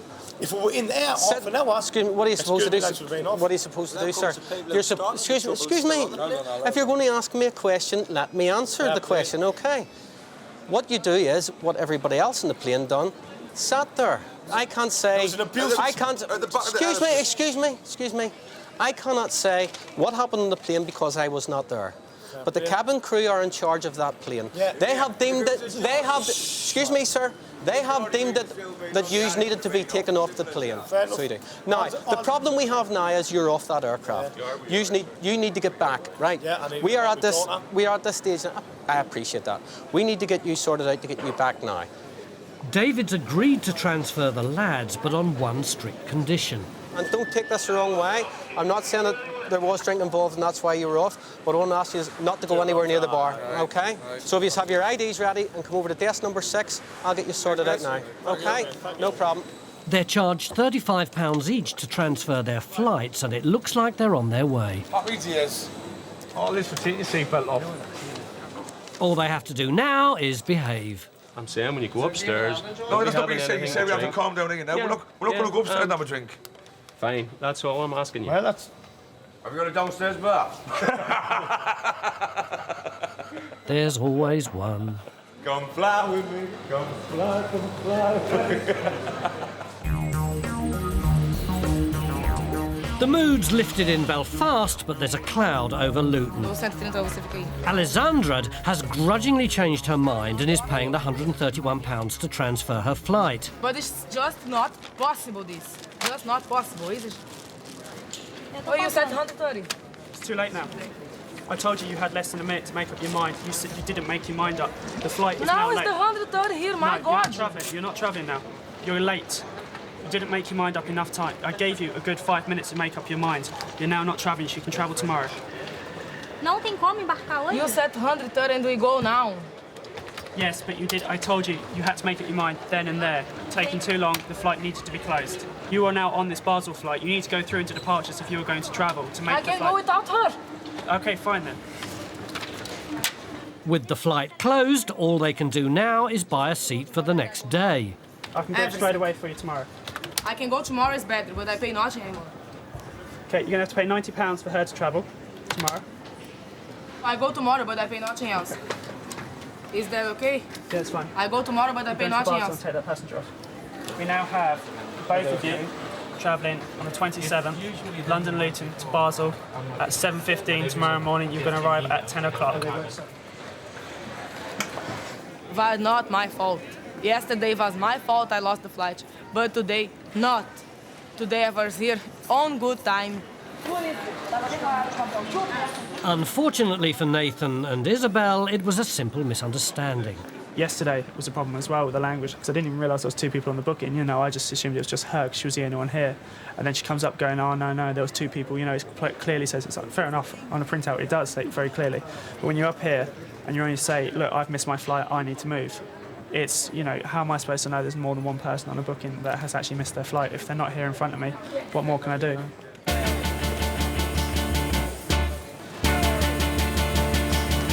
That awful feeling of being late for a flight is something most of us have experienced. No, no, no. But actually missing a flight is another thing altogether.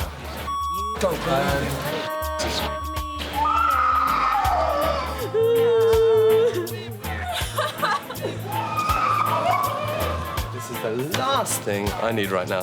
Why can't I get on the flight? What kind of company is this? No, I'm sorry, but we've got him in plenty of time. There's not such thing as a closing time. Don't give me that. No, we won't. Don't start. I'm very desperate to see my child. I have to go. You must go on! That's my document. Absolutely gutted. That's horrendous. It's disgusting. Great. It's like a Nazi dictatorship. But it doesn't always have to be like this. Come on, mate, we have to go. Please. In Bristol, John Harper and Sarah Collins are desperate to catch the last flight to Faro for a long weekend. No, we can run, We can do it. Come on, guys, please. Please, All right, Anne. Thanks. Please. Right. No, sorry, the dispatcher said no. I'm sorry. Hold on a second, let's take another look at that. No, sorry, the dispatcher said no. I'm sorry. Flight dead close 20 minutes ago. Okay, so, how do we get there? There's a flight tomorrow. No. Where Where else did you fly today? we fly to Madrid, Murcia, Hamburg, and Alicante. Murcia is more south than Alicante. There it is. Murcia, Alicante, please. Murcia departs at 17:40, and Alicante departs at 18:20. Let's go to Murcia. Okay. Yeah. Thank God I'm with you. If I was with anyone else, I would have gone This is hilarious. We're going to Portugal. No, we're going to Spain. Oh my God. Viva España. Lucky for John, he's got a forgiving girlfriend, as it was his fault they were late. I can't believe you. I thought the check-in was at 4:45, and it's not. It's 4:15. So we kind of missed So it a little we bit. kind of missed our flight. We thought we were cutting it close, but we cut it off. But we're going to go to Spain anyways, like, whatever. Our mistake, not theirs. They tried their In hardest. Canada, we say it's all good. Yeah, it's all good. Yeah, definitely. It's come up to £106.32 for you to fly up today to Murcia. Bro. Oh, thank you so much. Okay. You're so nice. Oh, well, we'll go to Portugal next year or something. We have to rebook them. Obviously, they decided to fly to Murcia, so we have to change all that over, and it cost them like £106. But I've never seen people so happy to actually miss a flight. I wish all our passengers are like this. While Susan and John are on their way to Spain, David's in Belfast keeping a keen eye on the offloaded lads from Newcastle. A few of the boys that are involved have been wandering about up at the departure. A couple of them have been seen in the bar. So we'll have to assess it at the gate as they're boarding. What I will do, I'll phone and warn the airport police just so that they're available at short notice. Flight easyJet Y558 to Newcastle. Please make your way forward now. We're boarding through gate number 18. That's great. Thank you. All right, I'm getting away then. Okay, round in Group A. At least one of the lads is being philosophical. My hovercraft is full of eels. Quite. We're not here. We're not with you. We are not with you. Finally, 4 hours after being offloaded, the lads are on their way home.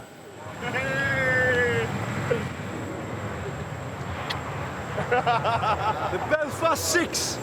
Be glad to see the back of this one, Alan? Very much so. I was glad to see the back of the other one earlier too. Well, I'm glad it went as smoothly as I thought it would. They're probably tired as well, so when they got on board, the captain did have a word with them and explained to them that he wanted a quiet flight. Any nonsense and they would be off. So hopefully the cabin crew will have a quiet time. They're away home, so everybody's happy.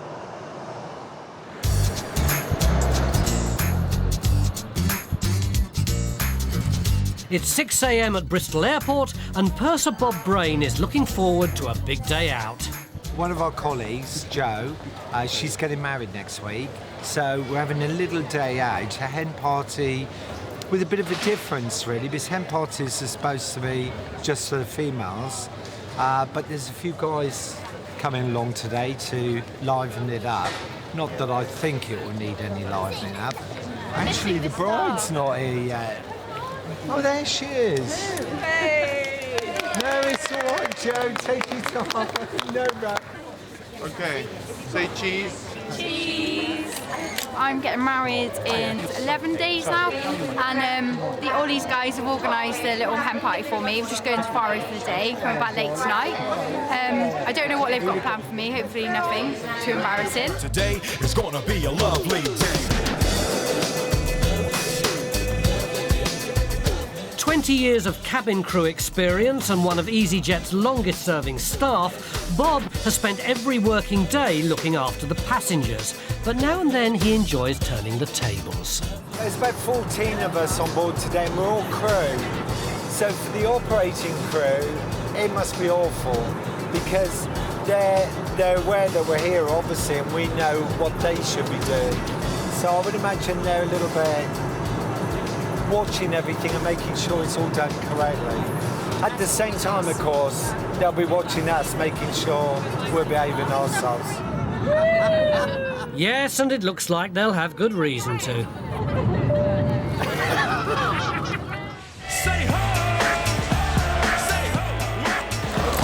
While Bob's having a ball in the sky, back on the ground in Luton, a talented football team are trying to check in for Amsterdam.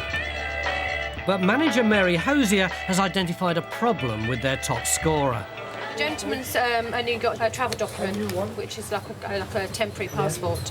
But we're not too sure if we can accept him for travel into the Netherlands because their restrictions are a lot stricter than other countries. And it's actually saying admission refused because the fact that he is from Somalia. The boys are on a cultural exchange that's part of their course at Atlantic International College.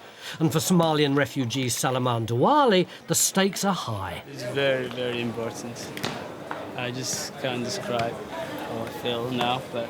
I feel bad because we have been training for a long time for this, and it's not someone who said, oh, okay, sorry, bye. It's like our friend and not only in the pitch, but also outside, so it's really bad. We feel really concerned.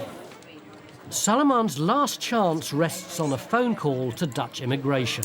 We have a gentleman who is travelling on a United States of America travel document, and we need to know whether you'll accept him into the country because he is actually Somalian. It's a greeny blue travel document, and it has US Department of Homeland Securities on the front. The college has a visa exemption letter from the Dutch embassy, which they thought would allow Salaman to travel. OK, thank you. Bye-bye. Can't go without a visa. Because it's a travel document and not a proper passport, he does still need a visa, so he won't be able to travel. So I've now got to go and break the news to him.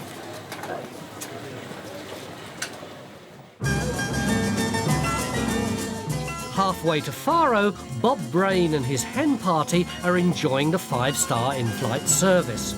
We'll be very shortly serving some hot, fresh croissants for the bride-to-be, which is a bit of a worry because she's having problems with fitting anyway.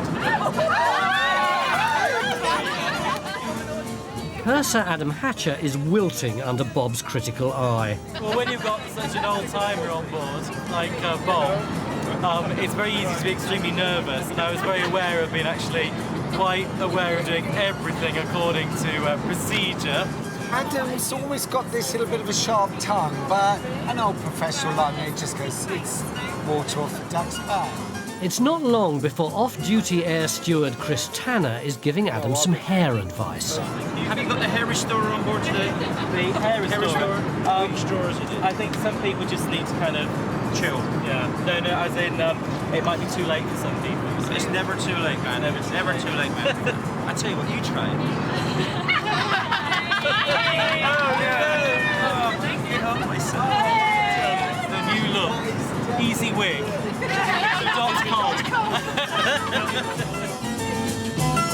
Soon there's no stopping Bob. He's even started blowing his own trumpet. Now pronounce you the biggest easy queen there is. Ladies and gentlemen, very shortly now we shall be commencing our descent ready for landing into Faro. And it's a special day, or it will be next week, for one of our cabin crew members. Ladies and gentlemen, I'll give you the bride, Joe. No way,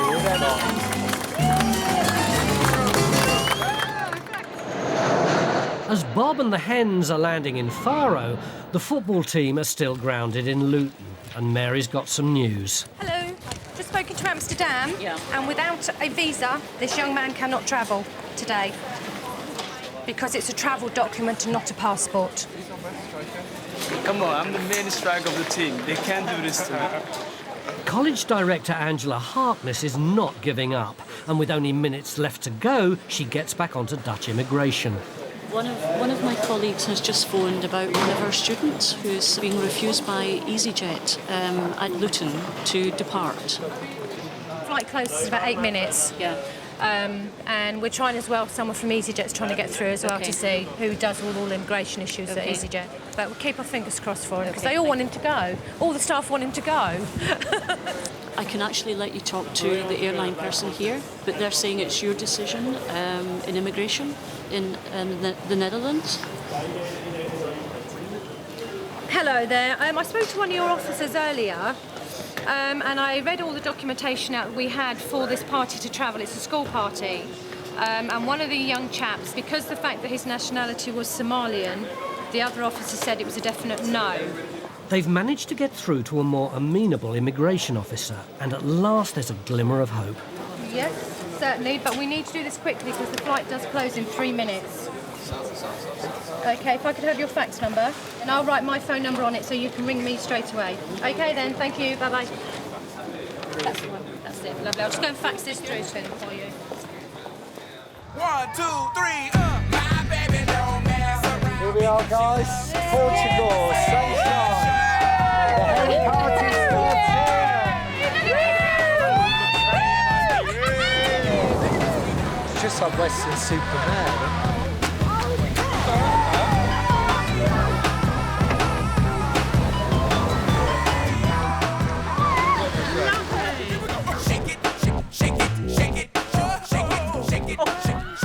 Now you've got to turn it on, lovey. Cheers.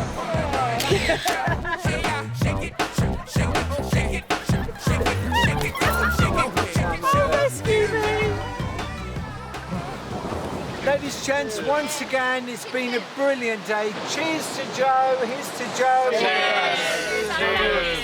Cheers, Bob.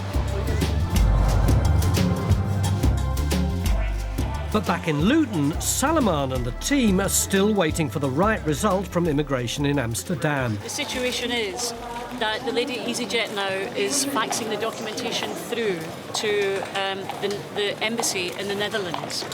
And if they can waiver that and make sure it is a credible document, we'll go. If not, I've got to quickly give you some money and I have to let you go back to the college, I'm sorry to say. So we're going to have to leave our best striker behind. The only thing for it, a team huddle. In this game, we're going to give it for Salomon, yeah? 1, 2, 3, Salomon! At last, Mary's got an answer. Yeah, it's really good news for them, so I'm really pleased they can go now, so all the friends will be happy. Yay! Yeah. He's going, yeah!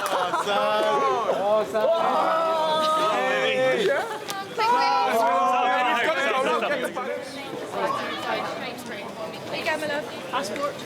Sorry, just 1 second, we just need to get the jumper checked in. Okay, happy ending. Okay. Are you happy now then? Happy going? Good. Okay, all go through now. Have a lovely time. Thank you. Bye. We will win all of the games. Just as well, Salaman's got a lightning turn of pace. Isabella and Alessandra had calmed down enough to catch their flights to Basel the next day. John and Sarah had a fantastic weekend in Murcia, and the football team won their opening game with star striker Salaman scoring the winning goal. On board Airline, questions. Is the customer always right? I've paid £300 to fly to Mallorca, right, and you're not letting me fly? I want my money now. Will this mum make it to her son's wedding in time? We're in the hands of easyJet at the moment.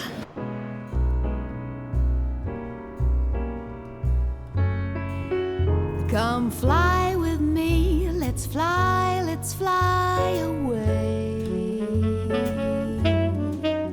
If you can use some exotic booze, there's a bar in far Bombay. Come fly with me, let's fly away. Liverpool Airport. Over the years, it's seen its fair share of celebrities, but today, 2 VIPs overshadow them all. Old hands Leanne Chung and Sarah Cannon are reading all about them. Airport makes it easy to support Ella and Sam. So they're coming today. They want donors for bone marrow. What do you think? Should we do it? I mightn't be able to. Why? Because I'm pregnant, so I'll have to see. Are you going to do it? I have to ask them first what you have to do. 4-year-old Ella and 2-year-old Sam are both critically ill. Parents Damien and Sally have brought the children along to support the appeal. They do spend a lot of time in hospital, and they have, very intensive treatment, twice a week and every day, obviously long-term antibiotics and antivirals and things, so it really affects them. We're waiting on a phone call, but every day obviously is really crucial for us to get somebody now, because we've been told really by the end of the summer that Ella's got to go in for transplant whether or not we found a perfect match donor or not. So we desperately need somebody to come forward really soon, really, otherwise we've got to take a mismatched donor off the list. What would that mean? It just makes it a lot more risky. It just makes the transplant a lot more risky, and the chances of survival aren't as good. So the better the match, the more chance of survival. Trying to find the donor is Anthony Nolan Trust manager Rebecca Sedgwick. Have you ever thought about joining the UK's bone marrow register? I'm not asking your money, I'm asking your blood. We are easyJet's Charity of the Year, and easyJet wanted us to come here to actually try and raise awareness and hold a clinic to help Ella and Sam and all the other patients that are looking for a bone marrow transplant. They've asked staff if they'll go up and give blood for bone marrow. Yeah. Do you know anything about that? I did offer my services, but I was too old. Finding suitable volunteers in an airport isn't as easy as it sounds. Do you live in this country? No. No. Have you ever thought about joining the UK's bone marrow register? I haven't actually given any thought, love, but... Can I give you a leaflet? I'll take one of the Yeah, all leaflets we're for actually you. doing, we're not asking for people's money, it's your blood that we need, and it can help save people's lives. No problem, I'll give it Have a read of it. for you Have a read of it on the plane while you're doing it. Have a nice holiday. Inside the terminal, Supervisor Nathan Wood has spotted a customer smoking, but that might not be the only problem. As far as I can gather, he and his wife were travelling to Palma this morning. Somehow his wife made it to the flight, but he didn't. I don't really know why. And so we've transferred him onto the next flight, which is not till about 6:10 this afternoon. I've gathered he spent a little bit of time in the bar, and I've actually spoken to him now and said, look, you've got about 4 hours or so before your check-in opens, and I've told him you cannot go to the bar. You have to go to the bar to go and get some coffee, get some fresh air, and basically sober yourselves up, otherwise we won't accept you for travel. It seems, though, Nathan's suggestion hasn't sunk in. Hello, the guy right in front of you has just come up to your desk. He's not actually travelling until 6:10 on the Palma flight. Okay, so he doesn't need to check in until 4 o'clock. I've told him about 3 times not to check in just yet, but tell him to come back at 4 o'clock and go out, sit outside in the fresh air with some water. All right, then, bye. He said to her that he's actually already checked in. So I think the guy's a little bit confused. So I have a feeling he's had a lot of alcohol. So I'm seriously going to be watching him later on when he comes to check in. At last he takes the advice. But for how long? In Liverpool, the special guests are meeting some volunteers. Hiya, what's your name? Ella. That's a nice name, isn't it? What's your name, mister? What's your name? Sam, gone all shy? Sam might be a little embarrassed, but the airport staff aren't shying away. Even flight crew are getting in on the act. Young enough for the register. Oh, that's right. I'm just pleased to help. Thank you very much. Makes a change for a normal day out at work anyway. Yeah. Lifesaver today. Flying tomorrow. No, day off tomorrow. There's 2 methods of donating your bone marrow. The first way is what we call a bone marrow harvest, and we actually take the bone marrow cells that we need from inside your pelvic bone. That's done under a general anaesthetic, and it does involve an overnight stay in hospital. There's a newer way. We have a nurse come and visit you wherever you want, at home or at work, to give you a series of injections. And these injections are basically encouraging the bone marrow cells that we need, the stem cells, to move from inside your bones out into your bloodstream. And then we can actually collect the cells that we need from your bloodstream. It does take about 3 to 4 hours for the collection, but it does mean that you don't have to stay in hospital overnight or have a general anaesthetic. I think I was a little bit nervous at first, but now the lady's explained everything, it seems to me like it's not really that big a thing to do for somebody. If you're going to save somebody's life, then really all you're doing is getting a few needles here and there. It's not a big problem. It's not as much as what I thought it was going to be. I thought you were going to be really ill and possibly have to have surgery and things like that. I had all sorts of nightmares going through my head, but now she's explained everything. I haven't got an issue with it at all. I think it's really good. That's done. Thank you very much. You've got your book. It's on the table. I'll go back and get it. I've got your dressing table with the dates on and Thanks. Bye. That's fine. It's fine. There's nothing wrong with that at all. Just feel a little tiny prick and then that's it then. As long as you don't look, you don't know what's happening, do you? For Ella and Sam, every new donor is a possible lifeline. It's easy for people to sit at home and say, we're definitely going to go on the list and everything. It's easy to say that at home, but actually coming down here is a different story. So, I think it's brilliant when they actually turn up. Yeah, I think it's nice for them to see the children, to see possibly what they can help, help they can be. And more sweeties in a minute. For the time being, all they can do is wait. At check-in, Richard Williams is back, but he's still early. Our friend again, going to Palma, he's queuing up again at desk 51 now. He seems to be going along the desks at the moment, so I'm going to let her know that he's a bit early again. If he keeps doing this, it's kind of indication that he's a little bit too drunk to travel. Yeah, that guy right in front of you, he's going to Palma, and yeah, he doesn't check in until 4 o'clock. Okay, you're about the 5th person to tell him that he can't travel until 4 o'clock. All right, then bye. And if he keeps coming to check in every 10 minutes, then I'm just going to tell him, look, your flight's tomorrow. 10 minutes later, guess who's joined another queue? Hello. 4 o'clock. You're a bit early. So if you want to come back, go get yourself a coffee. You've still got till it says 4 o'clock over there, then come back, okay? You seem pretty calm with it, but obviously I don't want him drunk and sitting in the back of the plane and falling asleep and do something stupid to himself or something like that, so see what happens. Belfast Airport, flight 487 to Edinburgh has a technical problem causing a delay of 2 hours so far. A family party of 5 are among the stranded. We are going to a wedding tomorrow. The groom's mother and a few guests here are supposedly leaving by plane this afternoon. But as you see, we're still sitting here, and our only hope is that we make it tonight to be in time for the wedding tomorrow. I mean, he's my one and only, and it's a big day and it's a big event, but what can you do? You just have to sit here and wait. I don't have wings, so I have to sit here. Your attention, ladies and gentlemen, this is to update those customers travelling on EZY 487 to Edinburgh. The engineers are currently at the aircraft and they have given us an estimated time of departure of 18:20. With the delay creeping up, it could be a very long wait for mother of the groom, Eileen Johnston. At Luton, having turned Mr. Williams away from check-in 4 times, Supervisor Nathan's had enough. But if you want to travel, you're going to have to travel tomorrow, not today. I've got to travel. I've got to go. It's going to cost you £35 and we can transfer you to tomorrow. I don't know what I've done wrong to do this and miss a flight and it cost me 40 quid. Well, sir, if you're drunk, then you're not going to travel. I'm not drunk. Do you think I'm drunk? No, but you're a bit abusive. Do you think I'm drunk? You're drunk and a bit abusive, sir. If you keep on going, I won't transfer you at all. She is. Man. Right, so the 2i. What, you're going to bust me again? I won't let you travel at all, sir. We'll take you off the flight completely. I'm pissed off because I missed my flight to Mallorca. It's going to cost me 25 quid to get home and 25 quid to get back in the morning. Who else? That's 50 quid. Who is it? Okay. You're now travelling tomorrow. I always do it myself, honestly. Tomorrow, sorry. It's the 9th of June. Luton to Palma.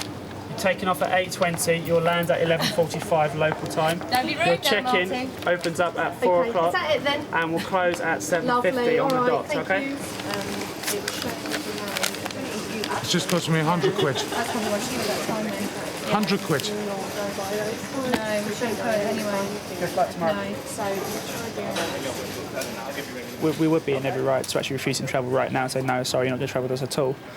But the only reason I transferred him was because it's the first flight in tomorrow morning and there's no bars open here in the airport, and I assume he's going to, I actually said he was going back to Bedford. So, you know, even if he has a couple of drinks tonight, by the time he gets back to here tomorrow, he'll be very hungover. But he shouldn't be drunk. But, you know, we'll see what happens tomorrow morning. Gatwick Airport. A team of expert marksmen are travelling to France in a bid to win a championship competition. We're Campaign Jaguars paintball team and we're going across to Marseille, France for the 7-man World Cup. It's a 3-day event. We're hoping to be in finals on Sunday. The Campaign Jaguars are going to win this tournament. That's what we've come here for. Once up in the air and in true warrior tradition, it's not long before a few old battle scars make a reappearance. So tell me how you did this? We were playing last weekend at training and someone came around the side of my bunker and he shot me. I had my hand on the gun, so I got shot straight on the end of the fingers. Yeah, it comes with a game, so you have to expect to get shot, unfortunately. So your whole body covered in bruises? Yeah, pretty much. Not ideal. Nice. So our modestly scarred heroes went their way to do battle. Over in Belfast, Flight 487's now so delayed that the next flight to Edinburgh is leaving earlier, and the wedding party are trying to transfer to it. Right, there's 6 of us going to a wedding party tonight. You thought you were, you mean? I'm sitting here since 1:05.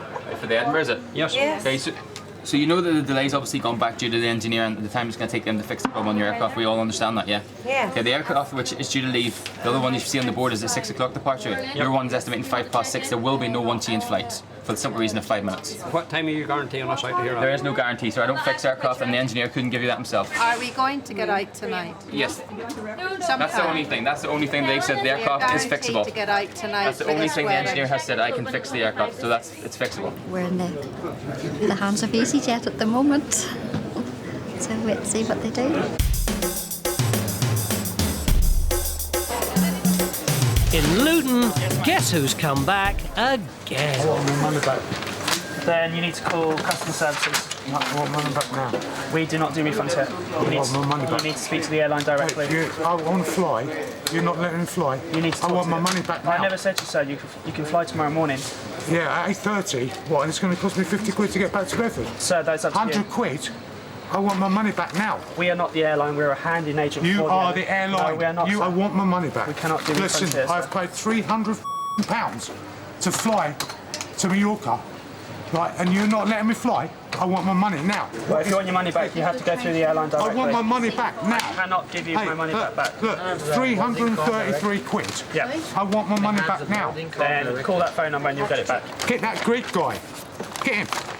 Which Greek guy, sir? Your boss. He doesn't work. He's not our boss anymore, sir. He's I want actually my left. money back. If you want a refund, you can try and get it from the airline. You work for easyJet? I don't work for easyJet, sir. You got easyJet on yes, your... because easyJet. Yes, because easyJet You are are a primary easyJet. customer here in the airport. Why can't you give me a refund now? Because I'm not easyJet. What do you mean don't work for easyJet? We don't work for easyJet. You've got easyJet shirts on. Because what they do you mean are don't our work for primary- easyJet? Because they Of are course you our work for primary easyJet. customer here in the airport. You are easyJet. They are our primary customer here in the airport, so we wear their uniform. We are not easyJet themselves, though, sir. You've got to talk to that prick. The information point round there. I'm getting him to sort it out, because this is just not right. Beg my pardon in my language. It's not right, man. Have a good flight tomorrow morning. I tell you, these Luton Airport people, man, they're out of order. They're out of order. All I want to do is travel. I'm working. Now I've got to get a f***ing train. It's going to cost me 50 quid. I don't even know where the train is. Finally, Mr. Williams has accepted his bad news. While in Belfast, things are looking up for the wedding party. easyJet announced the departure of flight EZY 487 to Edinburgh. This is delayed flight EZY 487 to Edinburgh to proceed to gate number 11. The engineers have fixed the problem. With our Irish sense of humour, we're forgiving and no doubt we'll travel with easyJet again. Next time I'll be stand up. Bye. We're all smiling now. It looks as though after a 5-hour delay, they'll make it to the church on time.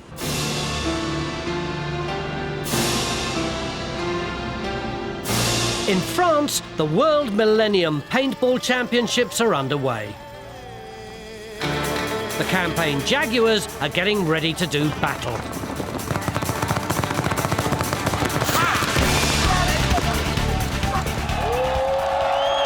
See this trigger here? That's all it takes to fire. They'll shoot up to 15 balls a second. That's what they're set to now. So, yeah, it's 300 feet per second is the velocity that they shoot at, which is almost 200 miles an hour. I hate this bit before a game. My legs go to jelly, I feel quite sick on the inside. All we got to do is break out, do your jobs, roll your guns, win the game. It's as easy as that. Okay, Sam. Right, boys, you ready for this? Yes! Yeah! Right, team on three. 1, 2, 3, team!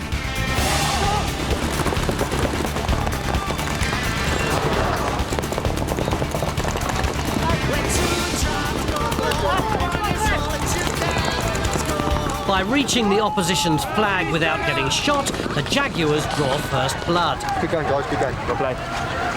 That's the nerves out of the way for the day. Yeah. Another one to do, then another one to do, and another one after that, and then we're through to Sunday Club.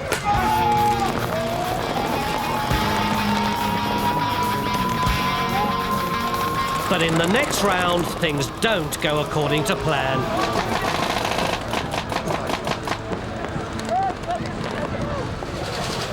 Robin, you got sloppy. You got sloppy, mate. You were looking, whole body out, whack, got taken out. Okay, the rest of us, okay, we've got to tighten up. We've got to win this last game. We've got to put everything you've got, and then some more into this last game. Right, we're not playing on Sunday. Welcome to the jungle. We got fun and games. We got everything you want. We know the names. We are the... Ultimately, it just goes from bad to worse. You're f***ing joking.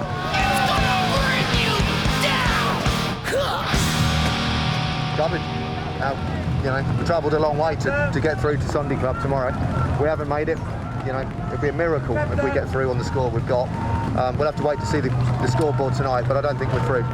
Indeed, they weren't. And the Jaguars retreat home to lick their wounds.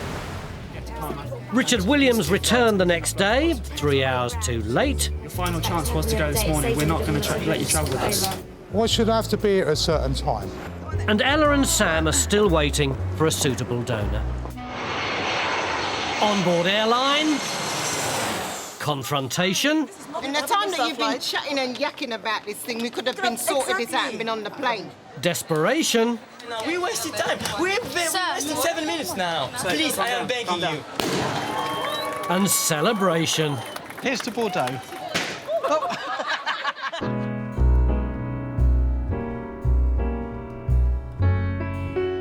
Come fly with me, let's fly away. If you can use some exotic booze, there's a bar in far Bombay. Come fly with me, let's fly away.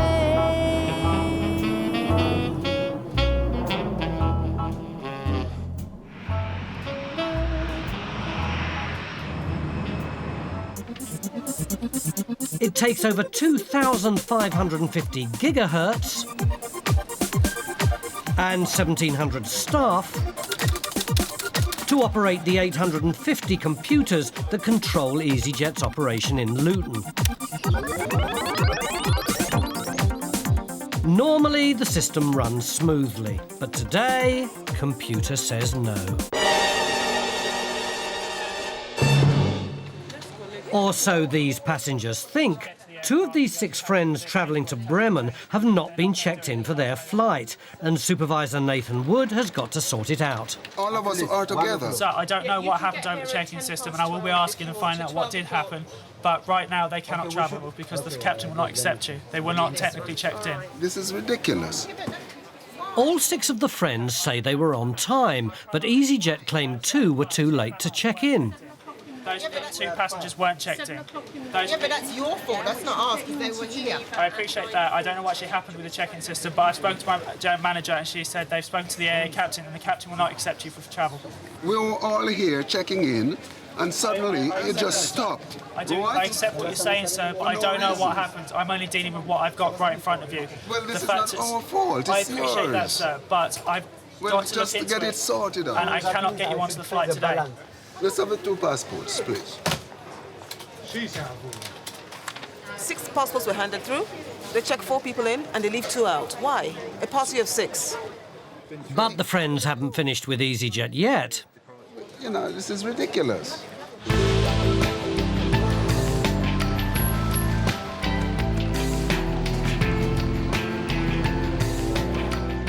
Xavier Schoenmakers is dropping his son Sam at Bristol for his holiday in La Rochelle, but they've been held up by a crash on the motorway. We can't take any more onto it now. It is far too late, I'm afraid. Look, it's very important. This is only a holiday. Can you please try to call? Please. They will tell me but no. Just tell me, just try. Can you try, please? And if they say no, that's fine. But can you try, please? I know they will tell me no. Well, because can you please try? Can you please try?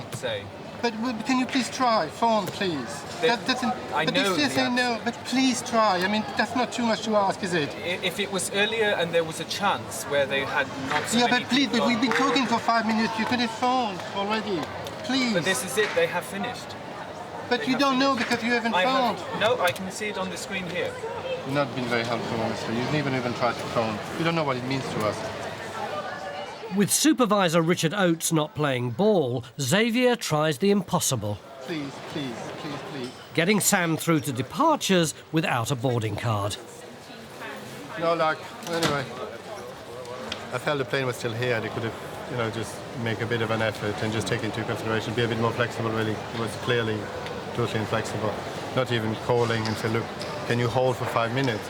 It can seem very frustrating because they can only see you as a face. They don't know the information I have. I know that obviously, should they have started boarding late or would they be any more likely to position to accept someone, then it may be worth ringing. But at that point, when everyone was on board the aircraft, there really is no point to ringing. We'll be all right, Louis. We'll get you there. So while Sam's holiday plans aren't adding up, operations manager Martin Keddy's being given a maths lesson in Luton. If 6 people are together, there's 6 passports, and you take the 6 passports, and when you reach 4, you stop. What sort of organisation is that? But she was trying to get you all on the flight. Yeah, Yeah? right, but she stopped too short. She managed to get 4 of you checked in. Yeah, and then the system automatically closes out, yeah? Well, once the flight's closed, it's closed. There's nothing we can do with that. People run computer don't run people, all right? So as far as you can override that computer because 6 people are together, but you didn't do that. Okay, we are here now. We're supposed to be in Germany tonight. What's going to happen? With 4 of the group still checked in for the Bremen flight, Martin's doing all he can to get the 2 stray passengers anywhere in Germany. We have a Dortmund going, it's closing in about 5 minutes. Dortmund, then put them on Dortmund. I don't know if there's any availability, I have to go and run and check. Have you got the passports there, please? The 2 people that aren't yet. Just give me 2 seconds. Excuse me, sir. No seats at all to Germany tonight, I'm afraid. The first one is it's tomorrow morning at 6:30 to Berlin, I think. Berlin's a full 240 miles away from Bremen. This is getting more ridiculous by the minute. But at the stage you were surprised you're checking on in. TV, you know, because you're all comedians and you're just not doing what you're supposed to do. Still open. In the time that you've been chatting and yakking about this thing, we could have been sorted this out and been on the plane. If you're going to go this evening, you should go to departures now, and I'll deal with the 2 people that are left behind, okay? With 4 passengers dispatched, all Martin's got to worry about now are brothers Fitzalbert and Linval MacDonald. Definitely won't be using jet, not ever. Not if my life depends on it. Do you want me to get you rebooked now for tomorrow morning, and then you can leave? Okay. You say you're going to book us. Book us and give us the details. Just bear with me just 2 seconds, okay? Looks like there might be a breakthrough. My colleagues just informed me that the Dortmund flight's closing now, but 9 people failed to turn up to actually get that flight. So if you want, I can put in the Dortmund now going in literally 31 minutes. Yeah, that gets you this evening, yeah? Luckily for Linval and Fitzalbert, supervisor says yes. At least now they're only going to be 140 miles from Bremen. How near that is to Bremen, I haven't got a clue. It's boarding at gate 11 to make your way through to departures. Luckily, we had 9 people who didn't turn up on the Dortmund flight, so managed to get them on the Dortmund flight. It's not nice to be shouted at, but I do understand why they shout at me. While Martin's recovering from his tongue lashing, in Bristol, Xavier's temper's cooled. He's realised his only option is to transfer his son onto the next flight to La Rochelle. You want to move that one across now? Get that done? Yep. Little boy's passport? Yeah. Sorry? It's 13. It's 13. 13, yeah. And he's travelling on his own? Yeah. You've got to be 14 to travel on your own? That doesn't. Oh my God. It's not. That doesn't appear when I booked the flights. There was no mention of that. It does create an additional problem, that, because he can't travel on his own until he's 14 anyway. The online booking form's got 3 separate boxes for adults, children and infants. The computer won't accept a child travelling on their own. Because you've got the title has come in as a Mr, which means you would have put the passenger in as an adult. You've told it that the person is over 14. He's not going to be able to travel on his own until, well, at the earliest, until his birthday. Okay. I'm just going to phone my friend now, and do that. Okay. Go on, Yep. come back. I don't know, I can't remember being asked his age, but nowhere on the website does it say clearly that a child on his own cannot, of 13 cannot travel on his own. So again, computer says no.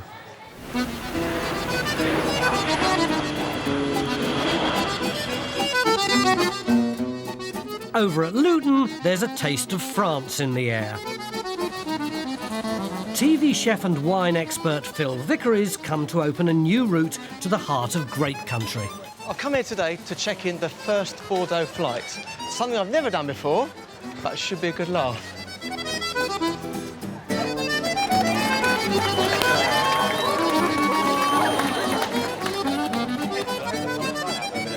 Phil's also here to escort competition winners Carol Bennett and Wendy Venner.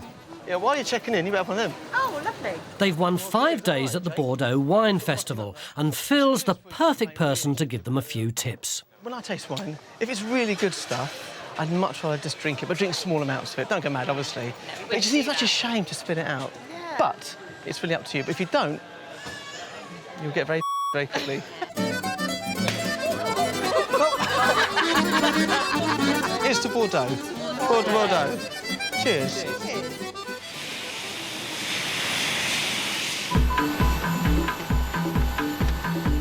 Sarah Young has come off shift.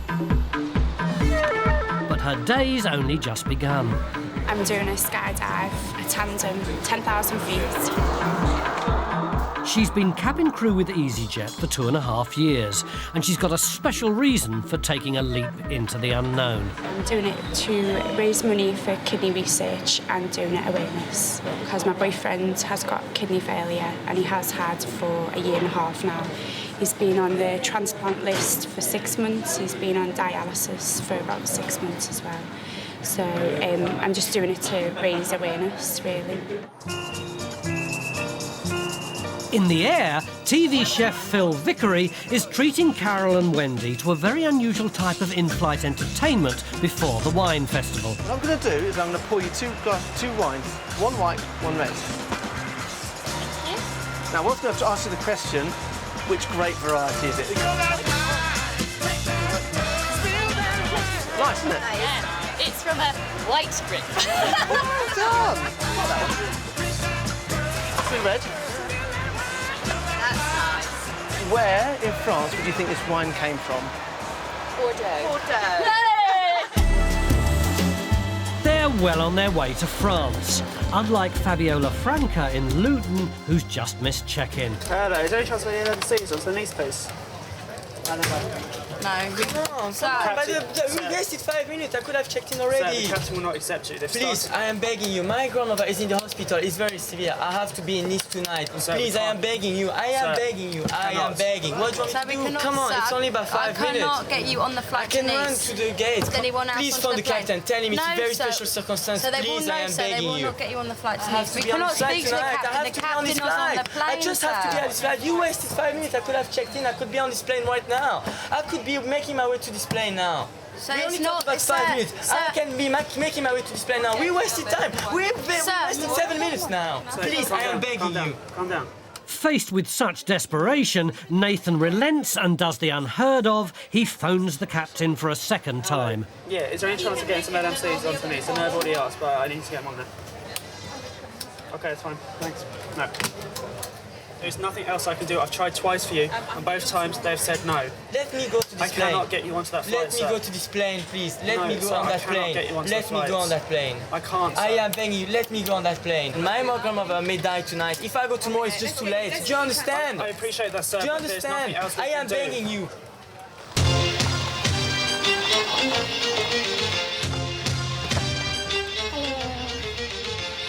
The time has come for Sarah to do her skydive. Boyfriend Matthew has come along to watch her jump in aid of kidney research. I don't know, it's made me ever so proud that, you know, she thinks that much of me to do it. And again, I think it's just going to be a great help to people in my situation with the money that she's raised. I think it's just amazing, really. Very proud. Oh, God. If Sarah can hold her nerve, she could raise thousands of pounds. I'm very, very nervous. I can't even imagine what it's going to be like at the minute. So, in one word. That was awful. I hope I land better than that. Is she getting up?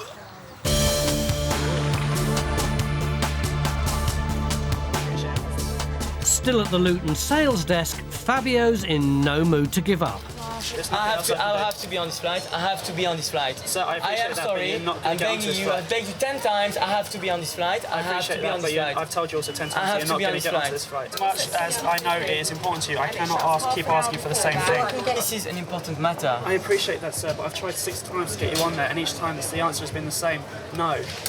But his persistence is paying off as Nathan explores every option. Yeah, hi. Have you got any people in front of you for Geneva? Okay, cool. Because I've got a gentleman who I desperately want to get on there if possible. Okay, bye-bye.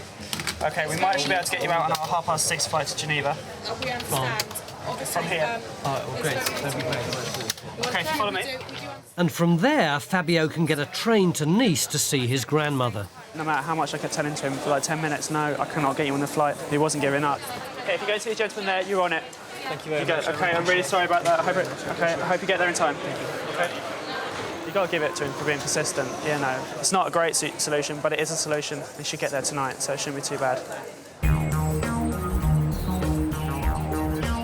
The mood's very different in Belfast, where a party of pink ladies has just rolled in.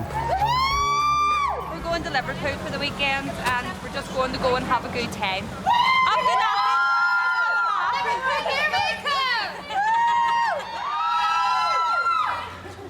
Chief bridesmaid Tara Givney has organised everything from the T-shirts to the plane tickets for bride Sinead Thompson, and they're planning a wild weekend. We're saying nothing to nobody about nothing at all.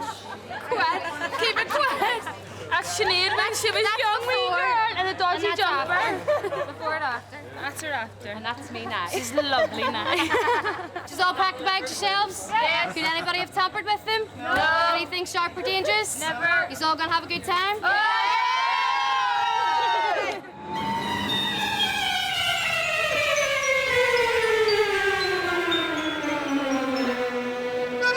While the hens are on their way to paint Liverpool red, in Bordeaux, Carol and Wendy are planning to mix red and white. We're going to go over there and have some wine tasting. And then we're gonna go to that one.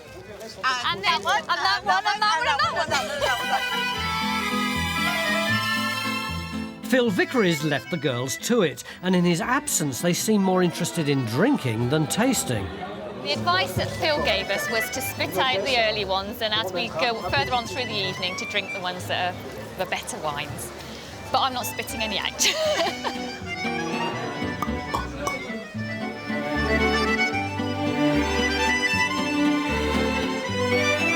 What do we think of it so far? We didn't know what we were asking for, which didn't help. And everything's in French. It's too difficult to understand.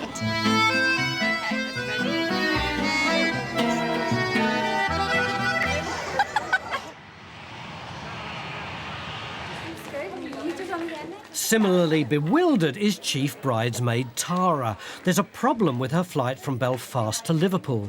It's a total dilemma here, total dilemma. Now, I have no identification to get through the gates. She's booked her ticket in her married name, but her passport's in her maiden name. Somehow she's got a boarding card, but she's got to get through another strict security check to get on the plane. I organised all this and I'm going to be the one to get left behind, so worst case scenario, I'm going to be crying. So, fingers crossed, please. Thank you for waiting. Passengers in boarding group A only for flight easyJet 614 to Liverpool. Please board now through departure gate number 14. So far, so good.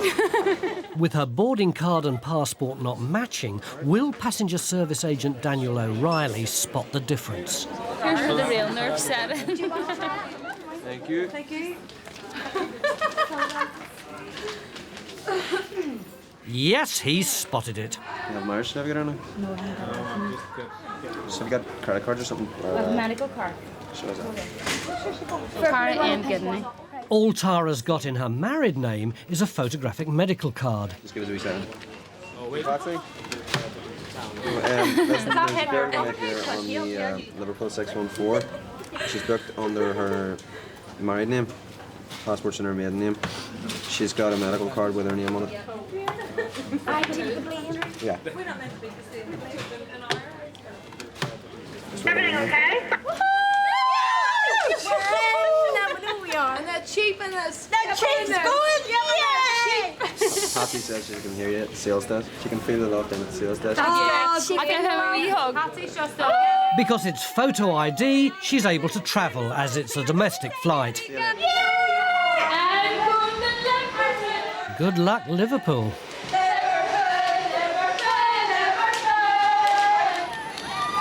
Basically, we had something in the end that said she was who she said she was, so it was getting close. I mean, we got them done, so they're way off to have a good time anyway in Liverpool by the looks of things. And I got a nice hug and a kiss afterwards, so that's always a bonus. Okay, there's been a change of plan. Sarah Young's on the next lift. Less ecstatic with the thought of flying is Sarah. She's about to tandem skydive from 12,000 feet.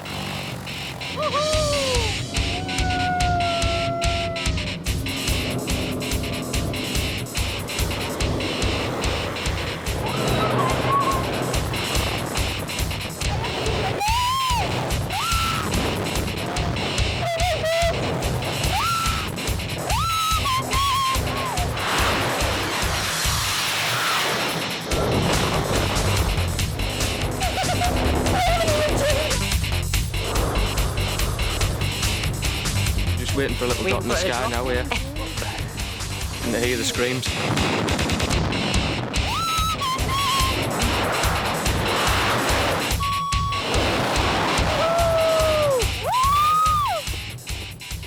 Oh my god, this is absolutely amazing.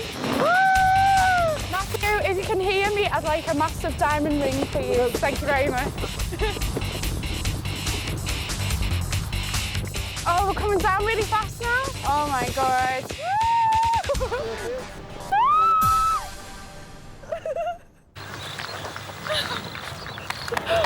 Oh my god. Oh, thank you so much. Thank you. I'm looking after me. Oh, my heart's pounding. Oh, that's amazing.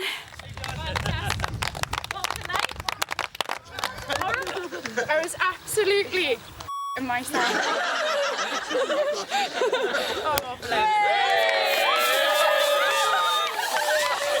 Cheers. Thank you.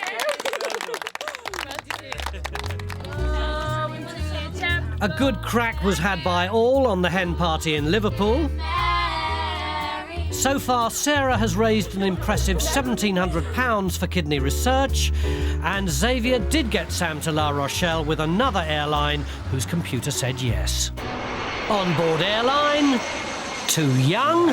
What you're saying is don't send your grandchildren with easyJet. We don't want to know them. Too strange. What about Airline? And just too late. We're supposed to be going to the Moulin Rouge on Saturday.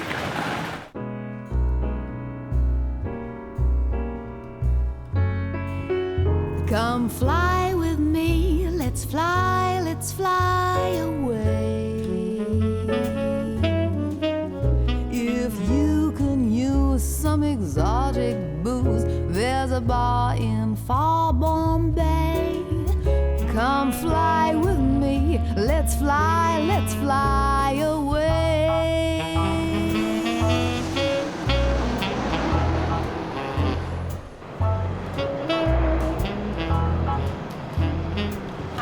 I've been everywhere. Yeah. I'm trying to get to Malaga. Do you have a ticket? Have you bought a ticket? I've been over there, checked in.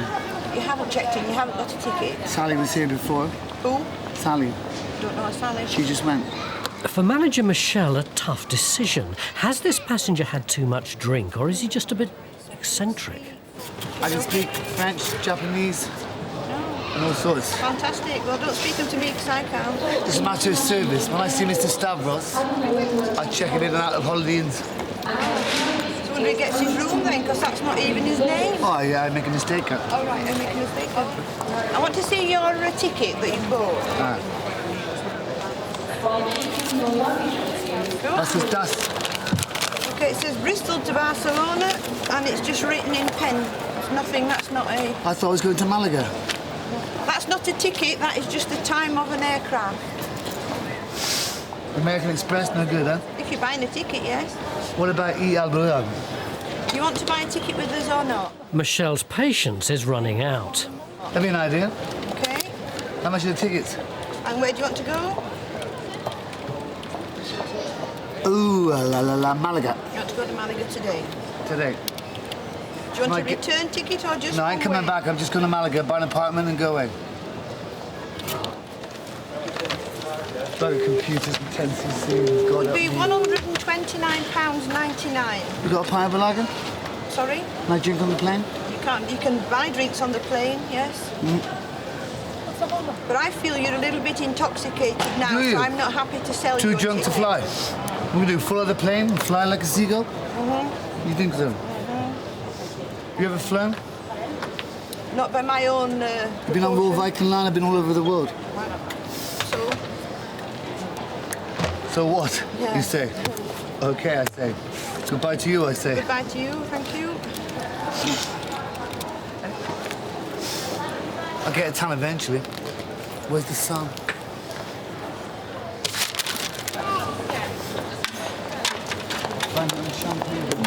I'll not be driving home tonight because the fumes from here, okay? Another one. Silly offender. From fumes to fuming. This place is 2 minutes late for for a check-in, wouldn't let us on the plane. The day's not getting any better for Michelle. I can't be. Nick Spray and Rachel Foy have just missed the Amsterdam check-in. We were 1 minute 30 seconds for the flight, they won't let us on. So, idiots. And they also told, we rung up and they also said we have 5 minutes leeway and they're not let us on. So, we're going to kick the shit out of someone. Ladies, but all day try to get up here. Of course, there's no signs and all the roads are shit anyway. And finally get up here a minute half late and it's all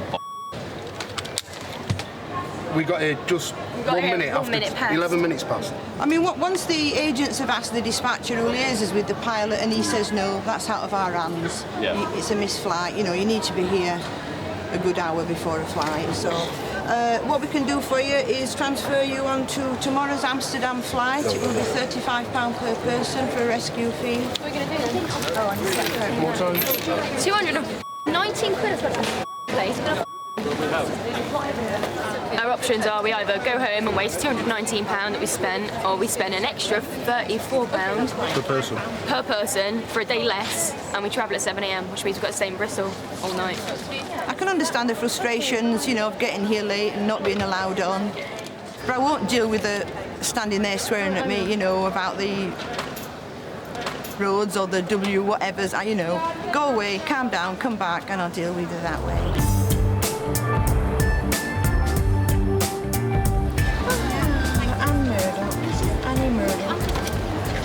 Hello again. I've calmed down a bit now. I apologise for swearing at you. Having had time to think about their actions, Nick and Rachel have returned to the sales desk to change their flight. Where have we gone now? down there. But Dad Stephen has been doing some research. Good or bad? Really? Would they have let us on? They've tried, yeah. They'd let you go through to the gate. My dad just talked to British Airways and they said they would have let us go through the gate if we were late. So, it just shows. They don't let people on if they're late. Well, they just let someone board. It was 20 minutes late, apparently. It could be a different situation altogether. The aircraft could have had a slot that's staying here. There's many, many factors. I mean, do you want to go tomorrow or do you want to keep up with the aggravation? I'm just saying, we've just been over to speak to Airways. I'm not aggravating this at all. I'm just saying, different British Airways, different set of people with different things. We're just saying. It doesn't affect you at all, does it? So your attitude does. I've not got an attitude. Yeah. We're not being nasty. No, I mean, you know, it's just the comments. British Airways would have let us on so. There's all different circumstances. In your circumstances, where you were late for the flight, you didn't get on it. Why 60 seconds? You know, you suggested to check in 2 hours before the flight, not doing it on the deadline. But yeah, you're getting there tomorrow, so it's not really. Well. Even friend Nick has heard enough. If we delay an aircraft to wait for passengers, it delays the next aircraft, and then we get told easyJet are never on time, so we haven't got the time to stand around waiting for passengers. If you're late, we won't wait. But still waiting just outside. Sound as a pound. Stone as a free.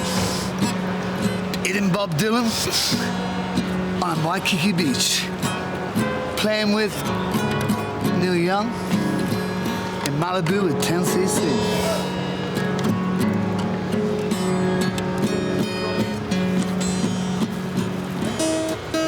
I'd like to say thank you very much to the group and ourselves, and I hope we pass the audition.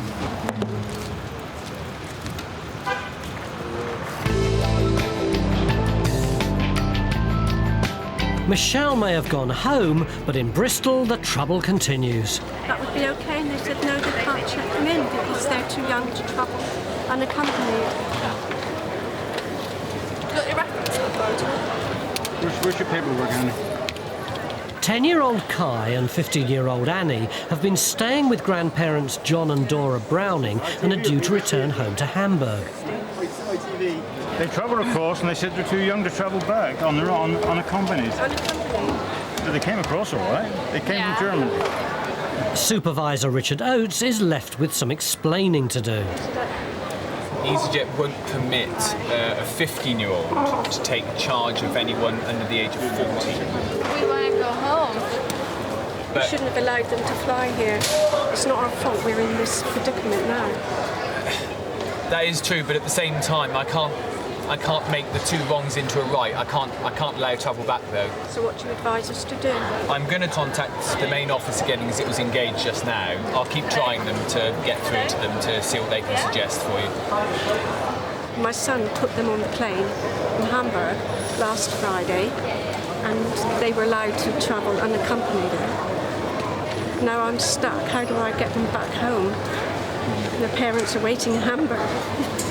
And with Annie's 16th birthday 5 months away, it could be a long wait.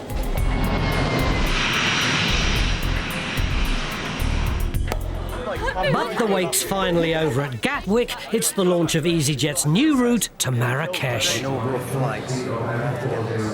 For passengers Steve Milne and Catherine Starbuck, the date and destination are particularly significant. It's my birthday today, and saw the announcement a couple of months ago of easyJet. First flight to Marrakesh, July the 4th, and it was one of those spooky, I've wanted to go to Marrakesh for 20 years. That's the sign, got to be on that plane. But a birthday and fate aren't the only reasons for their journey. We're going to search for a particular location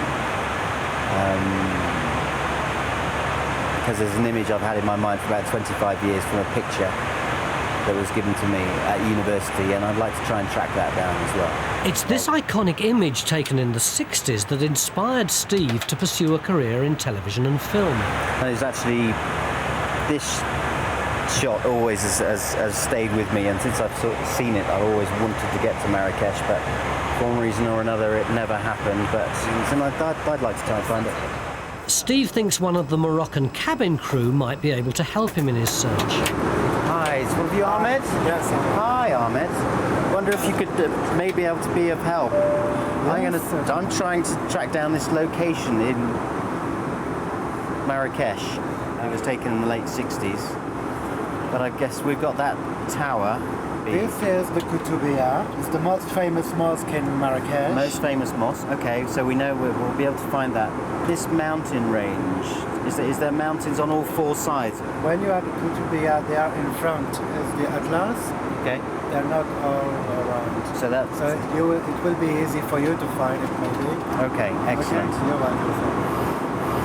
Obviously, it's been a lot has changed in 45, 50 years, but we'll find it.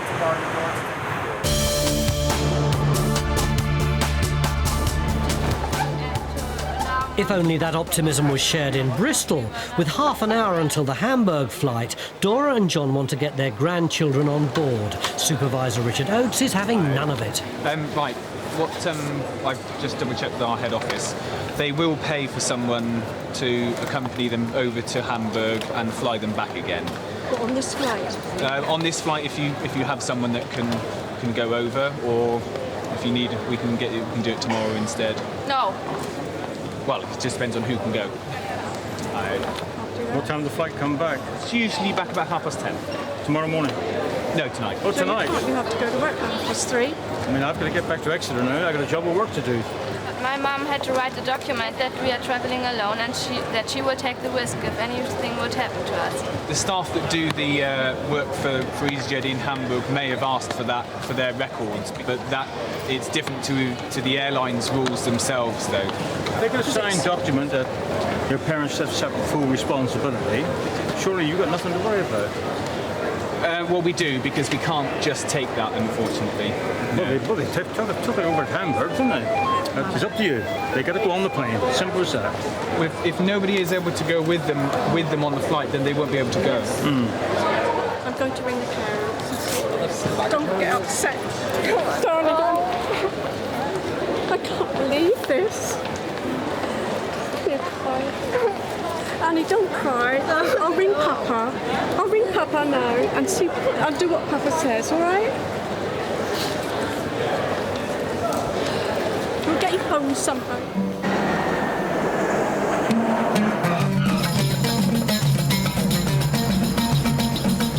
More than 1,000 miles from home in the heart of Marrakesh, Steve's search has just begun. That is Koutoubia. There's no mistaking that. So we found building number 1, mission established. But the Medina's a maze with its winding streets and crammed souk, so it's not long before he needs help. It's about 40 years ago, but we were thinking these two low buildings. Does he recognise one of those two? That's the Badia Palace. This building is different to this one here. And the best way to get there? Horse and cart or car? Car. Well, we can go by horse and cart. Confident they know where the location is, they head off onto the streets of Marrakesh.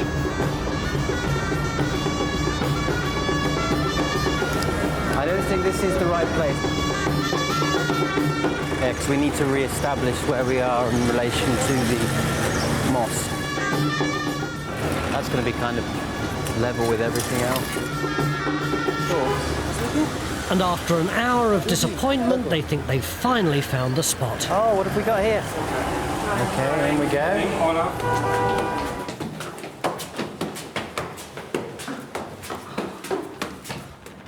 You see, I mean, the Kutubi is in the same angle as we see it now. Yeah, so we're directly on So this wall. Having found one landmark, it looks like Steve's a step closer to his location, but there's still one small thing missing.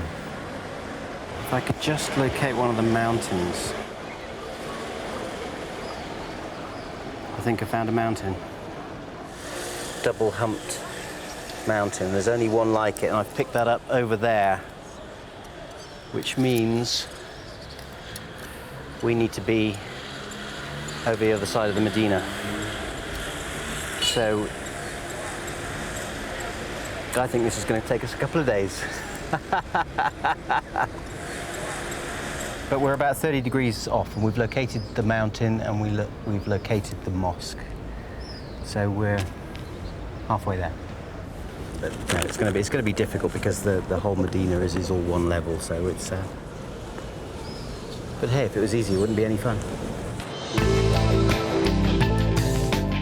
Meanwhile, it's definitely no fun in Bristol. You're a bit stupid, aren't you? Why didn't you say to them, we'll let you go one way, but we won't let you back? They shouldn't have come over. The I agent agree with does, that, yeah. but I didn't let them come over, you did. Granny Dora's finally had enough. Will you come up and explain to my children? He can't get home to his mother or his father or his own country. Thanks to you, thanks to that girl over there who said, sorry, you're not allowed. Have you got a stewardess on the plane? Yeah, but nobody's legally allowed to take responsibility. Since when? Well, some airlines are allowed to do it. What you're saying is don't send your grandchildren with easyJet. We don't want to know them. No, I don't take pleasure in it at all. And I do hope you understand that at the very least. It's not my personal pleasure. Well, all this could be overlooked. True. Yeah. Well, the point is, if I go over to that desk there and put them in and say she's 16, will you stay there? They've no... Well, shall I give it a try? No. Well, I think it's bloody ridiculous. Anyway. With the flight about to leave, it's time to consult Dad in Hamburg. Flight tonight, is there still a seat on the plane? For me? Dora's going to go with you. Come on, we come back tonight. Come on. They're paying.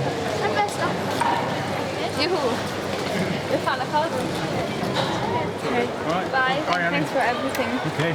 Okay. Okay. Bye-bye. Steve Kiln's mystery location no longer exists, and this man will be playing at an airport near you soon. On board Airline, facing frustration. Flights full up. They've cocked up the booking. What? Facing your fears. They're like dogs, they smell fear. Oh, fantastic. I'm doomed. And a face only a mother could love. easyJet, bloody marvellous.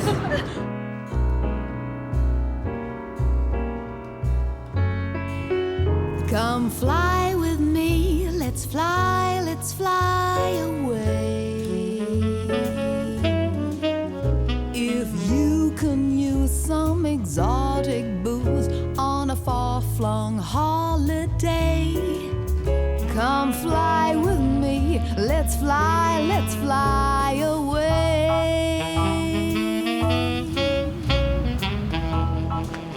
The summer holidays. You've booked your flight, your passport's in order, and you're on time. What could possibly go wrong? The Bratislava's oversold by about 14 people. What would it be in summer? People are going away on holiday with their kids. The likelihood is that they're probably going to turn up. They told me to come to number 60 for Bratislava. Yes. The flights full up. They've cocked out the booking. Supervisor Jake Hilsden's worst fears have been realised, but there might be a solution. Our Budapest flight is at 4:40 this evening. Gets you into Budapest at 8:10, and then we'll organise a coach from Budapest to Bratislava for you. It may be in a different country and 112 miles away, but with £170 compensation, it looks like everyone's happy. Or are they? My husband can't go to Budapest because he needs visa to Budapest. Bita and Afshin Mohammedian are on their way home to visit family with their 3 children. But I can't go to Hungary because I need a visa for Hungary, but I double check with the embassy and I don't need a visa for Slovakia, so that's the blue target. You have a confirmation, you have a reference number, you have everything. You bought the ticket 1 week ago, and suddenly when you come here, they say like that. And we haven't been late, we've been right on time. So this is too much for us. This gentleman has a travel document which I don't think allows him to go to Hungary. He can go to Slovakia, but I think he needs a visa to get to Hungary. For 4-year-old Daniel, it's all too much. It's very sad because I wanted to. My children, they're going to see my father, their grandfather, first time. All of them, they're waiting for us, and my son, he wants to see his grandparents. It's very sad now. We can't go. Unless they get a yes from the Hungarian embassy, they won't be going anywhere. Yeah, she'll love it. I think that's what she wants. There's a rumour circulating Bristol Airport. Well, this is what I heard yesterday, and she'd want to kill me for saying this. But Sarah Borland, she's got auditions for X Factor, and she's really excited about it. But is it true? Saeed has told us a secret about you. Kill him. I'm gonna kill you. What? Have you asked to sing on telly? I'm gonna kill him. I'm gonna kill you. So, have you all got a card? Yeah, Steve's got his card and we've all got to sign it. With the truth out, her friends drum up some support. Okay, go girl. But it doesn't stop there. Dominique and Candice have got another surprise in store. Well, we're going to do her makeup and we're going to do her hair. So I want her to look really nice. And hopefully they like her. Well, I do people's makeup. I kind of project my own makeup onto there, so God help her. Hi. You look really scared, Sarah. It's a card, so wish you good luck. I wasn't really nervous until just now. And it suddenly hit me. I could sing in front of people, and fingers crossed it all goes well. While Sarah's nerves are getting the better of her, Afshin Mohammedian and his family are anxiously waiting for an answer from the Hungarian embassy. Hi, we haven't, no, I'm afraid. We spoke to Budapest. Unfortunately, you need a visa to travel. Because you're transiting as well, they needed to require a transit visa. So we can't get you to Budapest. I'm going to have a look at the availability to see when I can get you to Bratislava. Okay. Just bear with me, I'll give you that back and I'll have a look at the flights for you, all right? And things are about to get a whole lot worse. Okay. The next available seat I have is not until the 26th of July. 26th of July? Yeah. That's 8 days away. Every single Bratislava from today until the 26th is completely fully booked. How come every day is coming aeroplane to Bratislava? Yeah, they're all completely full up. Yeah, but we have the right to go there. We already have ticket. You understand me? Yeah, I can understand where you're coming from, but I don't have a seat to give away. Okay, we want to go today. How come we can't go today? We have tickets to go today, and we can't go. Not for our mistake, for your mistake. No, I can totally understand where you're coming from. That means I think it's fair if we can go at least tomorrow, not to wait until another, Bear if it's with me. possible, please, because it's not fair to my children. Let me speak to my manager, And it's okay? not. Oh, thank you. I feel very bad because my son, he already cried and he want to see his grandmother, grandfather, his cousin, you know, and it's not fair to my children, you know.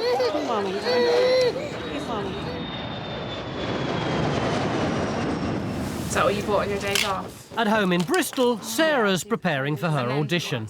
It's out with the orange and in with the new.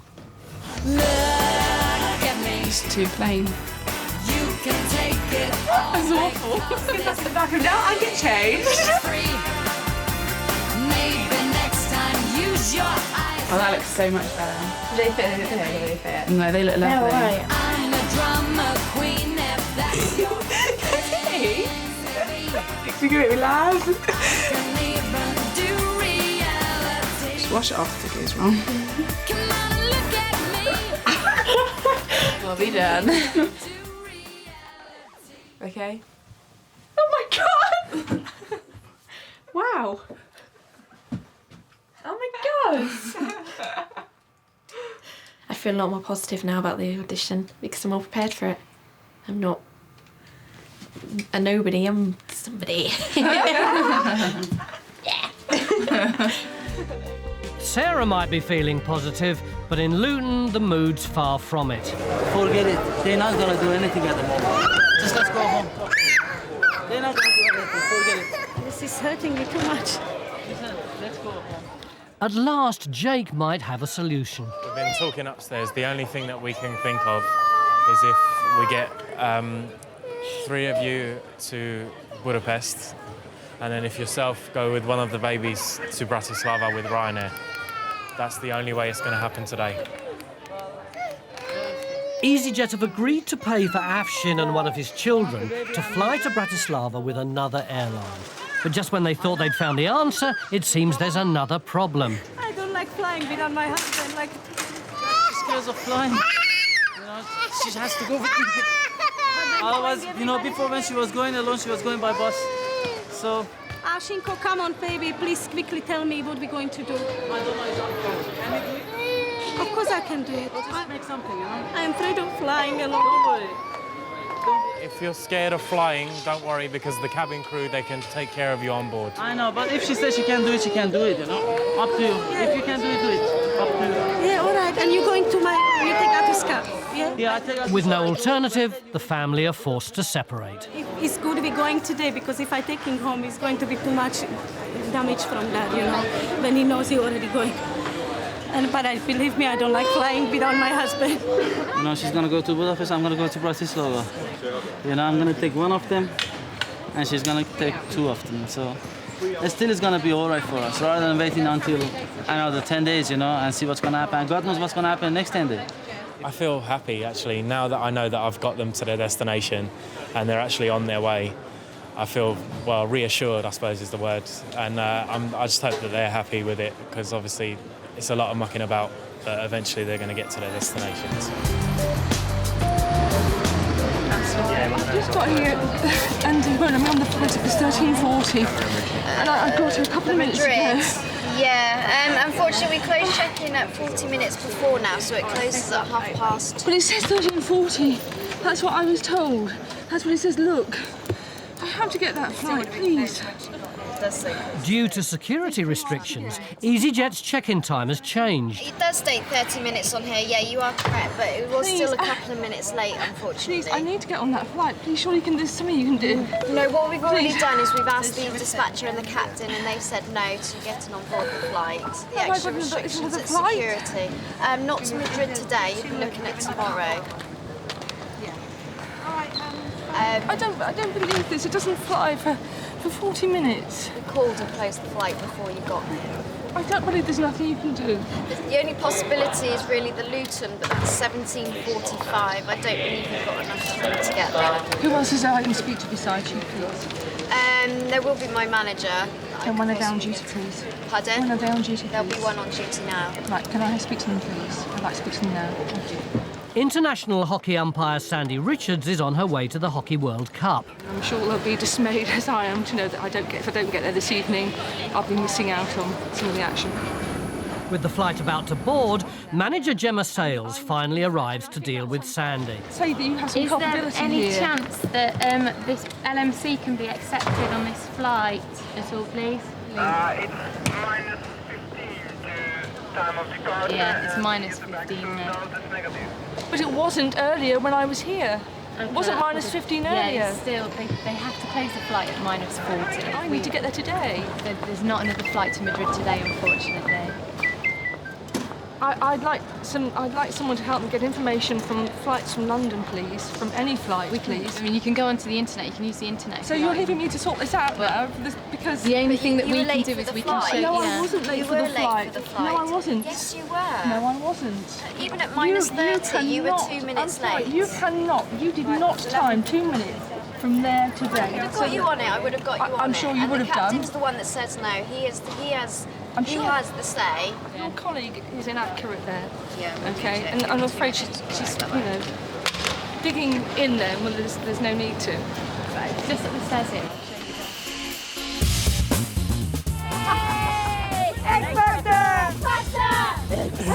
At the Marriott Hotel in Bristol, thousands of hopefuls are queuing for the chance to become the next X Factor winner. I can't believe the size of the queue, it's just huge. I'm just thinking, I'm going to start shaking in a minute. I'm just like, what are we doing? While Sarah lacks confidence, others are full of it. I feel reach into your soul. How's that? Who is it, Sarah? Ben Shepherd. It kind of brings it to reality, the final hurdle, I guess, before, well, peak. Come on, be a man about it.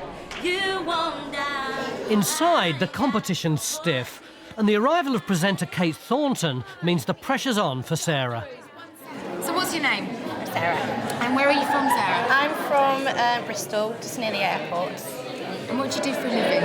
I work at the airport, typical. Do you? Yeah, I work in check-in for easyJet.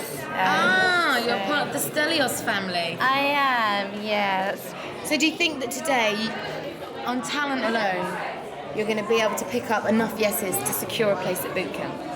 Fingers crossed. I don't want to say anything, just in case I jinx it or anything. Good luck. And don't let your nerves get the better of you. No, I've got to be confident, because at some points I'm really up there, and other times I'm just They're not like confident. dogs, they smell fear. Oh, fantastic. I'm doomed. That's amazing. I mean, I watch her on TV and everything. I think she's absolutely incredible presenter. And then, yeah, there she is. Talking to me like I'm just another celeb, of course. While wannabe Sarah waits for her audition, easyJet icon Bob Brain starts another busy shift. It's a long day, going down to Geneva, back up to Bristol and then down to Palma. Having worked for easyJet for 9 years, Bob's flown over 5 million miles and looked after more than 12 million passengers. We're going to have a great time today, I can feel it. And we've got a good crew with me. We're going to have a good day, aren't we, Kelly? Yeah. While some can afford to relax, there's no such luxury for Bob. Oh, tip too, I can't be that.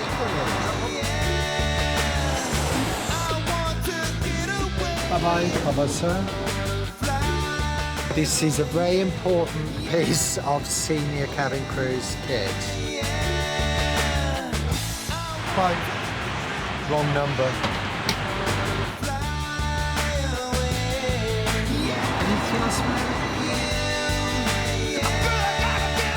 With a cordon bleu cooking on it. This is what flying's all about. It's rushing around 24/7, looking after the passengers, keeping them happy, and then if there's time, we get to it ourselves.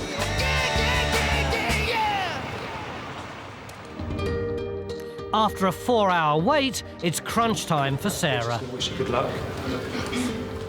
Judges are ready for you. Good luck. Thank you.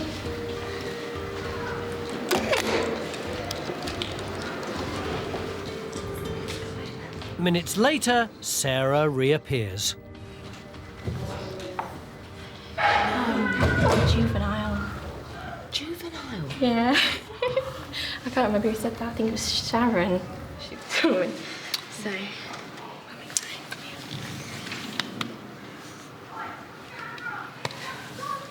Listen, their loss. Yeah. easyJet's gain. Yeah. They get to keep you. Stuck in the orange. I'm gonna be positive. Look at it in a positive way. I got through to the judges. Okay, they said no, but hey, that's one step back. I'll just go for another.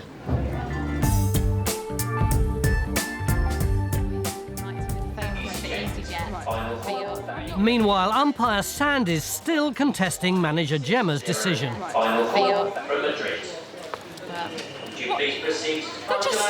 They're just calling people.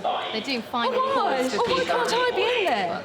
Because these Why? people had already been checked in. They're now late to the game. You're going round in a big circle. No, circle. we are going round in circles. Yeah, we are going round in circles So because you're not prepared. Your easyJet, whoever it is, are just not prepared to make any concession there.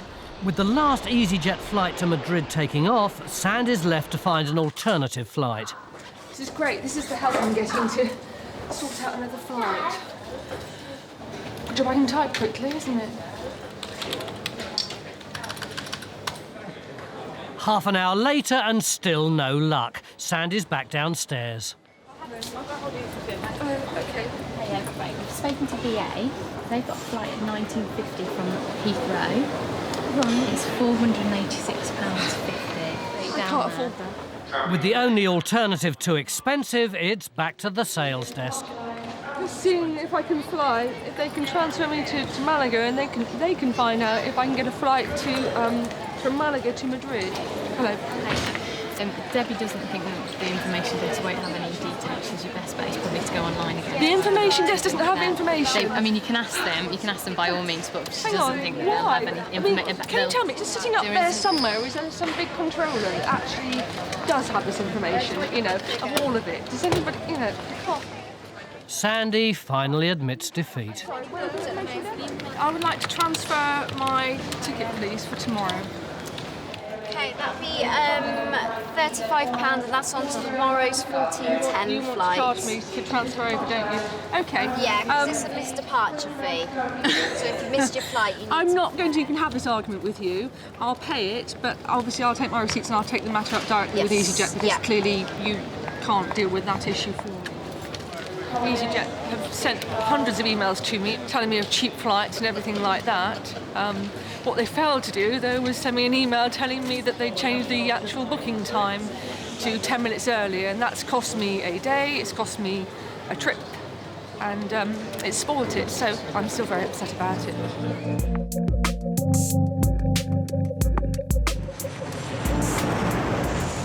Ten hours into his day, Bob finally lands in Palma, and the end is in sight. It's 5 to 10, we're way behind schedule, and but the last one will be quite quiet, I think, because they're late, and it's getting late. So I would imagine they'll get on, quick drink, put the lights down, they'll sleep. But then again... Smile at me, please. Whoa! easyJet, bloody marvellous. Hey, do you know you remind me of? You're not related to that Mo, are you? The awful driver from Wales. You know the one I mean? Hey, Matt, which one of seen my driving licence about it for 15 and a half years? Yeah, Maggie. If you take them teeth out, don't put them in the seat back. You put them in that glass then. Get your teeth out for the boys! Get your teeth out for the boys!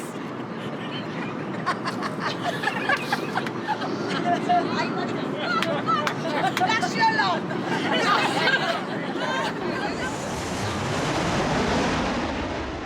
At last, Bob's touched down in Bristol, but there's still one thing left to do.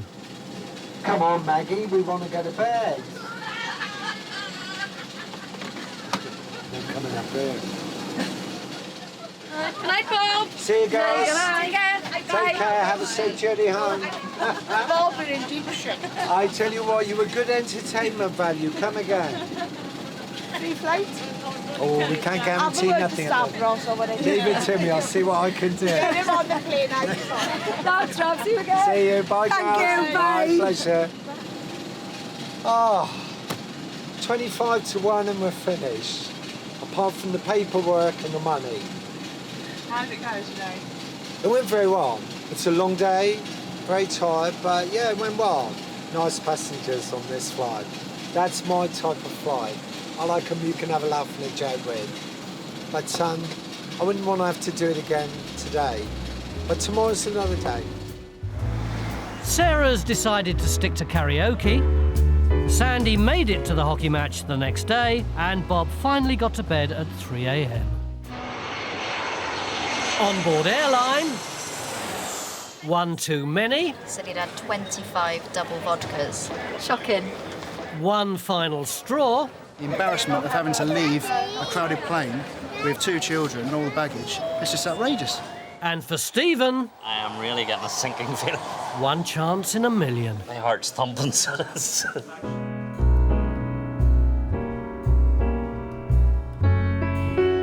Come fly with me, let's fly away. If you can use some exotic booze, there's a bar in far Bombay. Come fly with me, let's fly away.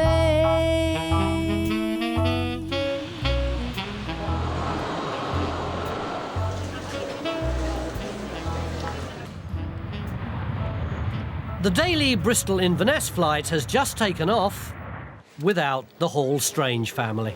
It's not good, is it, tomorrow? We'll never get there in time. No, shush.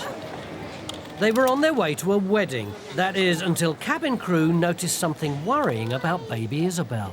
My daughter had chickenpox a number of weeks ago. It's way past the contagious stage, but the captain wasn't happy to take us on the flight because of risk of infection to other people on the flight. The embarrassment of having to leave a crowded plane with 2 children, 2 young children, and all the baggage, it's just, you can see the state my wife's in, she's very upset. It's just outrageous. Supervisor Debbie Hopkins may have a remedy, providing they get a doctor's certificate. The option would be Edinburgh or Glasgow. There's an Edinburgh at 16.25 or an Edinburgh at 19.35. How would we get a doctor's certificate before then? Is there a doctor at the airport? Is that what the lady said upstairs to get hold of a doctor's certificate, yeah? Well, that's what they said we needed. Because that's why they threw us off that plane, because we haven't got a doctor's certificate. One small problem, there's no doctor in the airport. It never occurred to me that she needed a doctor's certificate, because I've been to the doctors recently because she's got a chest cough, and he prescribed some nasal drops which he wouldn't prescribe her had she still been contagious with chickenpox.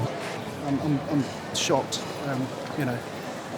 and disappointed, to be honest with you. My suggestion is I could ring to see if the captain is in the crew room and actually talk to him over the phone and see if he's willing to accept that. He's trying to get hold of the captain of that flight for him to make a personal decision once more. Now, these are people that have no medical experience. If they were that concerned about it, why isn't there an in-house doctor? Just come on, make an assessment, and then everyone's happy. So what's to stop us the same thing happening again? This is barking.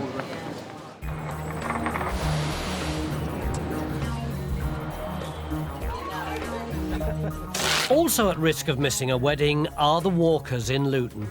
My daughter's had her passport stolen. We came through security checks, where you take your shoes off and all that. Corinne took her shoes off and she went through. Her bag went through the X-ray machine. And she bent down to put her shoes back on, and she put her passport down because she had it in her hand with a boarding card. And when she stood up again, it had gone. What annoys me is because the passport wasn't lost, it was taken. Yeah, it was someone stolen, actually picked it up. That's right, yeah. So it wasn't like we lost it, we didn't lose it, someone took it. easyJet's Nadine Keane hopes security can help. Have you had any passports handed in recently? Today? Okay. All right, thank you, bye. The purpose of this visit is for a wedding on Saturday in Cagliari. I don't know what's going to happen now, to be honest. All they can do is take a gamble. Are you going down? Are you going to be going to get a new passport today? We need to have a birth certificate, and that's in Bristol right now. So we're going to have to go down there to get it, and then probably pop over to Newport and pick it up there, try and get it processed there. Is there any point in going? Tomorrow. That's what. Well, I don't think I'll be able to get it in time. They either risk losing money by rebooking the flight or cancel their holiday. It won't make any difference, does it? Because if whatever happens, we're going to lose. Yeah. No, let's just book it for Saturday. All right. I can't be bothered to think about anything else right now. Okay. If we say no, we lose all our money, do we?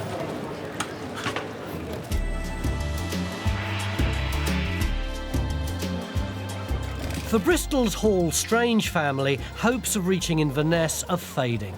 Well, we're stuck again. Well, we're stuck. I don't really know. We'll go home, I suppose. And there'll be one short in the Guard of Honour.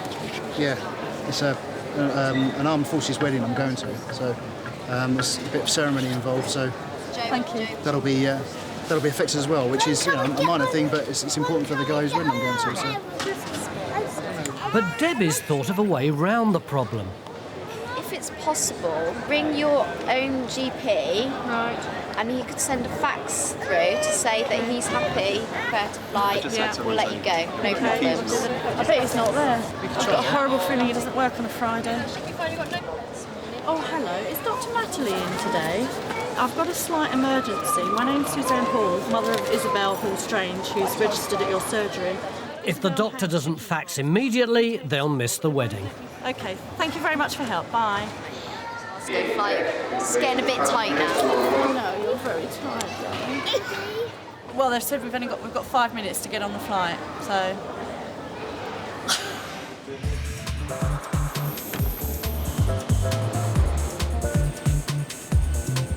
The Walkers had planned on celebrating a wedding in Cagliari.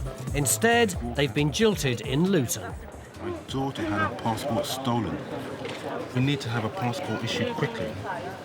How can we do that? What's the quickest way of doing that? But the passport office can't help. Because it's a stolen passport, i.e. we don't have a passport to hand in with the application, the best they can do, the fastest service, is a 7-day one. So it wouldn't be any good to us anyway. We don't have any luck with passport, none at all. No, it's been a bit of a hassle this year. Let's get our passports replaced because water leaked when you could take water on the plane.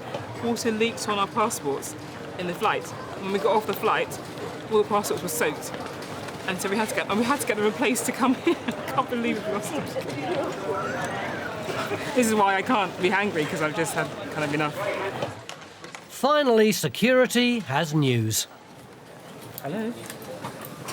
Where was it? I understand that someone found the passport. So somebody had it all this time? I'm so stupid. Yeah. What's the situation? Somebody's been walking around with that in their bag until now. Oh. You'd think that somebody would look in their bag and see that they had 2 passports in there, wouldn't you? No. Hopefully it'll be the passport that we're looking for. How many times have you been this year? What did they see on the plane? Maybe we can rebook. If we can do that, then we can go to the wedding, which would be great. Until they actually give it to me, I don't believe them. Yeah. With their track record, they don't hold out much hope. Oh, my lamb could actually do it with a big name on the back there. Oh, your mama. Okay? Thanks. Yeah. It's good because now we can go on a holiday tomorrow rather than, well, probably not because it takes ages to get a passport. Yay! With 2 minutes until the flight closes, it's not looking good for the Hall Strange family. They're saying they haven't got it yet. Yeah.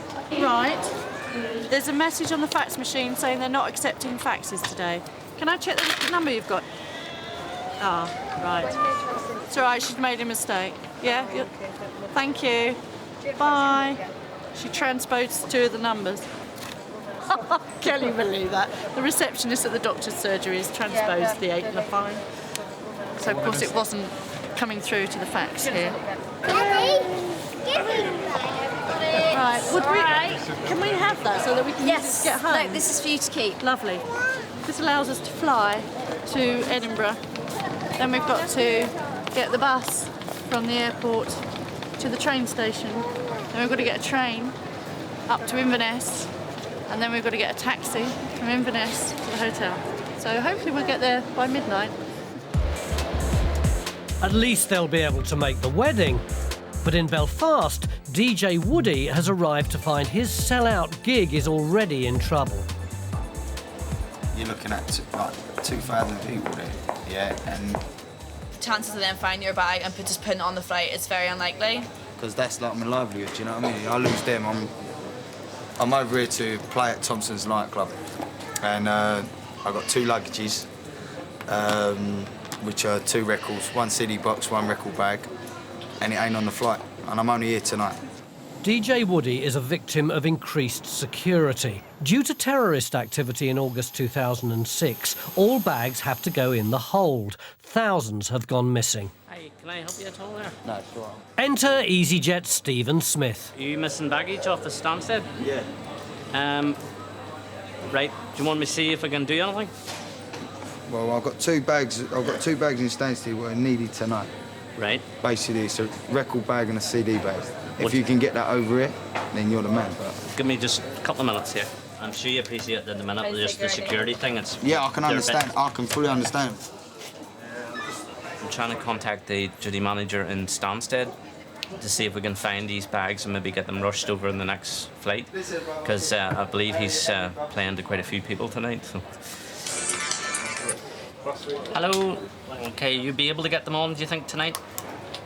I'm just upset about it because there's going to be a lot of people tonight upset, spent a lot of money, the club's got a full house, you know, they're going to lose a lot of money tonight. Great. Okay, that's great. Thank you very much. Bye-bye. Thank you. Right. Can't guarantee anything, but I will know within the next sort of 20 minutes if they've got them on the flight. Okay? You know in 20 minutes? Yeah.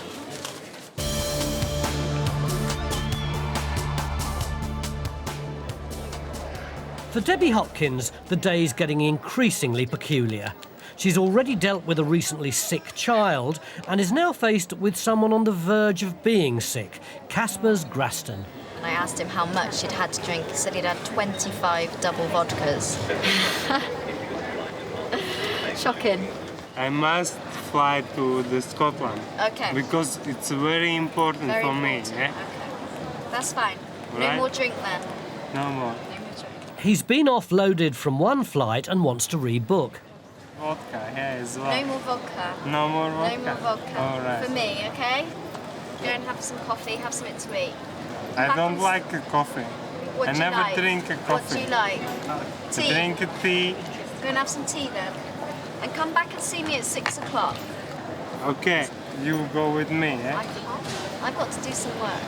And Go I on the kiss flight. you. No. No? Not on work. No, no. No? All right, no.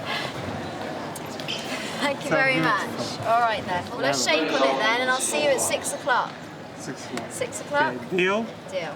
Deal. All right? Deal. All right. Okay. Me, I go eat some burger and then I come back fresh and then I get this flight. To make sure he stays in line, Debbie calls for backup.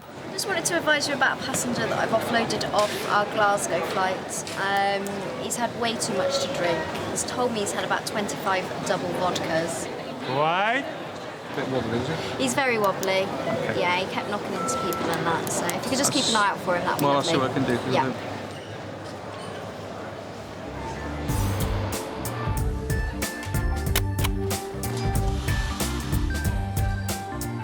In Belfast, Stephen's search for the missing bags isn't entirely selfless. If they come through, I'm heading up to the nightclub tonight because I'll hopefully get free drink for the rest of the night. I want him to come. I'm going to tell him to come. He has to come because I'm going to make sure he gets up on the... I'm going to get him up on the decks with me and just say to everyone, look, this is Stephen, he's the man who made it happen. You what's the response on that one? It's going to be proper. DJ Woody's off to the club, leaving Stephen to try and find his bags. Hello, Kitty. Right. Oh, you are an absolute star. Thank you so much. Bye-bye. Happy days. That was Stansted, duty manager over there. She's just delivered the bags to the Stansted flight herself.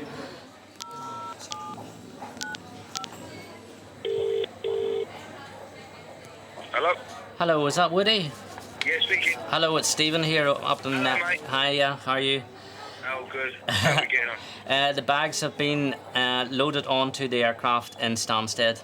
Oh, you the man. You the man. So you out tonight then or what? Oh, I think I might come up for a beer here. Listen, come up there, have a drink and all that.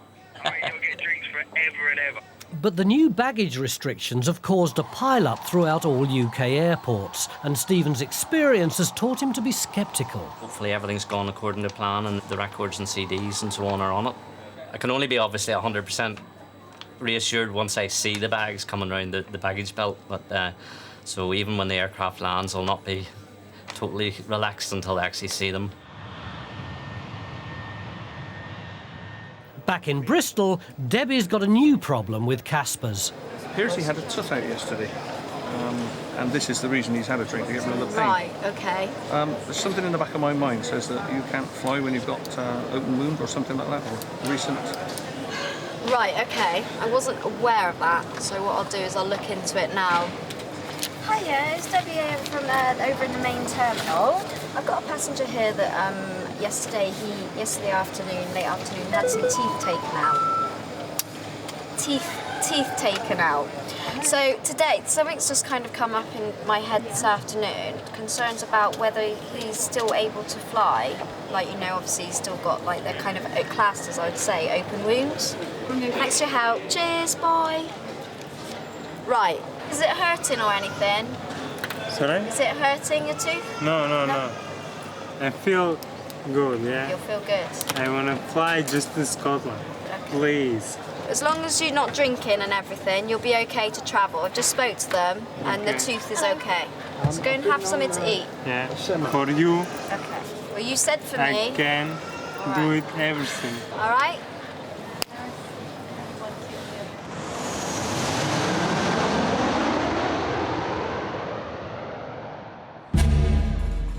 It's crunch time in Belfast.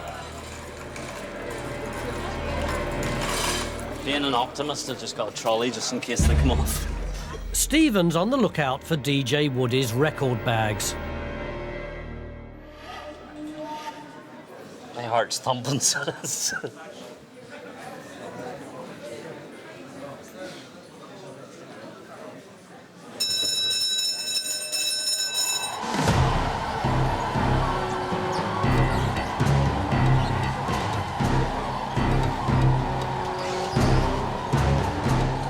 Realise I'm not 100% sure what they're going to look like.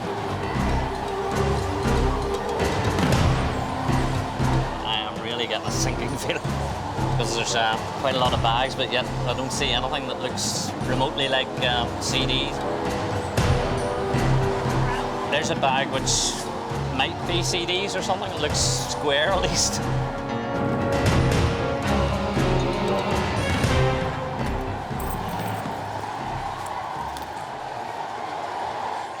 Yes, it's them. Oh, that was nerve-wracking. Cheers. Okay, that's the records and CDs away, so I'm finished my shift now and I'm going to get changed and dressed on the way up to the club.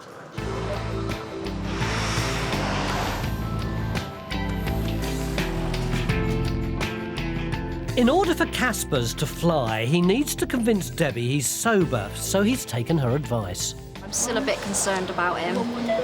I can't believe he's actually still standing after what he said that he's drunk. It's just an unbelievable amount. You've just eaten something, haven't you? Right, I'm going to allow you to go and check in for the flight. Okay, the flight is running about half an hour late. But when you go into departures, you're not allowed any more drinks still.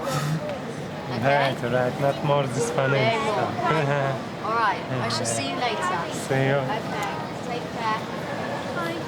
When I first collected him from the gate earlier today, from what he told me he'd drunk and his behaviour then, I didn't think he was even going to fly at all. I'm glad if he gets onto the flight because I know he was keen to get up there. At a Belfast nightclub, 2,000 people are desperate for the headline act. Outside, DJ Woody's reputation is on the line. He's still waiting for his records. But just in time... Oh, thank God. Thanks to Stephen, the party's back on track. Wicked. I want everybody in the place here. This guy here is called Stephen, right? He's the main guy for easyJet. He made it happen tonight with my record tonight. I want everybody in the place to make some noise. Make some noise!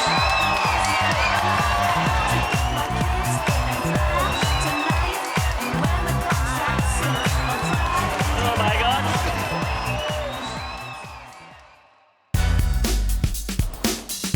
It's been another record-breaking year for easyJet.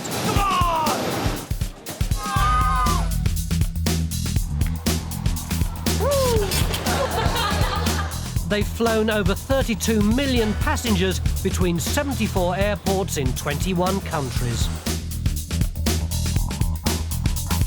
Beats Liverpool, doesn't it? Does beat Liverpool, yeah. With nearly 50 new routes, Here's to Bordeaux. the journey hasn't always run smoothly.